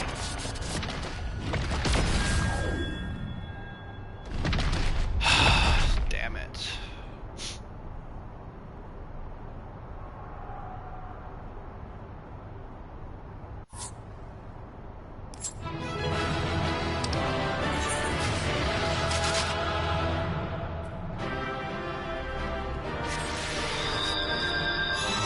Save that for my... Nothing against any of y'all, but I'm saving that for my gunbreaker. My last vote. Y'all did just fine. Now let's get ready to cry. Let's get ready to cry, aren't we? Oh, somebody gave me accommodation of all times. Come on. Damn it. And so it ends.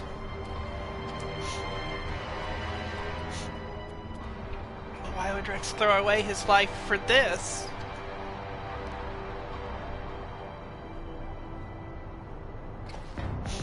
You are right. If I am ever to learn the truth, I must concentrate on the task at hand. Of course, we do not need to wait for Sid's analysis to tell us the whole combat data. To tell us whose combat data was used on this occasion. It galls me to think that my techniques and strategies could be so closely replicated.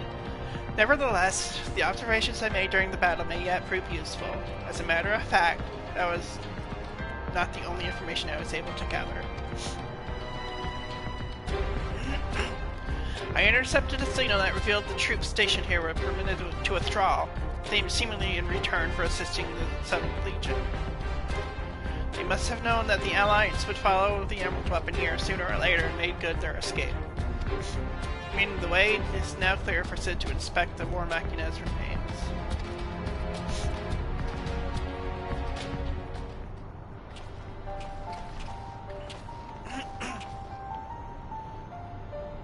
We got here as soon as we could.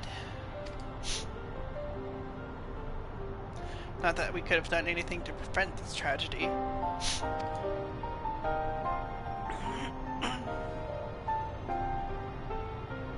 From what we know, it seems that the Emerald Weapon was ilm for ilm a great deal more powerful than the previous two. If this is allowed to continue, who knows what sort of monstrosity the 7th Legion will conceive next. Nevertheless, Lorraine has once again proven herself capable of overcoming the worst the Empire has at its disposal. You may be relieved to hear that Castrum Occidens was free of anything resembling a weapon. Unfortunately, it was also devoid of any useful deeds, and it came away empty-handed. In all honesty, part of me wishes we had never found the Emerald Weapon. Perhaps then, Rex would not have been forced to make the ultimate sacrifice. I only hope he is finally at peace.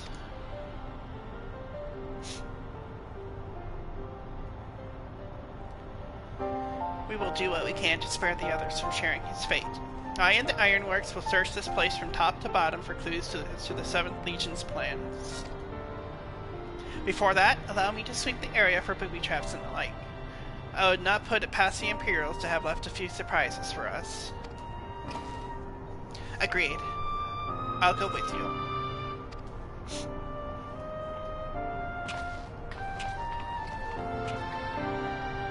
With that in mind, I'll begin my examination of the Emerald Weapon. Carefully, that is.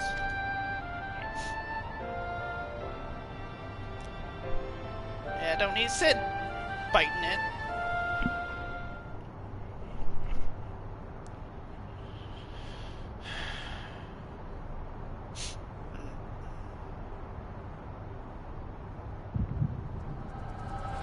Damn it. Here's where we're gonna cry.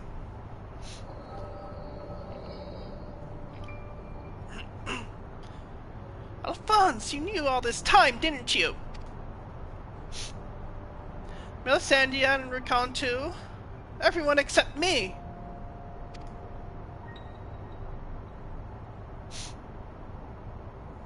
And you, Rex? Yes, That's what the synthetic Aurosite system is. The fusion between the pilot and core is the key to Oversoul. And unless we use it, we don't have a chance of beating Father's newfound friends. They stand between us and the primals, without which the weapons will never reach their full potential. We thought that if you knew the truth about Oversoul, you'd try to stop us. Of course I would! But what I don't understand is why all of you are so willing to give your lives for the weapon project. What is it all for? It all began the day Father left. Without his guidance, his protection, the Garleans lost any respect they once had for us.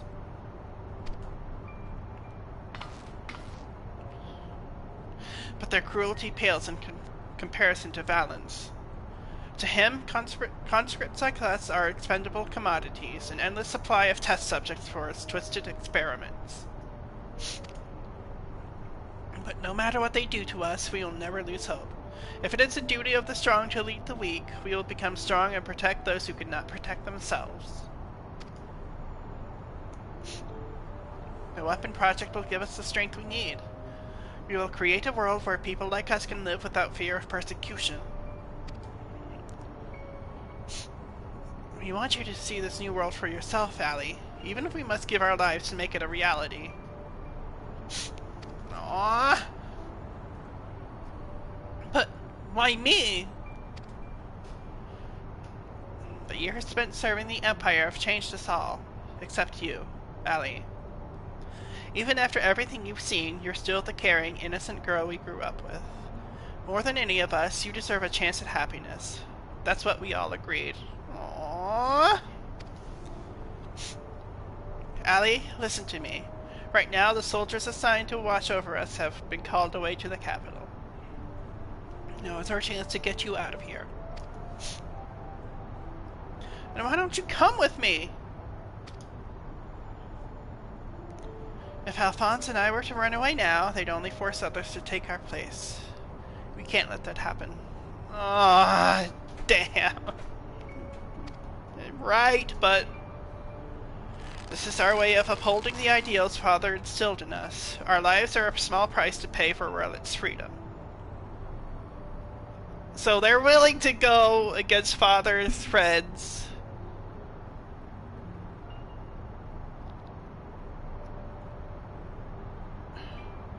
In a way, it seems like they're on our side.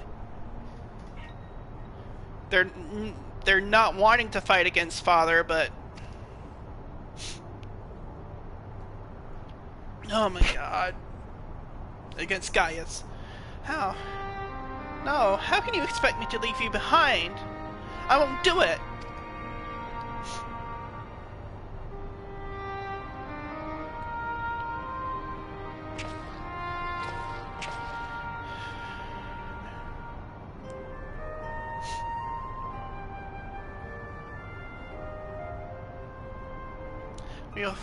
We'll forever be at your side, Allie. Aww. Damn it, damn it, damn it! Rex, take her to the holding cells.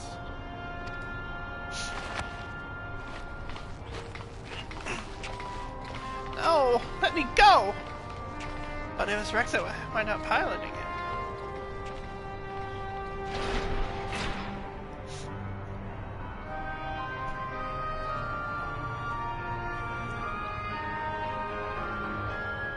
So, win or lose, the plan is to hand over the costume to Father, is that right?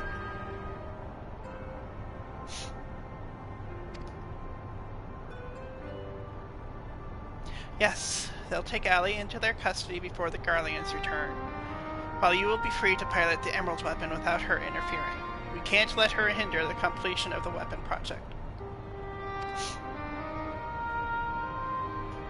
I'm counting on you, Alphonse. Don't let our sacrifices be in vain. Damn it!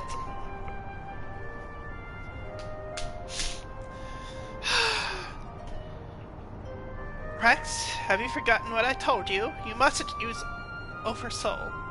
I can't lose you too.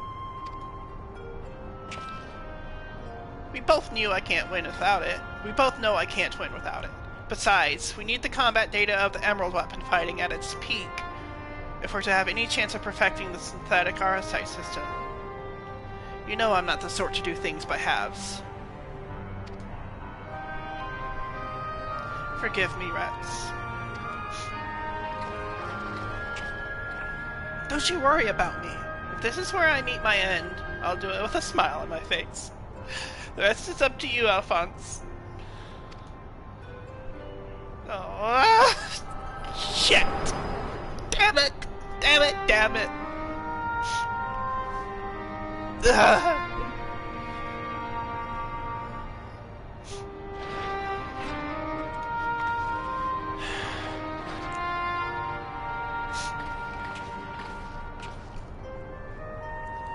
This is the girl you spoke of, yes? She was locked in a cell, but I saw no harm in letting her out. I can't say for certain, but it seems like she's been through quite an ordeal.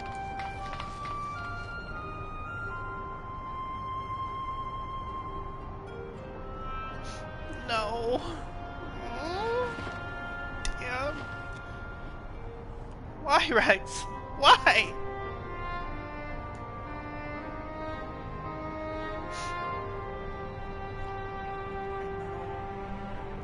Gaius, once we've extracted the core, we'll take it back to Turncliffe for analysis. Perhaps she should come with us? There's no use in her staying here.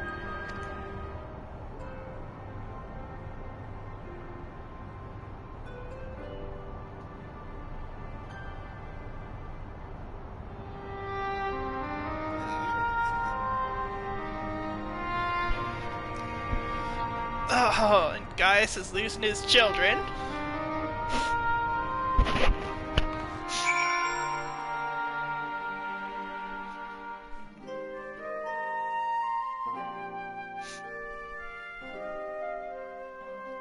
Damn it.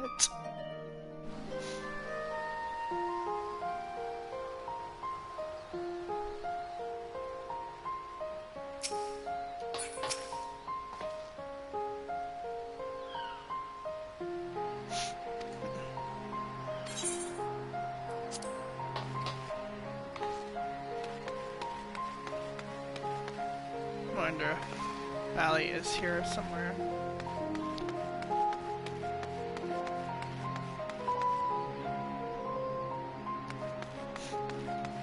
Maybe after the thing.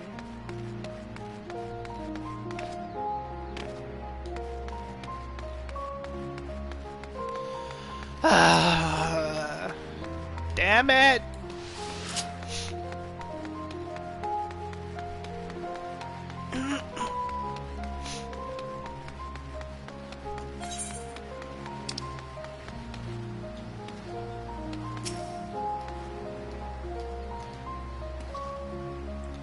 Severa is taking care of Allie, but it may just be some time until her nerves are settled. Oh, understandable. If the vision you witnessed is indeed true, Alphonse and Rex locked her away for her own safety. When she is ready, I will know more of what her brother hopes to achieve and why he must resort to such desperate measures.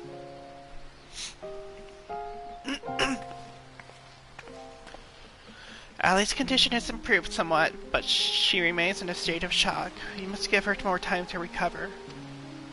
There's one other thing that I thought you should know. When we checked her for injuries, we saw that her back is covered in welts and bruises. That little fucking bastard Valens. Who did this to her?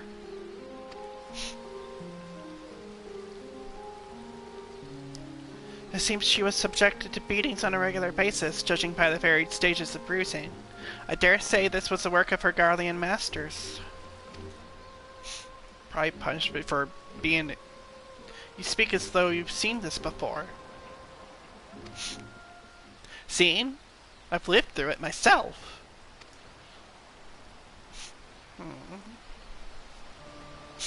I was born in Werlyt. 23 summers passed.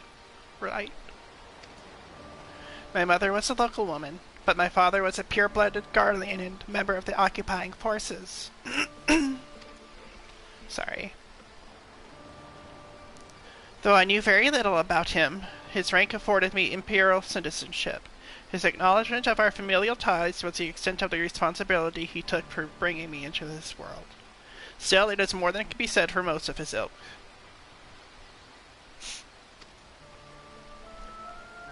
My mother and I were shunned by the people of Werlyt, who treated us as badly as the Guardians did, if not worse. I thought that if I were to become an Imperial soldier, my position might somehow deter those who would cast scorn on my mother, if only out of fear, and so I joined the army. The acceptance I earned was but temporary, however, and my superiors were quick to blame any perceived shortcomings on my savage lineage. Rather than waste time on official court-martials, they administered their own form of corporal punishment.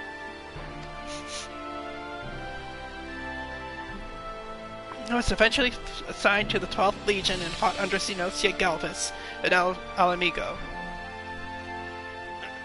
In the chaos that followed our defeat, I seized the opportunity to flee to Werlyt. While it was never much of a home, it was all I had. But nothing could prepare me for what awaited. My mother had for many years suffered from poor health and relied on medicine to keep her alive. In my absence, the Guardians had denied her treatment, claiming that it would be wasted on savages. By the time I could return to her side, there was naught I could do. There was nothing left for me in Werlyt. I would be punished for desertion if the Imperials discovered the reason for my return, and I was never accepted by my so-called countrymen to begin with.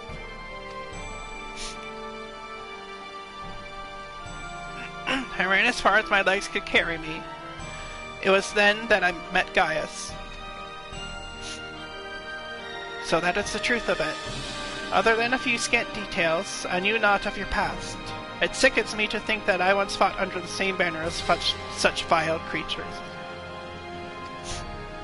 I had always believed it to be the duty of the strong to lead the weak. Yet there are those who become drunk on the power afforded by their station, and prey on the ones they should protect. Like a canker, this corruption has spread to every part of the Empire. Even those with Garlean blood, such as myself, are subject to their cruelty. They hold particular contempt for the aura, an easy target for abuse being so few in number. Perhaps, like me, Ali thought she would be spared such treatment once she joined the army. Alas.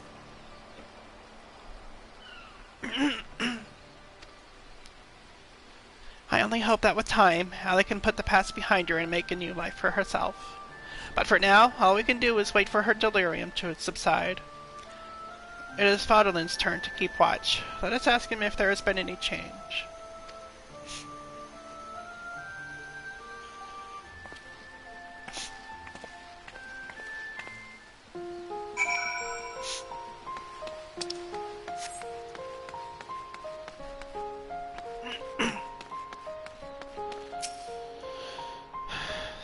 Though you have overcome the emerald weapon, it is hardly cause for celebration. Another young life cut short. Rex's death is on my hands, not yours. Would that this confrontation had been averted, but alas, it was not to be.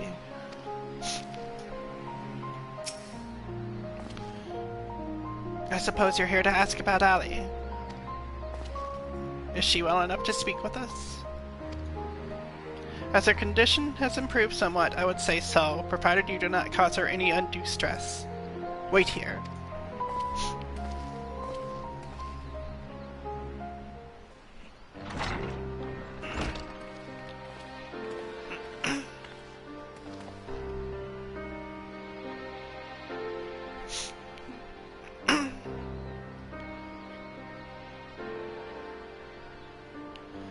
Ali, I am sorry. What happened to Rex? It was my fault. Melisandre and Riccone too. They died because of me and my foolish ambitions. Father, no. Aww. This cannot go on. Please, Ali. You must tell me all you know.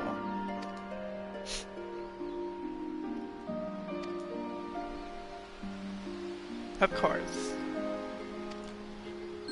First, I need to know what became of you and your siblings after we parted. We were parted. So much has happened. It seems like a lifetime ago. After your disappearance, we were all assigned to the newly reformed 7th Legion.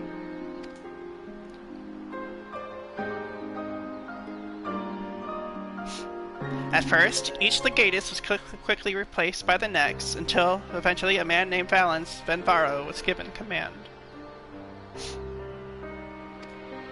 He was sent from the capital, but before that he was a specialist in experimental magitech weaponry. While we later discovered that he was ordered by Emperor Varus to complete a project involving anti-primal war machina, the weapons. But after the Emperor's death, he was free to employ whatever methods he saw fit, and his greed for power only grew. Some even say he is planning to use the power of the weapons to lay claim to the throne. But I think there's another reason for his obsession with the weapon project. Not that he'd ever tell anyone, but he's always muttering to himself, and I've been able to put the pieces together. He's jealous of you, Father. Valens Venvaro. I must admit, it was only recently that I first heard the name. Valens used his knowledge of magitech to devise various military strategies. He was given a position in the army and quickly rose through the ranks. That was until one man stood in his way. You, Father. He was one of the candidates to lead the new 14th Legion, but that role fell to you. After that, he was assigned to serve under a far more gifted engineer, Nero, who was in charge of restoring the ultimate weapon. Valens has resented you ever since, going so far as to oppose the ideals you upheld. Where you treated those who served the Empire based on merit rather than on their race or origin, Valens is adamant that pure-blooded Garleans are superior to all others. It never ceases to amaze me how far some will go in the name of revenge. All that hatred, festering away, nothing good could ever come of it.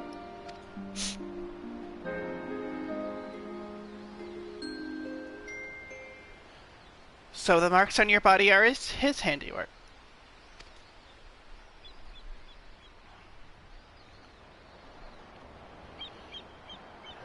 Yes. To Valens and his men, we are no more than fodder for his experiments, playthings on which they can vent their frustrations. Every day is filled with nothing but pain. If I had remained in Garlemald, you would never have been forced to endure this abuse.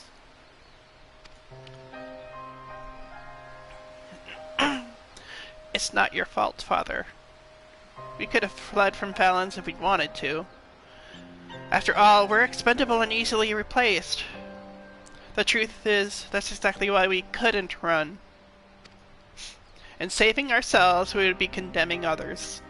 But if we were to stay, to see the weapon project to its completion, we would gain the power to defeat Valens, and then the Empire itself, freeing the world from its tyranny.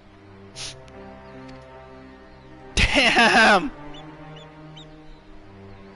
That way, we might start afresh, and find a place we can call home. And not just for us, but for anyone who wishes to live in peace. Damn it! That's why they were wanting to push through with the project. They weren't against. You would give your lives for the future you may not live to see.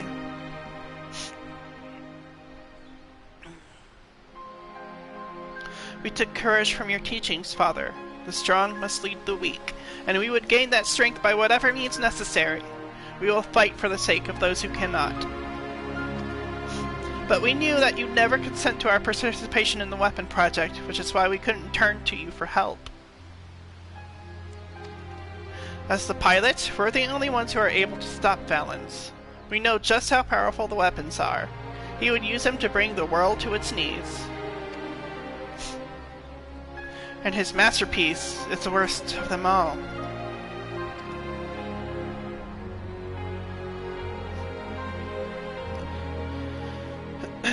could only get my hands on it, and I could save Alphonse and all of Werlyt.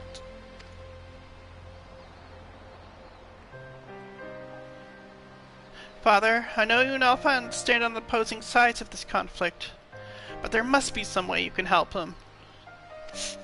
He may have called you our enemy before, but he never meant it. He still loves you, Father. You are everything he aspires to be. I have failed him. Failed you all. But I refuse to abandon him to his fate. I will free him from Valens, if it is the last thing I do. Thank you. He needs you. Now more than ever. Listen, Allie. I once sought the strength to rebuild the world as I saw fit. But the ultimate weapon was born not to create, but to destroy. Alphonse must not follow in my footsteps. I know all too well where they lead. I will do all I can to help your brother. Pray, tell me where he is. He's...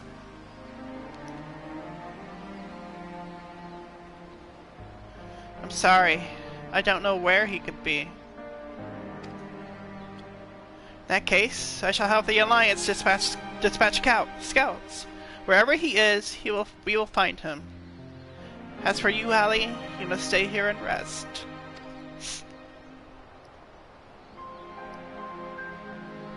Wait. You're the one who fought Rex, Ricone, and Melisandria, aren't you?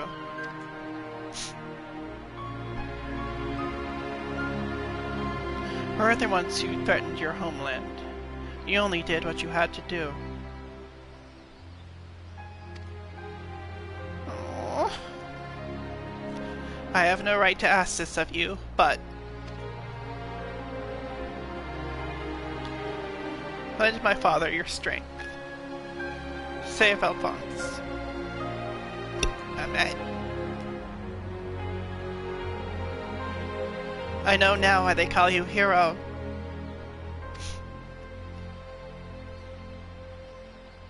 Alphonse, I'll do what I must to free you, even if it means going against Father's wishes.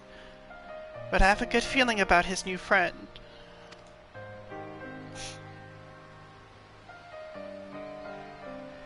Severa, see that she has everything she needs.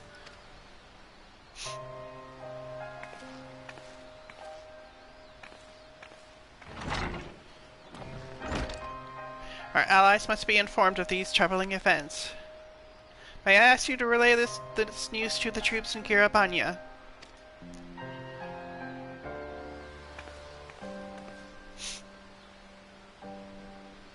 Your loving father act may fool the others, Gaius. But not me. For every life you've saved, you've ended 1,000 more. Or is this your idea of redemption? Call it what you will. For all my transgressions, I believe I still have a part to play.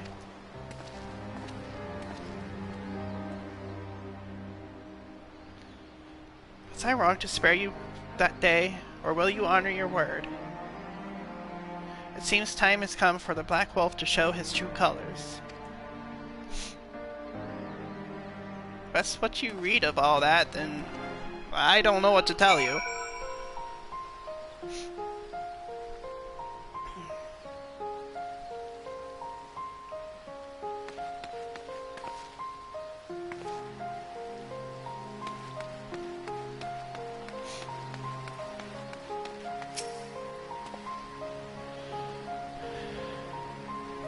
While I am painfully aware of the cruelty that the Empire shows its enemies, even I am appalled to hear of how it treats its own.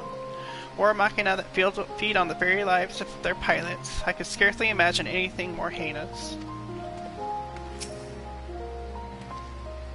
The majority of the 7th Legion are sure to be stationed in the city of Werlyt, the heart of this occupied territory. Whether Alphonse is there with him remains to be seen. According to Allie, another weapon lies in wait, but where, we do not know. It stands to reason, however, that if we were to find it, Alphonse would surely not be far away.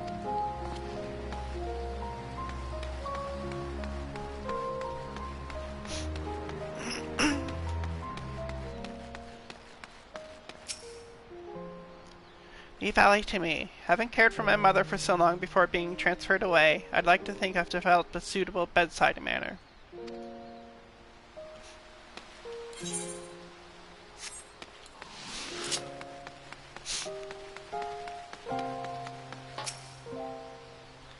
Ready to return to Girabanya?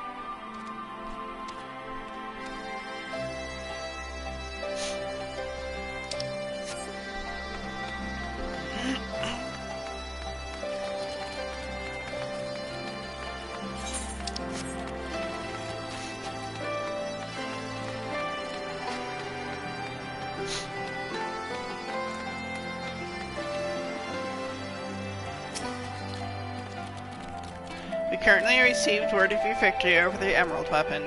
I expect it was another fine display on your part, not that any of us were there to see it. For that reason, we'd be grateful if you could give us a blow-by-blow account, if you wouldn't mind.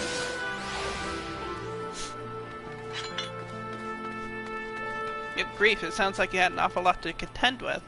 Rather you than me. I shall add this to our ever-growing stack of reports, should anyone wish to review this information ahead of the next sortie. Now, if I may so, it looks like your ordeals have taken their toll. We'll let you know if anything requires your attention, but until then, be sure to get some rest.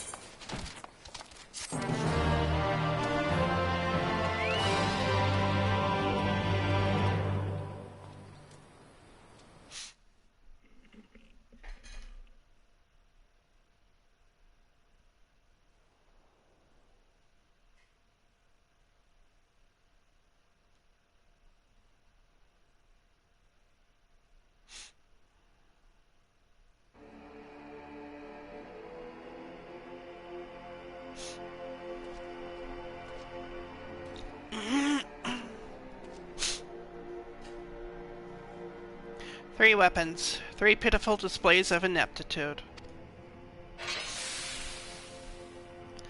Ah! Oh, torturing Alphonse, isn't he?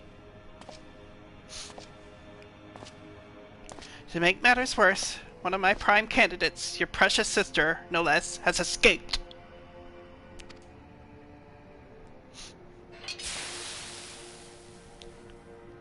Oh, you bastard. And who should she go crawling to but the swine Gaius? After everything I've done for her, and this is how she repays me. As her older brother, it's your responsibility to instill some discipline in her, and you failed miserably. I'm gonna enjoy killing him.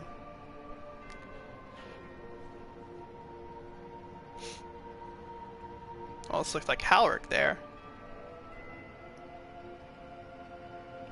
Well, don't just stand there, boy.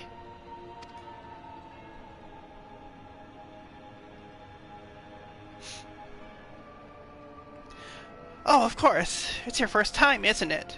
Come along. There's no need to be shy.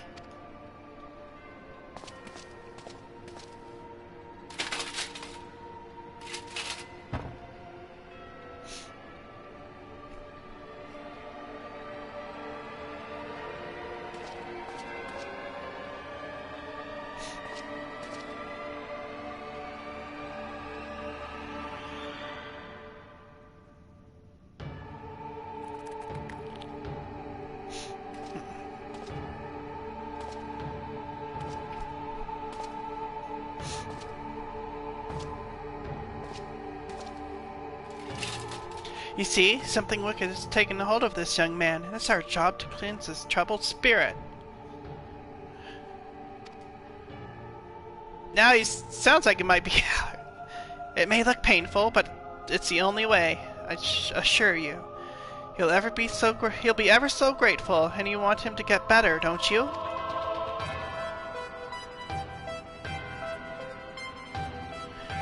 There's a good boy. Now, let's try again, shall we?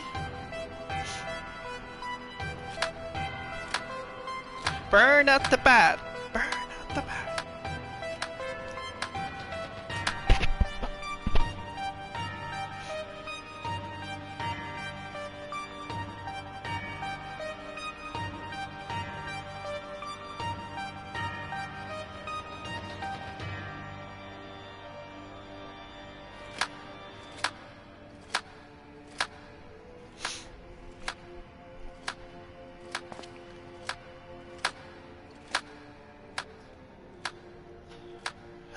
Burn out the bad!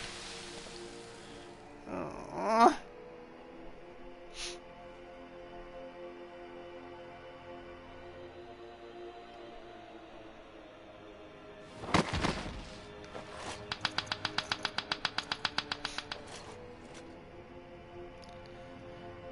Well done. You've all made Father proud. Very proud indeed.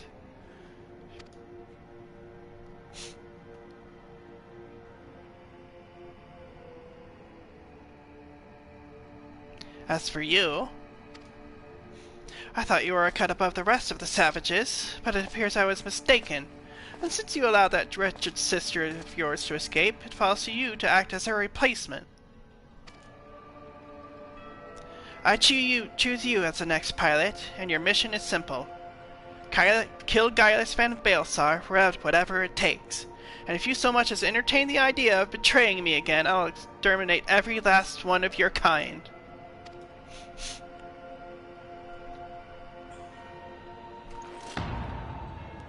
Like the vermin they are. I'm gonna enjoy seeing this bastard get what's coming to him.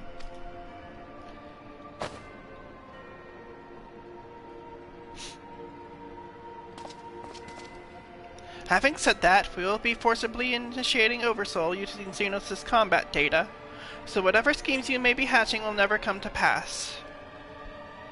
All you need to do is sit back and let the synthetic Arosite system do the work, with you as its conduit.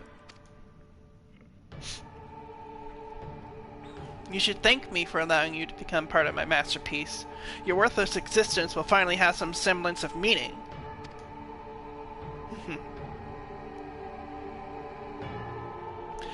I am gonna enjoy seeing what you have coming to you, you fucking bastard.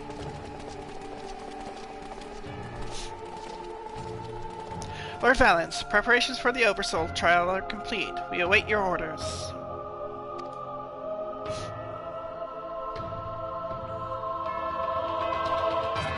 Splendid! There's never a dull moment around here.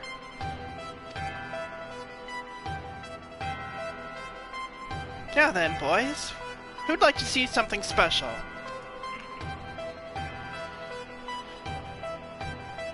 Come along, everyone. Father has secrets to share with you.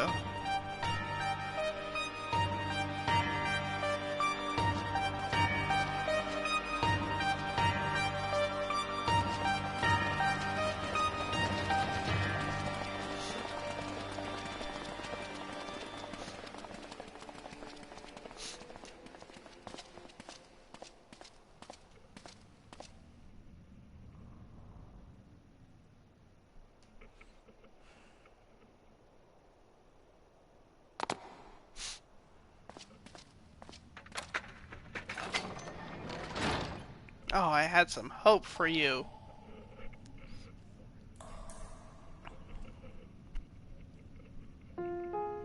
Maybe I need some symbol, I don't know.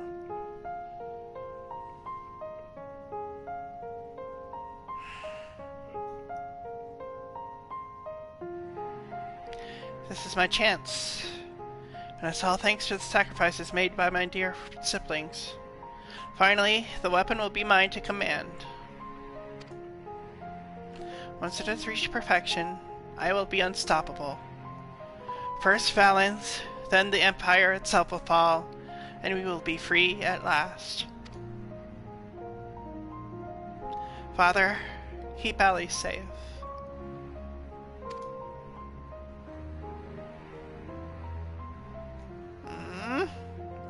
Sandia, Ricone, Rex. I'll see this through to the end. I promise.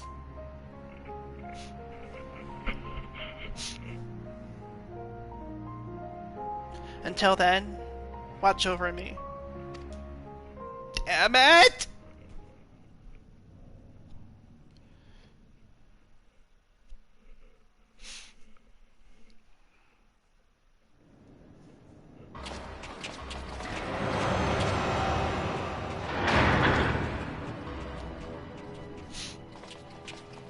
It's gonna be horrifying, isn't it?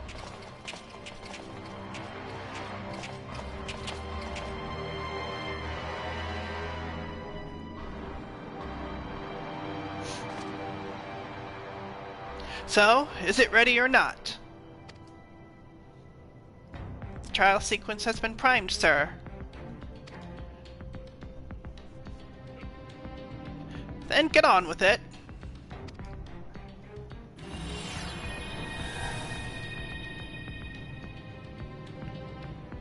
Initiating synthetic RSite system. Loading diamond weapon simulation.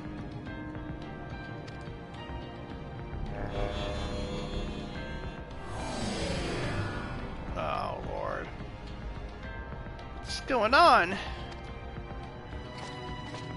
I'm not going to want to look, am I? You're helping us with a little research is all. Whatever your name is. Time has come for you to contribute to the glory of Garlemald. No, this isn't what we agreed. You said that if I took part in the experiment, you'd let my family go.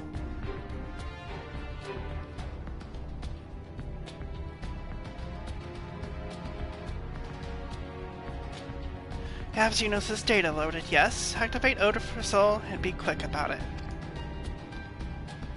Just Lord balance. I'm probably gonna look away and Galvus combat sample ready. Initiating organic core override.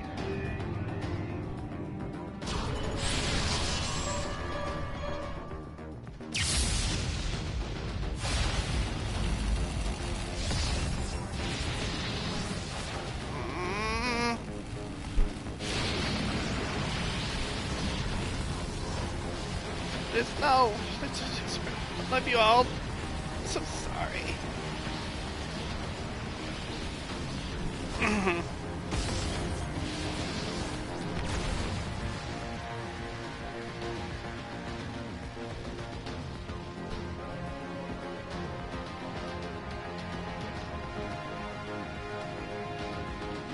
Where is my prey?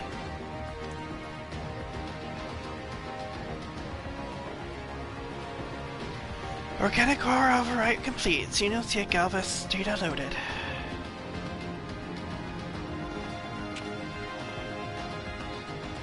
The subject is instinctively bound to seek out prey right from the outset. Regardless of the combat prowess it may boast, I need an obedient servant, not a ravenous beast. Enough. Shut it down. Activating synthetic RSI system.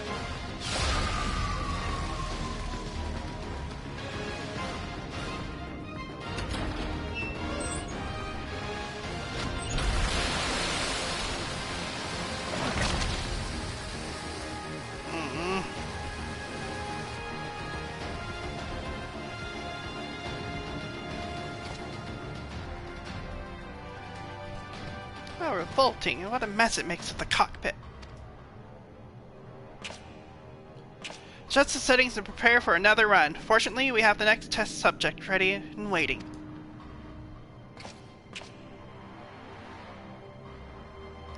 Oh, oh, I am gonna so enjoy this rat bastard. Estinian, where the fuck are you? But sir, you agreed to release his family in exchange for his cooperation.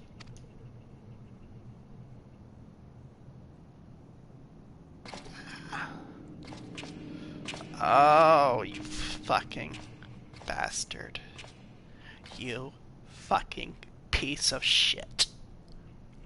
My. Never knew you had such a wonderful sense of humor. The great Balance Fanfaro, bargaining with savages. More fool him for trusting me in the first place.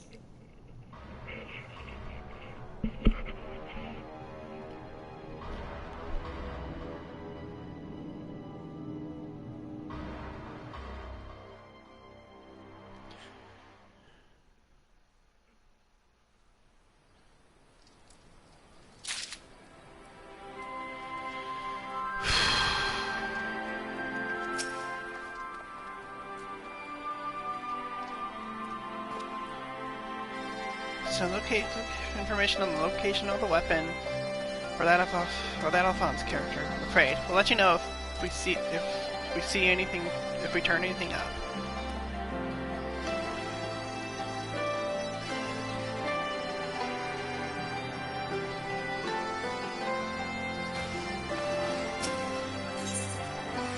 In memory. The Resistance troops wish to help their newfound allies in Turncliffe. Ah, Lorraine, I was hoping I might have a word with you. Ever since Turncliffe was liberated, we've been sending troops to aid in getting the town back on its feet, helping the residents, that sort of thing. We Alamegans know how hard life can be for a society struggling to stand on its own after years of imperial rule. A lot of what most people would take for granted has to be rebuilt from the ground up.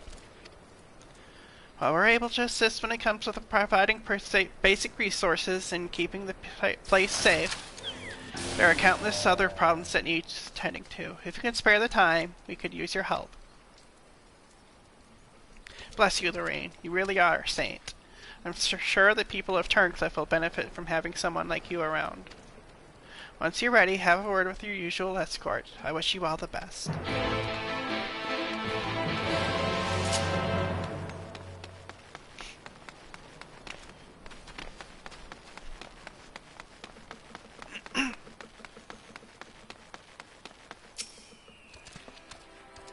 So, the boss roped you into helping, did he? I knew you couldn't say no. I guess...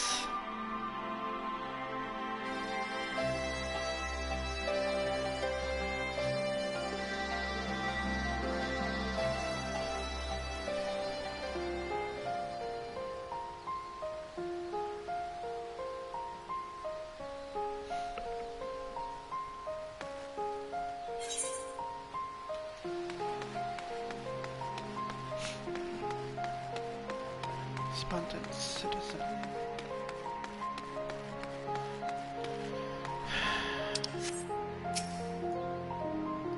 You're the one who piloted that war machina and defeated the Sapphire weapon, aren't you?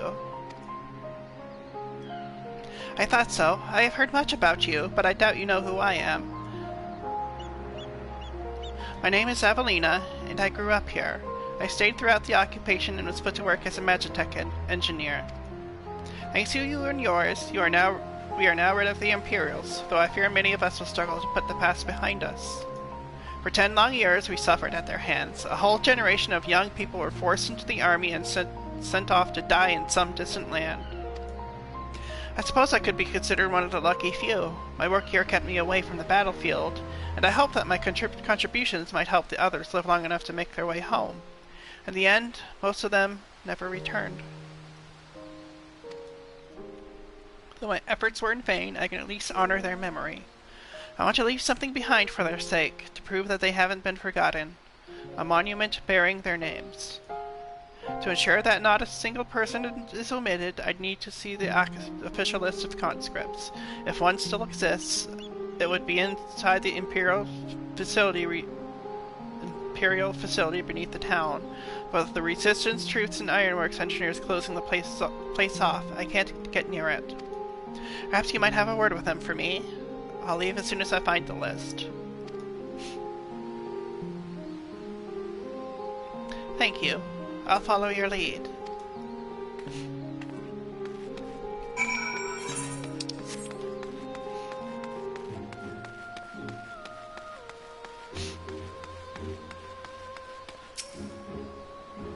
Something I can help you with?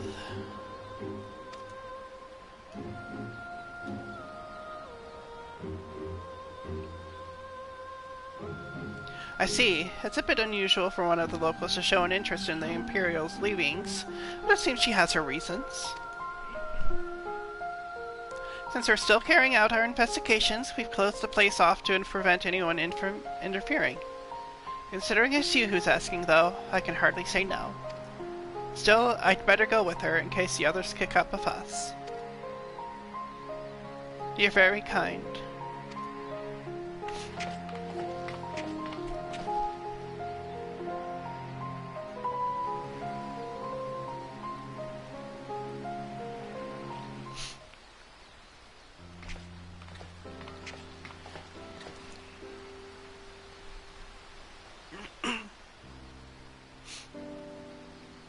I'm sorry for any trouble I've caused. You have my thanks. Think nothing of it. I was glad to help. As I suspected, the Imperials kept detailed records of the local conscripts. One name in particular stood out to me. My friend, Melisandre. I had no idea she'd been assigned to the 7th Legion, of all places.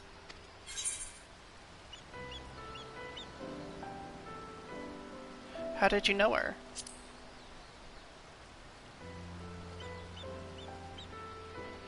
It all began while we were serving together in the 14th Legion. We had much in common, both being drafted from the same occupied territory, and we soon became firm friends. Then one day she was sent to fight in Eorzea, while I remained here. The day before she left, she came to say goodbye, together with her foster siblings from the orphanage.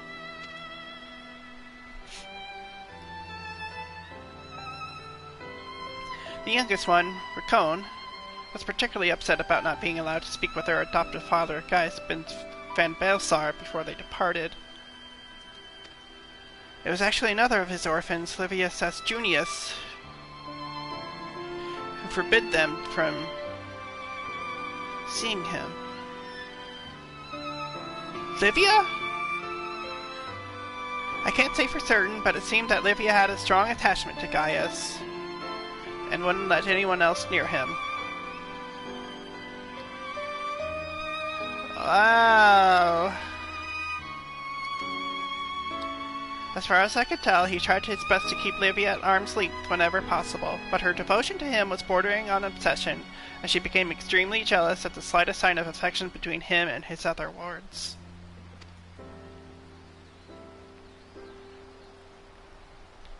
Others, however, treated them far more kindly. In fact, a Prefectus Castorum of the 14th Legion came specifically to meet them. While I was surprised that a Rogadin had risen to such a rank, I was even more taken aback by the unguarded manner in which he spoke with his subordinates. I had hoped that with people like him serving on the Eorzean front, they would be in safe hands. Then, the time came for Melisandre to leave. We shared a few final words, and then she was gone. It would be the last I ever saw of her.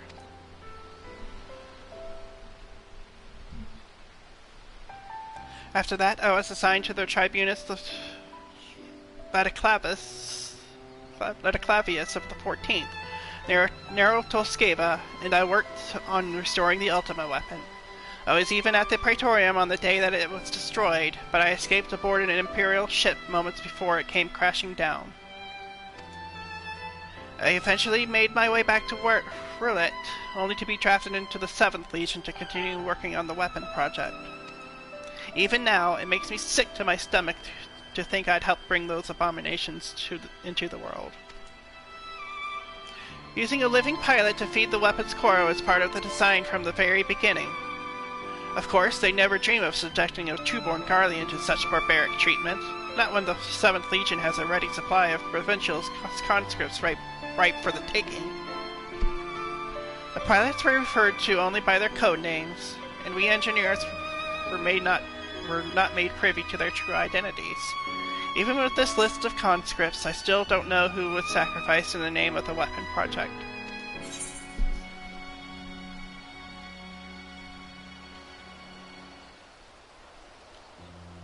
Let's bring an end to the weapon project together.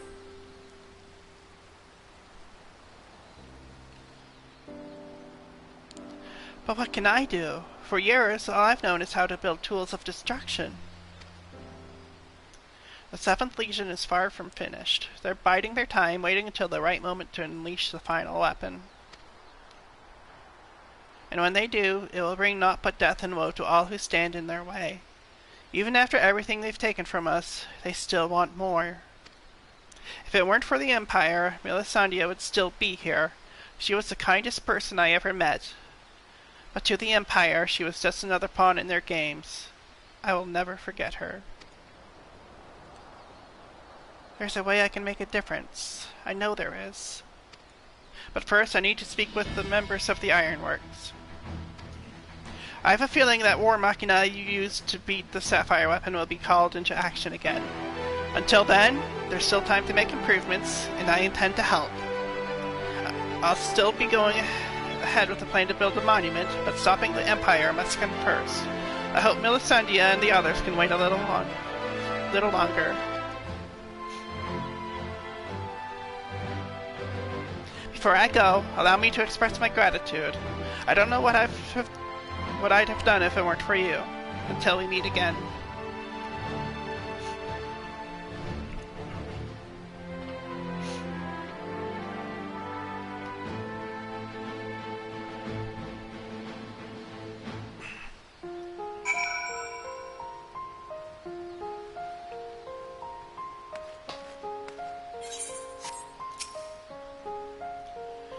Ready to return to Garabanya? Yes. I think I'm about... It's almost time for me to go to bed. Shoot. Got work tomorrow.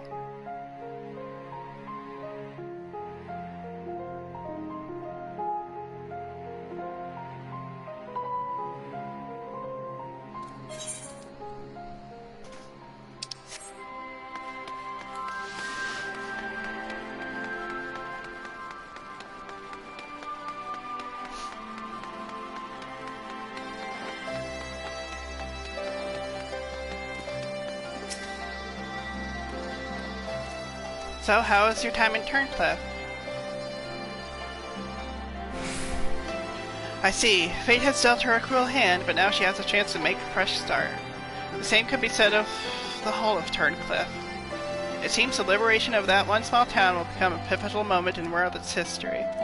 Perhaps it won't be too long before the rest of the region is free from the Empire. Naturally, we'd be honored to fight alongside the people of Werlyt. We won't rest until the Imperials are sent fleeing with their tails between their legs. Till that day arrives, we'll carry on doing our bit to support you and the others in ending the weapon project. I'll be sure to pass on any pertinent information. In the meantime, take care.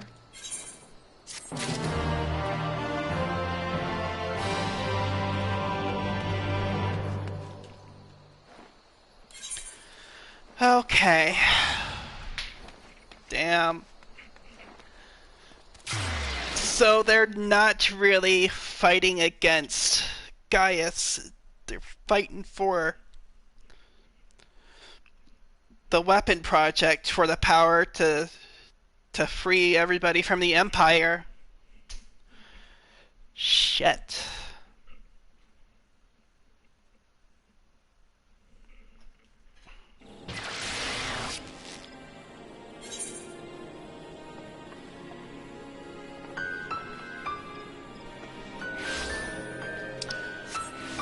I'm gonna end it for tonight. Aww. Frosty the Snowman. Aww. Where we are.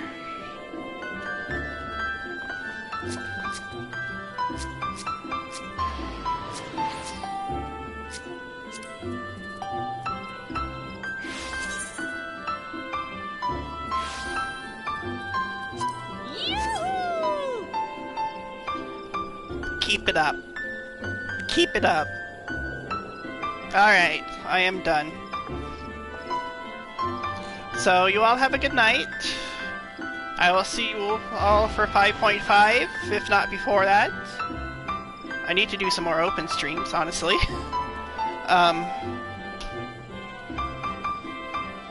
But... it's Christmas time.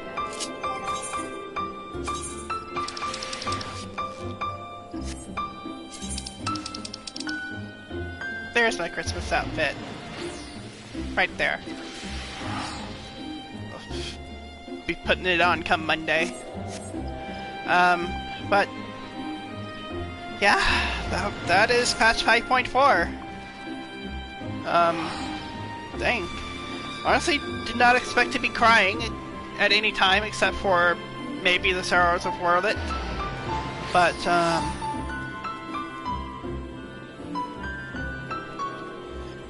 yeah. You all have a good night. Have a good holiday season. Good Christmas. or whatever holiday you celebrate, Hanukkah, or whether you don't celebrate at all. I'll probably be streaming the Starlight Celebration event here soon, because it's my favorite event of the year. I'm a big Christmas geek. But you all have a good night.